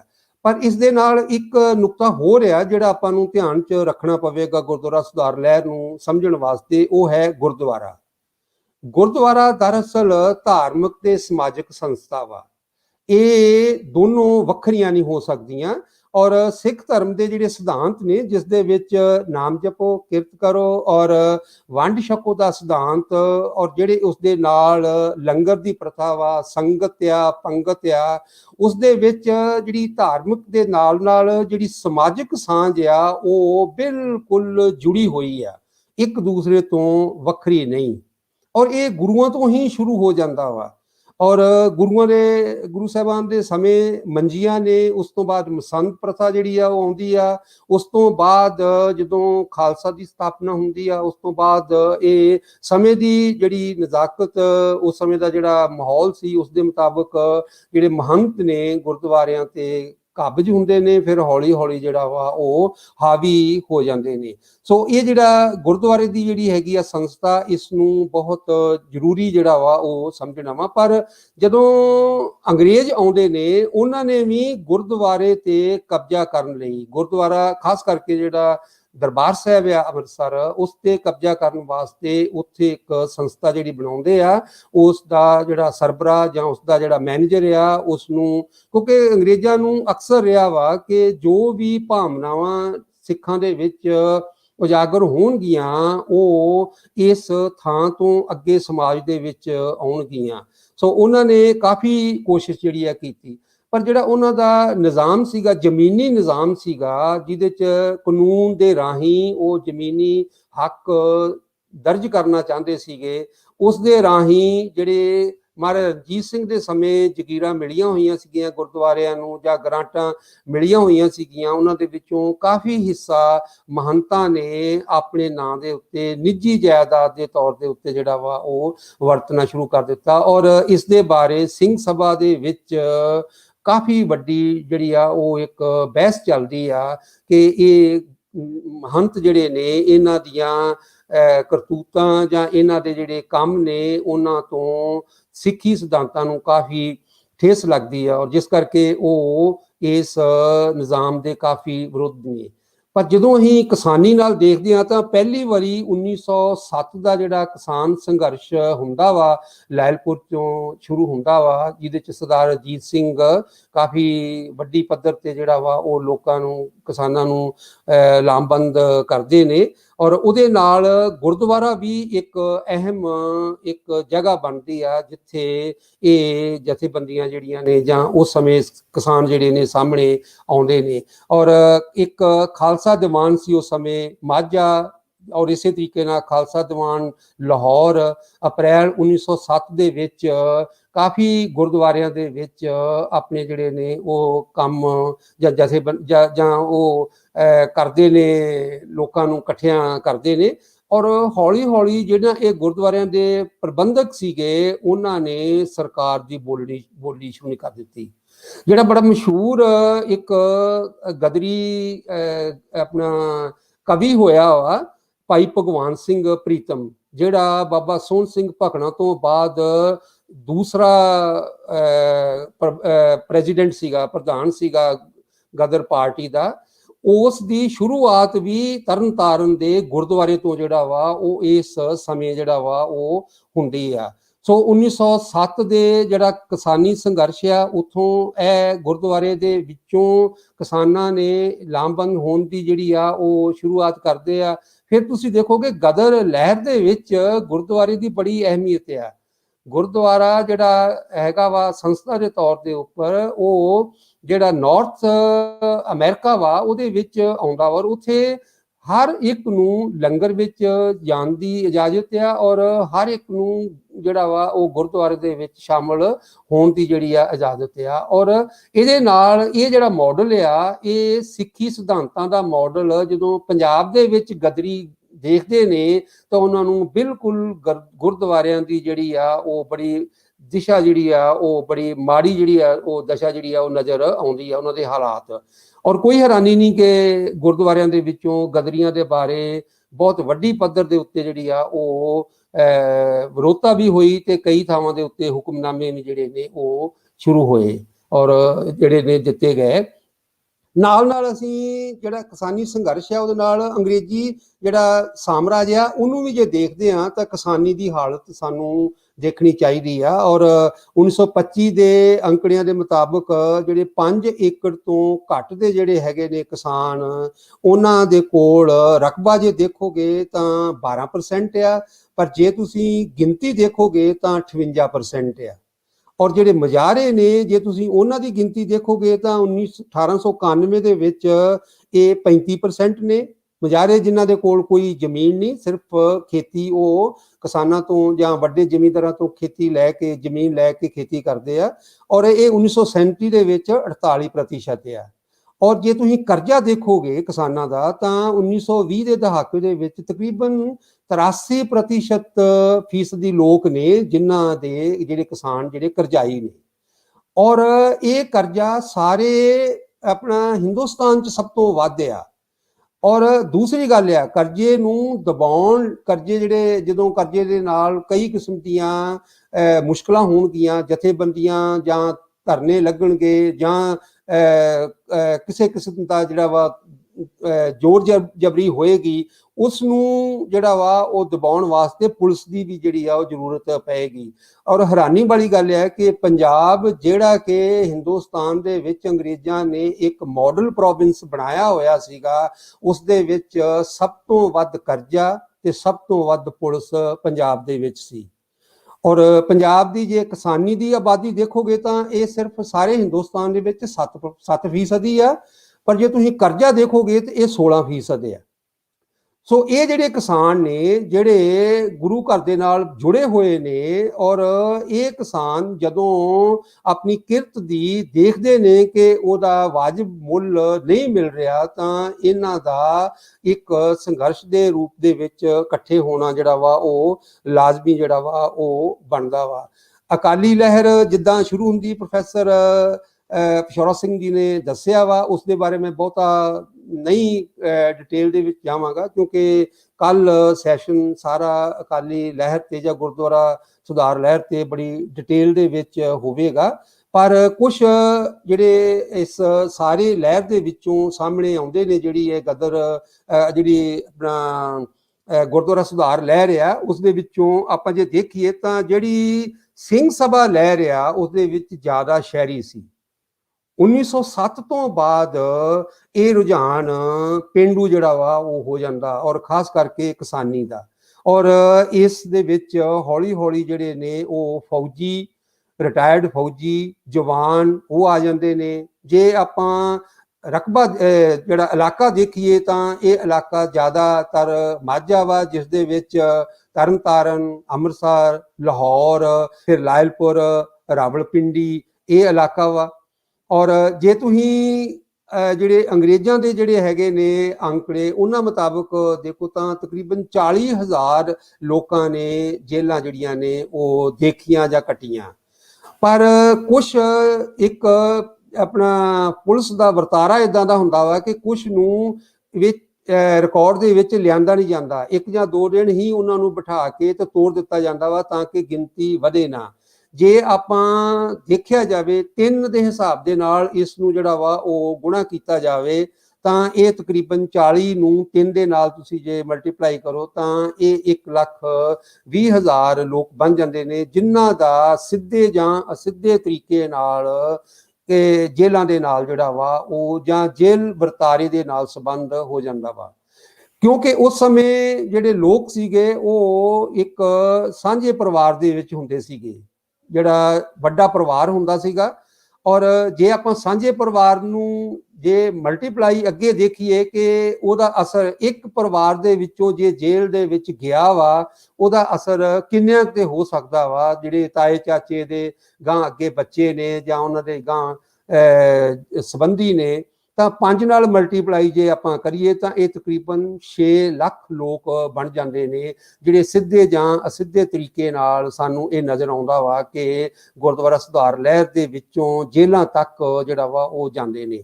ਜੇ ਹੁਣ ਆਪਾਂ ਇਹਦੀ ਪ੍ਰਪੋਰਸ਼ਨ ਜਿਹੜੀ ਹੈ ਇਹਦਾ ਜਿਹੜਾ ਵਾ ਉਹ ਦੇਖੀਏ ਹਿਸਾਬ, ਜਿਹੜੀ ਕੁੱਲ ਸਿੱਖਾਂ ਦੀ 31 ਲੱਖ ਆਬਾਦੀ ਆ ਸਿੱਖਾਂ ਦੀ 1921 ਦੀ ਮਰਦਮਸ਼ੁਮਾਰੀ ਜਾਂ ਸੈਂਸਸ ਦੇ ਮੁਤਾਬਕ। ਇਹ ਕੁੱਲ ਜਿਹੜੀ ਹਿੰਦੁਸਤਾਨ ਪੰਜਾਬ ਦੀ ਆਬਾਦੀ ਆ ਇਹ 2.5 ਕਰੋੜ ਆਬਾਦੀ ਆ, ਉਹਦਾ ਤਕਰੀਬਨ 12% ਬਣਦੀ ਆ।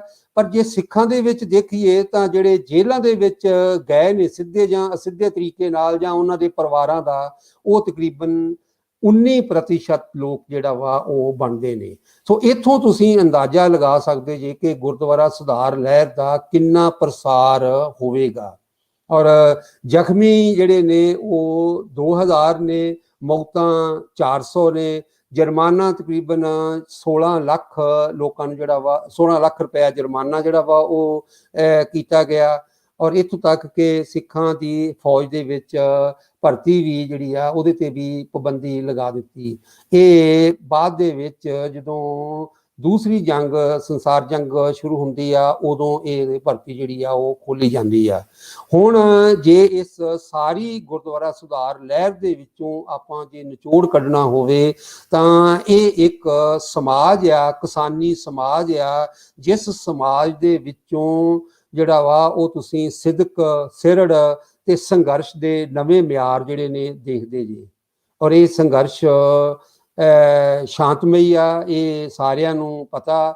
ਔਰ ਸਿੱਖ ਵਿਰਸਾ ਜਿਹੜਾ ਵਾ ਉਹਦੀ ਕਿਸ ਤਰੀਕੇ ਦੇ ਨਾਲ ਜਿਹੜਾ ਵਾ ਜੁਝਾਰੂ ਸੋਚ ਆ, ਪਰ ਉਸ ਦੇ ਬਾਵਜੂਦ ਵੀ ਇਹਨਾਂ ਦੇ ਕੋਲ ਗੁਰੂ ਸਾਹਿਬ ਦੇ ਜਿਹੜਾ ਵਾ ਉਹ ਸਬਰ ਸਿਦਕ ਉਹਦਾ ਜਿਹੜਾ ਵਾ ਸਿਧਾਂਤ ਆ, ਉਹਦੇ ਮੁਤਾਬਕ ਜਿਸ ਤਰੀਕੇ ਨਾਲ ਆਪਣੇ ਸੰਘਰਸ਼ ਨੂੰ ਲੈ ਕੇ ਜਾ ਰਹੇ ਨੇ। ਔਰ ਇਹਨੂੰ ਜੇ ਹੁਣ ਆਪਾਂ ਜਿਹੜਾ ਹੁਣ ਸੰਘਰਸ਼ ਚੱਲ ਰਿਹਾ ਵਾ ਉਸ ਦੇ ਹਿਸਾਬ ਨਾਲ ਦੇਖੋਗੇ ਤੇ ਕਾਫੀ ਜਿਹੜਾ ਵਾ ਉਹ ਪਿਕਚਰ ਜਿਹੜੀ ਆ ਉਹ ਕਲੀਅਰ ਹੋ ਜਾਂਦੀ ਆ। ਇਹਦੇ ਨਾਲ ਨਾਲ ਪ੍ਰਚਾਰ ਜਿਹੜਾ ਵਾ ਉਹਦੇ ਵਿੱਚ ਅਕਾਲੀ ਜਿਹੜਾ ਪਰਚਾ ਨਿਕਲਦਾ ਵਾ ਉਹ ਉਰਦੂ ਦੇ ਵਿੱਚ ਆ, ਅਕਾਲੀ ਤੇ ਪਰਦੇਸੀ ਇਹ ਪੰਜਾਬੀ 'ਚ ਆ। ਔਰ ਇਸੇ ਤਰ੍ਹਾਂ ਹਿੰਦੁਸਤਾਨ ਟਾਈਮਸ ਜਿਹੜਾ ਪਰਚਾ ਵਾ ਉਹ ਅੰਗਰੇਜ਼ੀ ਦੇ ਵਿੱਚ ਜਿਹੜਾ ਵਾ ਉਹ ਨਿਕਲਦਾ ਵਾ। ਔਰ ਇਹ ਪ੍ਰਚਾਰ ਪਿੰਡਾਂ ਤੱਕ ਜਿਹੜਾ ਵਾ ਉਹ ਪਹੁੰਚਦਾ, ਕਿਉਂਕਿ ਜਿਹੜੇ ਫੌਜ ਦੇ ਵਿੱਚੋਂ ਛੱਡ ਕੇ ਆਏ ਹੋਏ ਸੀ ਜਾਂ ਰਿਟਾਇਰਡ ਫੌਜੀ ਸੀ ਉਹਨਾਂ ਨੂੰ ਪੰਜਾਬੀ ਆਉਂਦੀ ਸੀ। ਔਰ ਇੱਕ ਜਿਹੜਾ ਪਰਚਾ ਵਾ ਉਹ ਸਾਰੇ ਪਿੰਡ ਦੇ ਵਿੱਚ ਇੱਕ ਜਗ੍ਹਾ ਤੇ ਬੈਠ ਕੇ ਜਿਹੜਾ ਵਾ ਉਹ ਅਕਸਰ ਲੋਕਾਂ ਦੇ ਵਿੱਚ ਇਹ ਇੱਕ ਰਿਵਾਜ ਸੀਗਾ ਪਰਚਾ ਪੜ੍ਹਨ ਦਾ। ਔਰ ਇੱਕ ਜਣਾ ਉਹ ਪਰਚਾ ਪੜ੍ਹਦਾ ਸੀ, ਬਾਕੀ ਸਾਰੇ ਜਿਹੜੇ ਨੇ ਉਸ ਨੂੰ ਸੁਣਦੇ ਸੀ, ਉਸ ਤੋਂ ਸਵਾਲ ਪੁੱਛਦੇ ਸੀ। ਇਹ ਕੋਈ ਹੈਰਾਨੀ ਵਾਲੀ ਗੱਲ ਨਹੀਂ ਹੋਏਗੀ ਕਿ ਮੈਂ ਤਕਰੀਬਨ 1967-68 ਦੇ ਵਿੱਚ ਆਪਣੇ ਪਿੰਡ ਜਿਹੜਾ ਸਾਡੇ ਦਾਦਾ ਇੱਕ ਹੁੰਦਾ ਸੀਗਾ ਬਿਸ਼ੰਬਰ ਦਾਸ ਸੀਗਾ, ਉਸ ਦੇ ਘਰ 20-25 ਕਿਸਾਨਾਂ ਨੂੰ, ਔਰ ਮੈਂ ਉਦੋਂ ਆਪਣੇ ਪਿਤਾ ਜੀ ਦੇ ਨਾਲ ਜਾ ਕੇ ਇਹ ਅਖਬਾਰਾਂ ਦਾ ਜਿਹੜਾ ਹੁੰਦਾ, ਜਦੋਂ ਅਖਬਾਰ ਆ ਜਾਂਦੀ ਸੀਗੀ ਸ਼ਾਮ ਨੂੰ 5 ਜਾਂ 6 ਵਜੇ ਉਹਨਾਂ ਦੇ ਘਰ ਦੇ ਵਿੱਚ ਅਸੀਂ ਖਬਰਾਂ ਜਿਹੜੀਆਂ ਸੀਗੀਆਂ ਸੁਣਦੇ ਹੁੰਦੇ ਸੀਗੇ। ਸੋ ਇਸ ਤਰੀਕੇ ਦੇ ਨਾਲ ਹੁਣ ਇਹ ਵਰਤਾਰਾ ਜਿਹੜਾ ਵਾ ਉਹ ਬੜੀ ਵੱਡੀ ਪੱਧਰ ਤੇ ਜਿਹੜਾ ਵਾ ਉਹ ਅਖਬਾਰਾਂ ਜਾਂ ਫੋਨ ਦੇ ਰਾਹੀਂ ਚੱਲ ਰਿਹਾ ਵਾ। ਔਰ ਇੱਕ ਅੰਦਰ ਖਾਤੇ ਆਵਾਜ਼ ਵੀ ਆ ਰਹੀ ਆ ਕਿਸਾਨਾਂ ਦੇ ਵਿੱਚ ਕਿ ਹੁਣ ਲੋੜ ਆ ਕਿ ਇੱਕ ਵਾਰ ਦੁਬਾਰਾ ਫਿਰ ਜਿਹੜਾ ਗੁਰਦੁਆਰਾ ਸੁਧਾਰ ਲਹਿਰ ਨੂੰ ਇੱਕ ਜਾਗਰੂਕ ਜਿਹੜਾ ਵਾ ਉਹ ਤੇਜ਼ ਕਰਕੇ ਤੇ ਗੁਰਦੁਆਰਿਆਂ ਤੇ ਕਬਜ਼ਾ ਜਿਹੜਾ ਵਾ ਉਹ ਉਹਨਾਂ ਸਿੱਖਾਂ ਦਾ ਜਿਨ੍ਹਾਂ ਦੇ ਸਿੱਖ ਸਿਧਾਂਤ ਜਿਹੜੇ ਨੇ ਉਹ ਹੁਣ ਜਿਹੜੇ ਉੱਥੋਂ ਦੇ ਜਿਹੜੇ ਸਾਧਨ ਨੇ ਸਰੋਤ ਨੇ ਉਹਨਾਂ ਨੂੰ ਚੰਗੇ ਤਰੀਕੇ ਦੇ ਨਾਲ ਲੋਕਾਂ ਤੱਕ ਪਹੁੰਚਾ ਸਕੇ। ਔਰ ਕਈ ਥਾਵਾਂ ਤੋਂ ਆਵਾਜ਼ ਆਉਂਦੀ ਆ ਕਿ ਜਿਹੜੀ ਨਵੀਂ ਜਿਹੜੀ ਚੋਣ ਹੋਏਗੀ ਉਸ ਦੇ ਵਿੱਚ ਦੁਬਾਰਾ ਜਿਹੜਾ ਵਾ ਉਹ ਗੁਰਦੁਆਰਾ ਸੁਧਾਰ ਲਹਿਰ ਨੂੰ ਜਿਹੜਾ ਵਾ ਉਹ ਸਾਹਮਣੇ ਰੱਖ ਕੇ ਲੋਕਾਂ ਨੂੰ ਜਾਗਰੂਕ ਜਿਹੜਾ ਵਾ ਉਹ ਸਾਹਮਣੇ ਜਾਗਰੂਕ ਜਿਹੜਾ ਵਾ ਉਹ ਕੀਤਾ ਜਾਵੇਗਾ। ਸ਼ੁਕਰੀਆ ਜੀ ਸਰ, ਬਹੁਤ ਬਹੁਤ ਸ਼ੁਕਰੀਆ।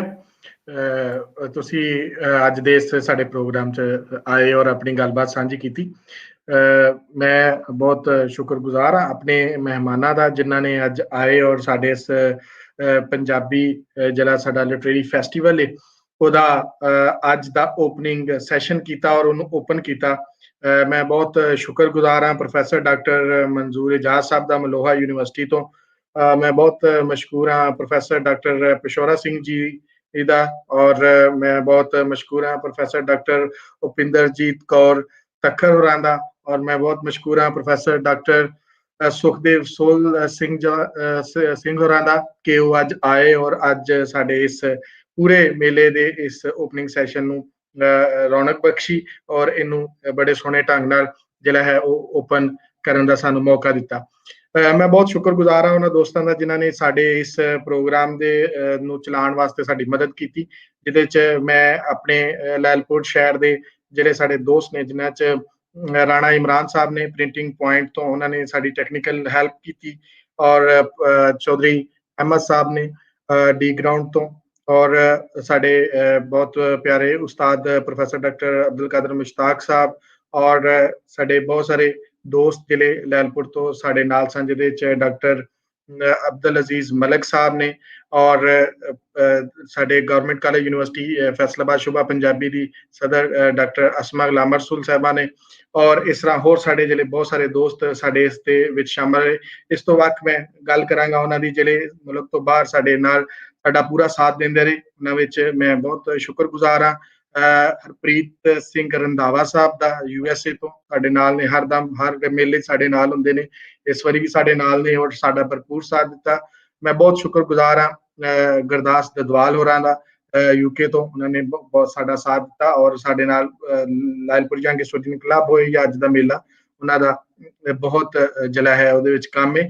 ਇਸ ਤੋਂ ਬਾਅਦ ਮੈਂ ਬਹੁਤ ਸ਼ੁਕਰਗੁਜ਼ਾਰ ਡਾਕਟਰ ਹਰਜਿੰਦਰ ਦਾ ਆਸਟ੍ਰੇਲੀਆ ਤੋਂ, ਉਹਨਾਂ ਦਾ ਵੀ ਸਾਥ ਸਾਡੇ ਨਾਲ ਰਿਹਾ ਔਰ ਇਸ ਤੋਂ ਬਾਅਦ ਮੈਂ ਬਹੁਤ ਸ਼ੁਕਰਗੁਜ਼ਾਰ ਹਾਂ ਪ੍ਰੋਫੈਸਰ ਡਾਕਟਰ ਐਨ ਮਰਫੀ ਦਾ ਜਿਨ੍ਹਾਂ ਦਾ ਸਾਥ ਸਾਡੇ ਨਾਲ ਰਿਹਾ ਇਸ ਪੰਜਾਬੀ ਦੇ ਇਸ ਮੇਲੇ ਵਾਸਤੇ। ਮੈਂ ਬਹੁਤ ਸ਼ੁਕਰਗੁਜ਼ਾਰ ਹਾਂ ਉਹਨਾਂ ਦੋਸਤਾਂ ਦਾ ਜਿਹੜੇ ਪਾਕਿਸਤਾਨ ਤੋਂ ਸਾਡੇ ਨਾਲ ਸਨ, ਜਿਨ੍ਹਾਂ 'ਚ ਮੈਂ ਸਭ ਤੋਂ ਪਹਿਲਾਂ ਨਾਮ ਜਿਹੜਾ ਹੈ ਉਹ ਸ਼ੁਰੂ ਕਰਾਂ ਤੇ ਮੈਂ ਬਹੁਤ ਸ਼ੁਕਰਗੁਜ਼ਾਰ ਹਾਂ ਪ੍ਰੋਫੈਸਰ ਜ਼ੁਬੈਰ ਅਹਿਮਦ ਸਾਹਿਬ ਦਾ, ਮੈਂ ਬਹੁਤ ਸ਼ੁਕਰਗੁਜ਼ਾਰ ਹਾਂ ਨੈਨ ਸੁਖਦੀਪ ਦਾ, ਬਹੁਤ ਸ਼ੁਕਰਗੁਜ਼ਾਰ ਹਾਂ ਅਮਰ ਰਿਆਜ਼ ਸਾਹਿਬ ਦਾ, ਬਹੁਤ ਸ਼ੁਕਰਗੁਜ਼ਾਰ ਹਾਂ ਪ੍ਰੋਫੈਸਰ ਇਮਦਾਦ ਸਾਹਿਬ ਦਾ ਔਰ ਮੇਰਾ ਜਿਹੜਾ ਹੈ ਇਸ ਪੂਰੇ ਮੇਲੇ ਨੂੰ ਚਲਾਉਣ ਦੇ ਵਿੱਚ ਜਿਨ੍ਹਾਂ ਨੇ ਸਾਥ ਦਿੱਤਾ, ਜਿਨ੍ਹਾਂ ਦੇ ਮੈਂ ਨਾਮ ਭੁੱਲਦਾ ਹੋਵਾਂ ਉਹਨਾਂ ਤੋਂ ਮਾਜ਼ਰਤ। ਔਰ ਆਖਰ ਤੇ ਮੈਂ ਬਹੁਤ ਸ਼ੁਕਰਗੁਜ਼ਾਰ ਹਾਂ ਆਪਣੇ ਉਹਨਾਂ ਉਸਤਾਦਾਂ ਦਾ ਜਿਨ੍ਹਾਂ ਨੇ ਇਸ ਕਾਬਲ ਕੀਤਾ ਕਿ ਅਸੀਂ ਆਪਣੀ ਮਾਂ ਬੋਲੀ ਦੇ ਨਾਲ ਜੁੜੀਏ, ਅਸੀਂ ਪੰਜਾਬ ਦੇ ਨਾਲ ਜੁੜੀਏ। ਮੈਂ ਬਹੁਤ ਸ਼ੁਕਰਗੁਜ਼ਾਰ ਹਾਂ ਆਪਣੇ ਉਸਤਾਦ ਪ੍ਰੋਫੈਸਰ ਡਾਕਟਰ ਇਕਬਾਲ ਚਾਵਲਾ ਸਾਹਿਬ ਦਾ ਜਿਨ੍ਹਾਂ ਨੇ ਪੂਰਾ ਜਿਹੜਾ ਹੈ ਸਾਨੂੰ ਉਹ ਅਕਲ ਦਿੱਤੀ, ਸਮਝ ਦਿੱਤੀ ਕਿ ਤੁਸੀਂ ਪੰਜਾਬੀ ਮਾਂ ਬੋਲੀ ਦੇ ਨਾਲ ਪੰਜਾਬ ਦੇ ਨਾਲ ਜੁੜੋ। ਮੈਂ ਬਹੁਤ ਸ਼ੁਕਰਗੁਜ਼ਾਰ ਹਾਂ ਆਪਣੇ ਸਾਥੀਆਂ ਚੋਂ ਡਾਕਟਰ ਅਬਦੁਲ ਕਾਦਰ ਮੁਸ਼ਤਾਕ ਸਾਹਿਬ ਦਾ, ਪ੍ਰੋਫੈਸਰ ਗੌਸ ਸਾਹਿਬ ਦਾ ਔਰ ਇਹਨਾਂ ਸਾਰੇ ਦੋਸਤਾਂ ਦਾ, ਸਾਡੇ ਉਸਤਾਦਾਂ ਦਾ ਜਿਹੜੇ ਸਾਡਾ ਇਹਦੇ ਵਿੱਚ ਸਾਥ ਬਣੇ ਔਰ ਸਾਡਾ ਇਹ ਮੇਲਾ ਜਿਹੜਾ ਉਹਨੂੰ ਕਾਮਯਾਬ ਕਰਨ ਦੇ ਵਿੱਚ ਸਾਡਾ ਸਾਥ ਦਿੱਤਾ। ਮੈਂ ਬਹੁਤ ਸ਼ੁਕਰਗੁਜ਼ਾਰ ਹਾਂ ਕੁਕਨਸ ਵੱਲੋਂ, ਮੈਂ ਬਹੁਤ ਸ਼ੁਕਰਗੁਜ਼ਾਰ ਹਾਂ ਪੰਜਾਬੀ ਲਹਿਰ ਦਾ ਜਿਨ੍ਹਾਂ ਨੇ ਸਾਡੇ ਨਾਲ ਮੋਢੇ ਨਾਲ ਮੋਢਾ ਜੋੜਿਆ ਔਰ ਇਸ ਮੇਲੇ ਨੂੰ ਜਿਹੜਾ ਹੈ ਉਹ ਕਾਮਯਾਬ ਕਰਨ ਦੇ ਵਿੱਚ ਸਾਡੇ ਨਾਲ ਇਸ ਵਕਤ ਟੈਕਨੀਕਲੀ ਪਿੱਛੇ ਸਾਰਾ ਉਹ ਵੇਖ ਰਹੇ ਨੇ, ਉਹਨੂੰ ਚਲਾ ਰਹੇ ਨੇ। ਔਰ ਮੈਂ ਬਹੁਤ ਸ਼ੁਕਰਗੁਜ਼ਾਰ ਹਾਂ ਲੈਲਪੁਰ ਯੰਗ ਹਿਸਟੋਰੀਅਨ ਕਲੱਬ ਤੋਂ ਖੋਲਾ ਦਾ, ਤੇ ਉਹਨੇ ਵੀ ਸਾਡਾ ਇਸ ਕੁਕਨਸ ਦੀ ਤਨਜ਼ੀਮ ਦੇ ਨਾਲ ਬਹੁਤ ਸਾਥ ਦਿੱਤਾ ਔਰ ਸਾਰਾ ਕੰਮ ਜਿਹੜਾ ਹੈ ਸਾਡੇ ਨਾਲ ਕਰਵਾਇਆ, ਔਰ ਉਹਦੇ ਨਾਲ ਨਾਲ ਨਿਰਵਾਣ ਨੂੰ ਵੀ ਵੇਖਿਆ। ਸੋ ਮੈਂ ਸਾਰੇ ਦੋਸਤਾਂ ਦਾ ਜਿਹੜਾ ਹੈ ਬਹੁਤ ਸ਼ੁਕਰਗੁਜ਼ਾਰ ਹਾਂ, ਖਾਸ ਕਰ ਉਹਨਾਂ ਦਾ ਜਿਹੜੇ ਸਾਨੂੰ ਵੇਖ ਰਹੇ ਨੇ। ਮੈਂ ਇਸ ਵਕਤ ਨਾਲ ਦੀ ਨਾਲ ਆਪਣੀਆਂ ਜਿਹੜੀਆਂ ਤਸਵੀਰਾਂ ਸਨ ਲੈ ਰਿਹਾ ਸਾਂ, ਆਡੀਅנס ਜਿਹੜੀ ਸੀ ਸਟਾਰਟ ਹੋਣ ਤੋਂ ਸਾਡੀ ਜਿਹੜੀ ਆਡੀਅנס ਹੈ 90-100 ਦੇ ਕਰੀਬ ਉੱਤੇ ਥੱਲੇ ਹੁੰਦੀ ਰਹੀ, ਔਰ ਇਹ ਬਹੁਤ ਕਾਮਯਾਬ ਸੈਸ਼ਨ ਸੀ ਸਾਡਾ ਜਿਹੜਾ ਲਾਈਵ ਚੱਲਿਆ। ਔਰ ਜਿਹੜਾ ਅੱਜ ਇੱਕ ਰਿਕਾਰਡ ਬਣਿਆ ਕਿ ਪੰਜਾਬੀ ਲਿਟਰੇਰੀ ਫੈਸਟੀਵਲ, ਕਿਸੇ ਵੀ ਲਿਟਰੇਰੀ ਫੈਸਟੀਵਲ ਦੀ ਜਿਹੜੀ ਵੱਡੀ ਆਡੀਅנס ਹੈ ਉਹ ਇਸ ਵਾਰੀ ਪੰਜਾਬੀ ਲਿਟਰੇਰੀ ਫੈਸਟੀਵਲ ਤੇ ਵੀ ਮੌਜੂਦ ਸੀ। ਇਸ ਦੇ ਨਾਲ ਨਾਲ ਜਿਹੜੇ ਦੋਸਤ ਸਾਡੇ ਆਉਣ ਵਾਲੇ ਦਿਨਾਂ 'ਚ ਇਹਨਾਂ ਸੈਸ਼ਨ ਦੇ ਵਿੱਚ ਸਾਡਾ ਸਾਥ ਬਣਨਗੇ, ਮੈਂ ਉਹਨਾਂ ਦਾ ਜਿਹੜਾ ਹੈ ਉਹ ਸ਼ੁਕਰੀਆ ਅਦਾ ਕਰਨਾ ਵਾ। ਔਰ ਮੈਂ ਇਹ ਬੇਨਤੀ ਕਰਨਾ ਵਾ ਸਾਰੇ ਦੋਸਤਾਂ ਕੋਲ ਕਿ ਜਿਸ ਤਰ੍ਹਾਂ ਕੁਝ ਐਸੀਆਂ ਗੱਲਾਂ ਨੇ ਜਿਹੜੀਆਂ ਸਾਨੂੰ ਕਰਨੀਆਂ ਚਾਹੀਦੀਆਂ ਨੇ, ਜਿਸ ਤਰ੍ਹਾਂ ਡਾਕਟਰ ਉਪਿੰਦਰਜੀਤ ਕੌਰ ਹੋਰਾਂ ਨੇ ਇੱਕ ਬਹੁਤ ਵੱਡੇ ਕਾਜ਼ ਦੀ ਗੱਲ ਕੀਤੀ ਕਿ ਅਸੀਂ ਜਿਹੜਾ ਸੈਂਸਸ ਰਿਪੋਰਟ ਹੈ ਉਹਦੇ ਵਿੱਚ ਅਸੀਂ ਪੰਜਾਬੀ ਤੇ ਟਿਕ ਕਰੀਏ, ਇੱਕ ਬਹੁਤ ਵੱਡੀ ਗੱਲ ਜਿਹੜੀ ਹੈ ਉਹ ਸਾਹਮਣੇ ਆਈ। ਮੈਂ ਇਸੇ ਤਰ੍ਹਾਂ ਹੀ ਬਹੁਤ ਦੋਸਤਾਂ ਨੂੰ ਰਿਕੁਐਸਟ ਕਰਾਂਗਾ ਕਿ ਥੋੜੀ ਦੇਰ ਪਹਿਲੇ ਮੈਂ ਅਹਿਮਦ ਰਜ਼ਾ ਵੱਟੂ ਜਿਹੜੇ ਪੰਜਾਬੀ ਪ੍ਰਚਾਰ ਤੋਂ ਜਿਹੜੀ 21 ਫਰਵਰੀ ਦੀ ਰੈਲੀ ਕਰ ਰਹੇ ਨੇ, ਉਹਨਾਂ ਨੇ ਹੈਸ਼ਟੈਗ ਜਿਹੜਾ ਉਹ ਲਾਇਆ ਹੈ ਪੰਜਾਬੀ ਦੇ ਹਵਾਲੇ ਨਾਲ। ਮੈਂ ਦੋਸਤਾਂ ਨੂੰ ਕਹਾਂਗਾ ਕਿ ਟਵਿੱਟਰ ਦੇ ਉੱਤੇ ਉਹਨੂੰ ਜ਼ਰੂਰ ਕਰਨ। ਔਰ ਇਸ ਤੋਂ ਵੱਖ ਮੈਂ ਸਾਰੇ ਦੋਸਤਾਂ ਨੂੰ ਰਿਕੁਐਸਟ ਕਰਾਂਗਾ ਕਿ ਪੰਜਾਬੀ ਦੇ ਜਿੰਨੇ ਵੀ ਚੈਨਲਸ ਨੇ ਜਾਂ ਪੰਜਾਬੀ ਨੂੰ ਜਿਹੜੇ ਦੋਸਤ ਪ੍ਰਮੋਟ ਕਰ ਰਹੇ ਨੇ, ਤੁਸੀਂ ਐਟਲੀਸਟ ਉਹਨਾਂ ਦੀਆਂ ਵੀਡੀਓ ਸ਼ੇਅਰ ਕਰੋ ਔਰ ਅਸੀਂ ਇਸ ਮੇਲੇ ਨੂੰ ਜਿਹੜਾ ਹੈ ਉਹ ਕਾਮਯਾਬ ਕਰ ਸਕੀਏ। ਔਰ ਤੁਸੀਂ ਇਸ ਸਾਰੇ ਸੈਸ਼ਨ ਜਿਹੜੇ ਨੇ ਲਾਈਵ ਵੇਖ ਸਕੋਗੇ ਪੰਜਾਬੀ ਲਹਿਰ ਤੇ YouTube ਚੈਨਲ ਹੈ, ਤੁਸੀਂ ਉਹਨੂੰ ਸਬਸਕ੍ਰਾਈਬ ਵੀ ਕਰ ਲੈਣਾ। ਔਰ ਉਸ ਤੋਂ ਬਾਅਦ ਤੁਸੀਂ ਇਹ ਸਾਰੇ ਜਿਹੜੇ ਸੈਸ਼ਨ ਨੇ ਉਹ ਲਾਈਵ ਵੇਖੋਗੇ Lyallpur young historian club YouTube ਤੇ ਔਰ Facebook ਦੀ ਡਿਫਰੈਂਟ ਪੰਜਾਬੀ ਲਹਿਰ ਦੀ ਪ੍ਰੋਫਾਈਲ ਤੇ ਪੇਜ ਤੇ, ਔਰ ਜਿਹੜਾ ਹੈ ਉਹਦੇ ਨਾਲ ਨਾਲ ਮੇਰੀ ਪਰਸਨਲ ਤੋਹੀਦ ਅਹਿਮਦ ਚੱਠਾ ਦੀ ਜਿਹੜੀ ਪ੍ਰੋਫਾਈਲ ਹੈ ਉਹਦੇ ਤੇ ਤੁਸੀਂ ਵੇਖ ਸਕਦੇ ਹੋ। ਇਸ ਦੇ ਨਾਲ ਹੀ ਸਾਰੇ ਦੋਸਤਾਂ ਦਾ ਬਹੁਤ ਬਹੁਤ ਸ਼ੁਕਰੀਆ, ਔਰ ਆਸ ਕਰਨੇ ਉਮੀਦ ਕਰਨੇ ਕਿ ਅਗਲੇ ਸਾਲ ਇਹ ਮੇਲਾ ਅਸੀਂ ਜਿਹੜਾ ਹੈ ਦੁਬਾਰਾ ਲਾਇਲਪੁਰ ਦੇ ਫਿਜ਼ੀਕਲੀ ਲਾਈਏ ਔਰ ਤੁਸੀਂ ਸਾਰੇ ਲੋਕ ਸਾਡੇ ਲਾਇਲਪੁਰ ਆਓ। ਮੇਲਾ ਅੱਜ ਤੋਂ ਸ਼ੁਰੂ ਹੋ ਚੁੱਕਿਆ ਹੈ, ਪੂਰੇ 6 ਦਿਨ ਚੱਲਦਾ ਰਹੇਗਾ ਔਰ ਸੈਸ਼ਨਾਂ ਦੀ ਤਰਤੀਬ ਅਸੀਂ ਲਾ ਦਿੱਤੀ ਹੈ ਔਰ ਹਰ ਰੋਜ਼ ਇੱਕ ਸੈਸ਼ਨ ਹੋਇਆ ਕਰੇਗਾ। ਸੋ ਮਿਲਨੇ ਕੱਲ ਲਾਇਲਪੁਰ ਦੇ ਲਿਟਰੇਰੀ ਫੈਸਟੀਵਲ ਦੇ ਪਹਿਲੇ ਸੈਸ਼ਨ ਦੇ ਨਾਲ। ਸਾਰੇ ਦੋਸਤਾਂ ਦਾ ਬਹੁਤ ਸ਼ੁਕਰੀਆ। ਰੱਬ ਰੱਖ।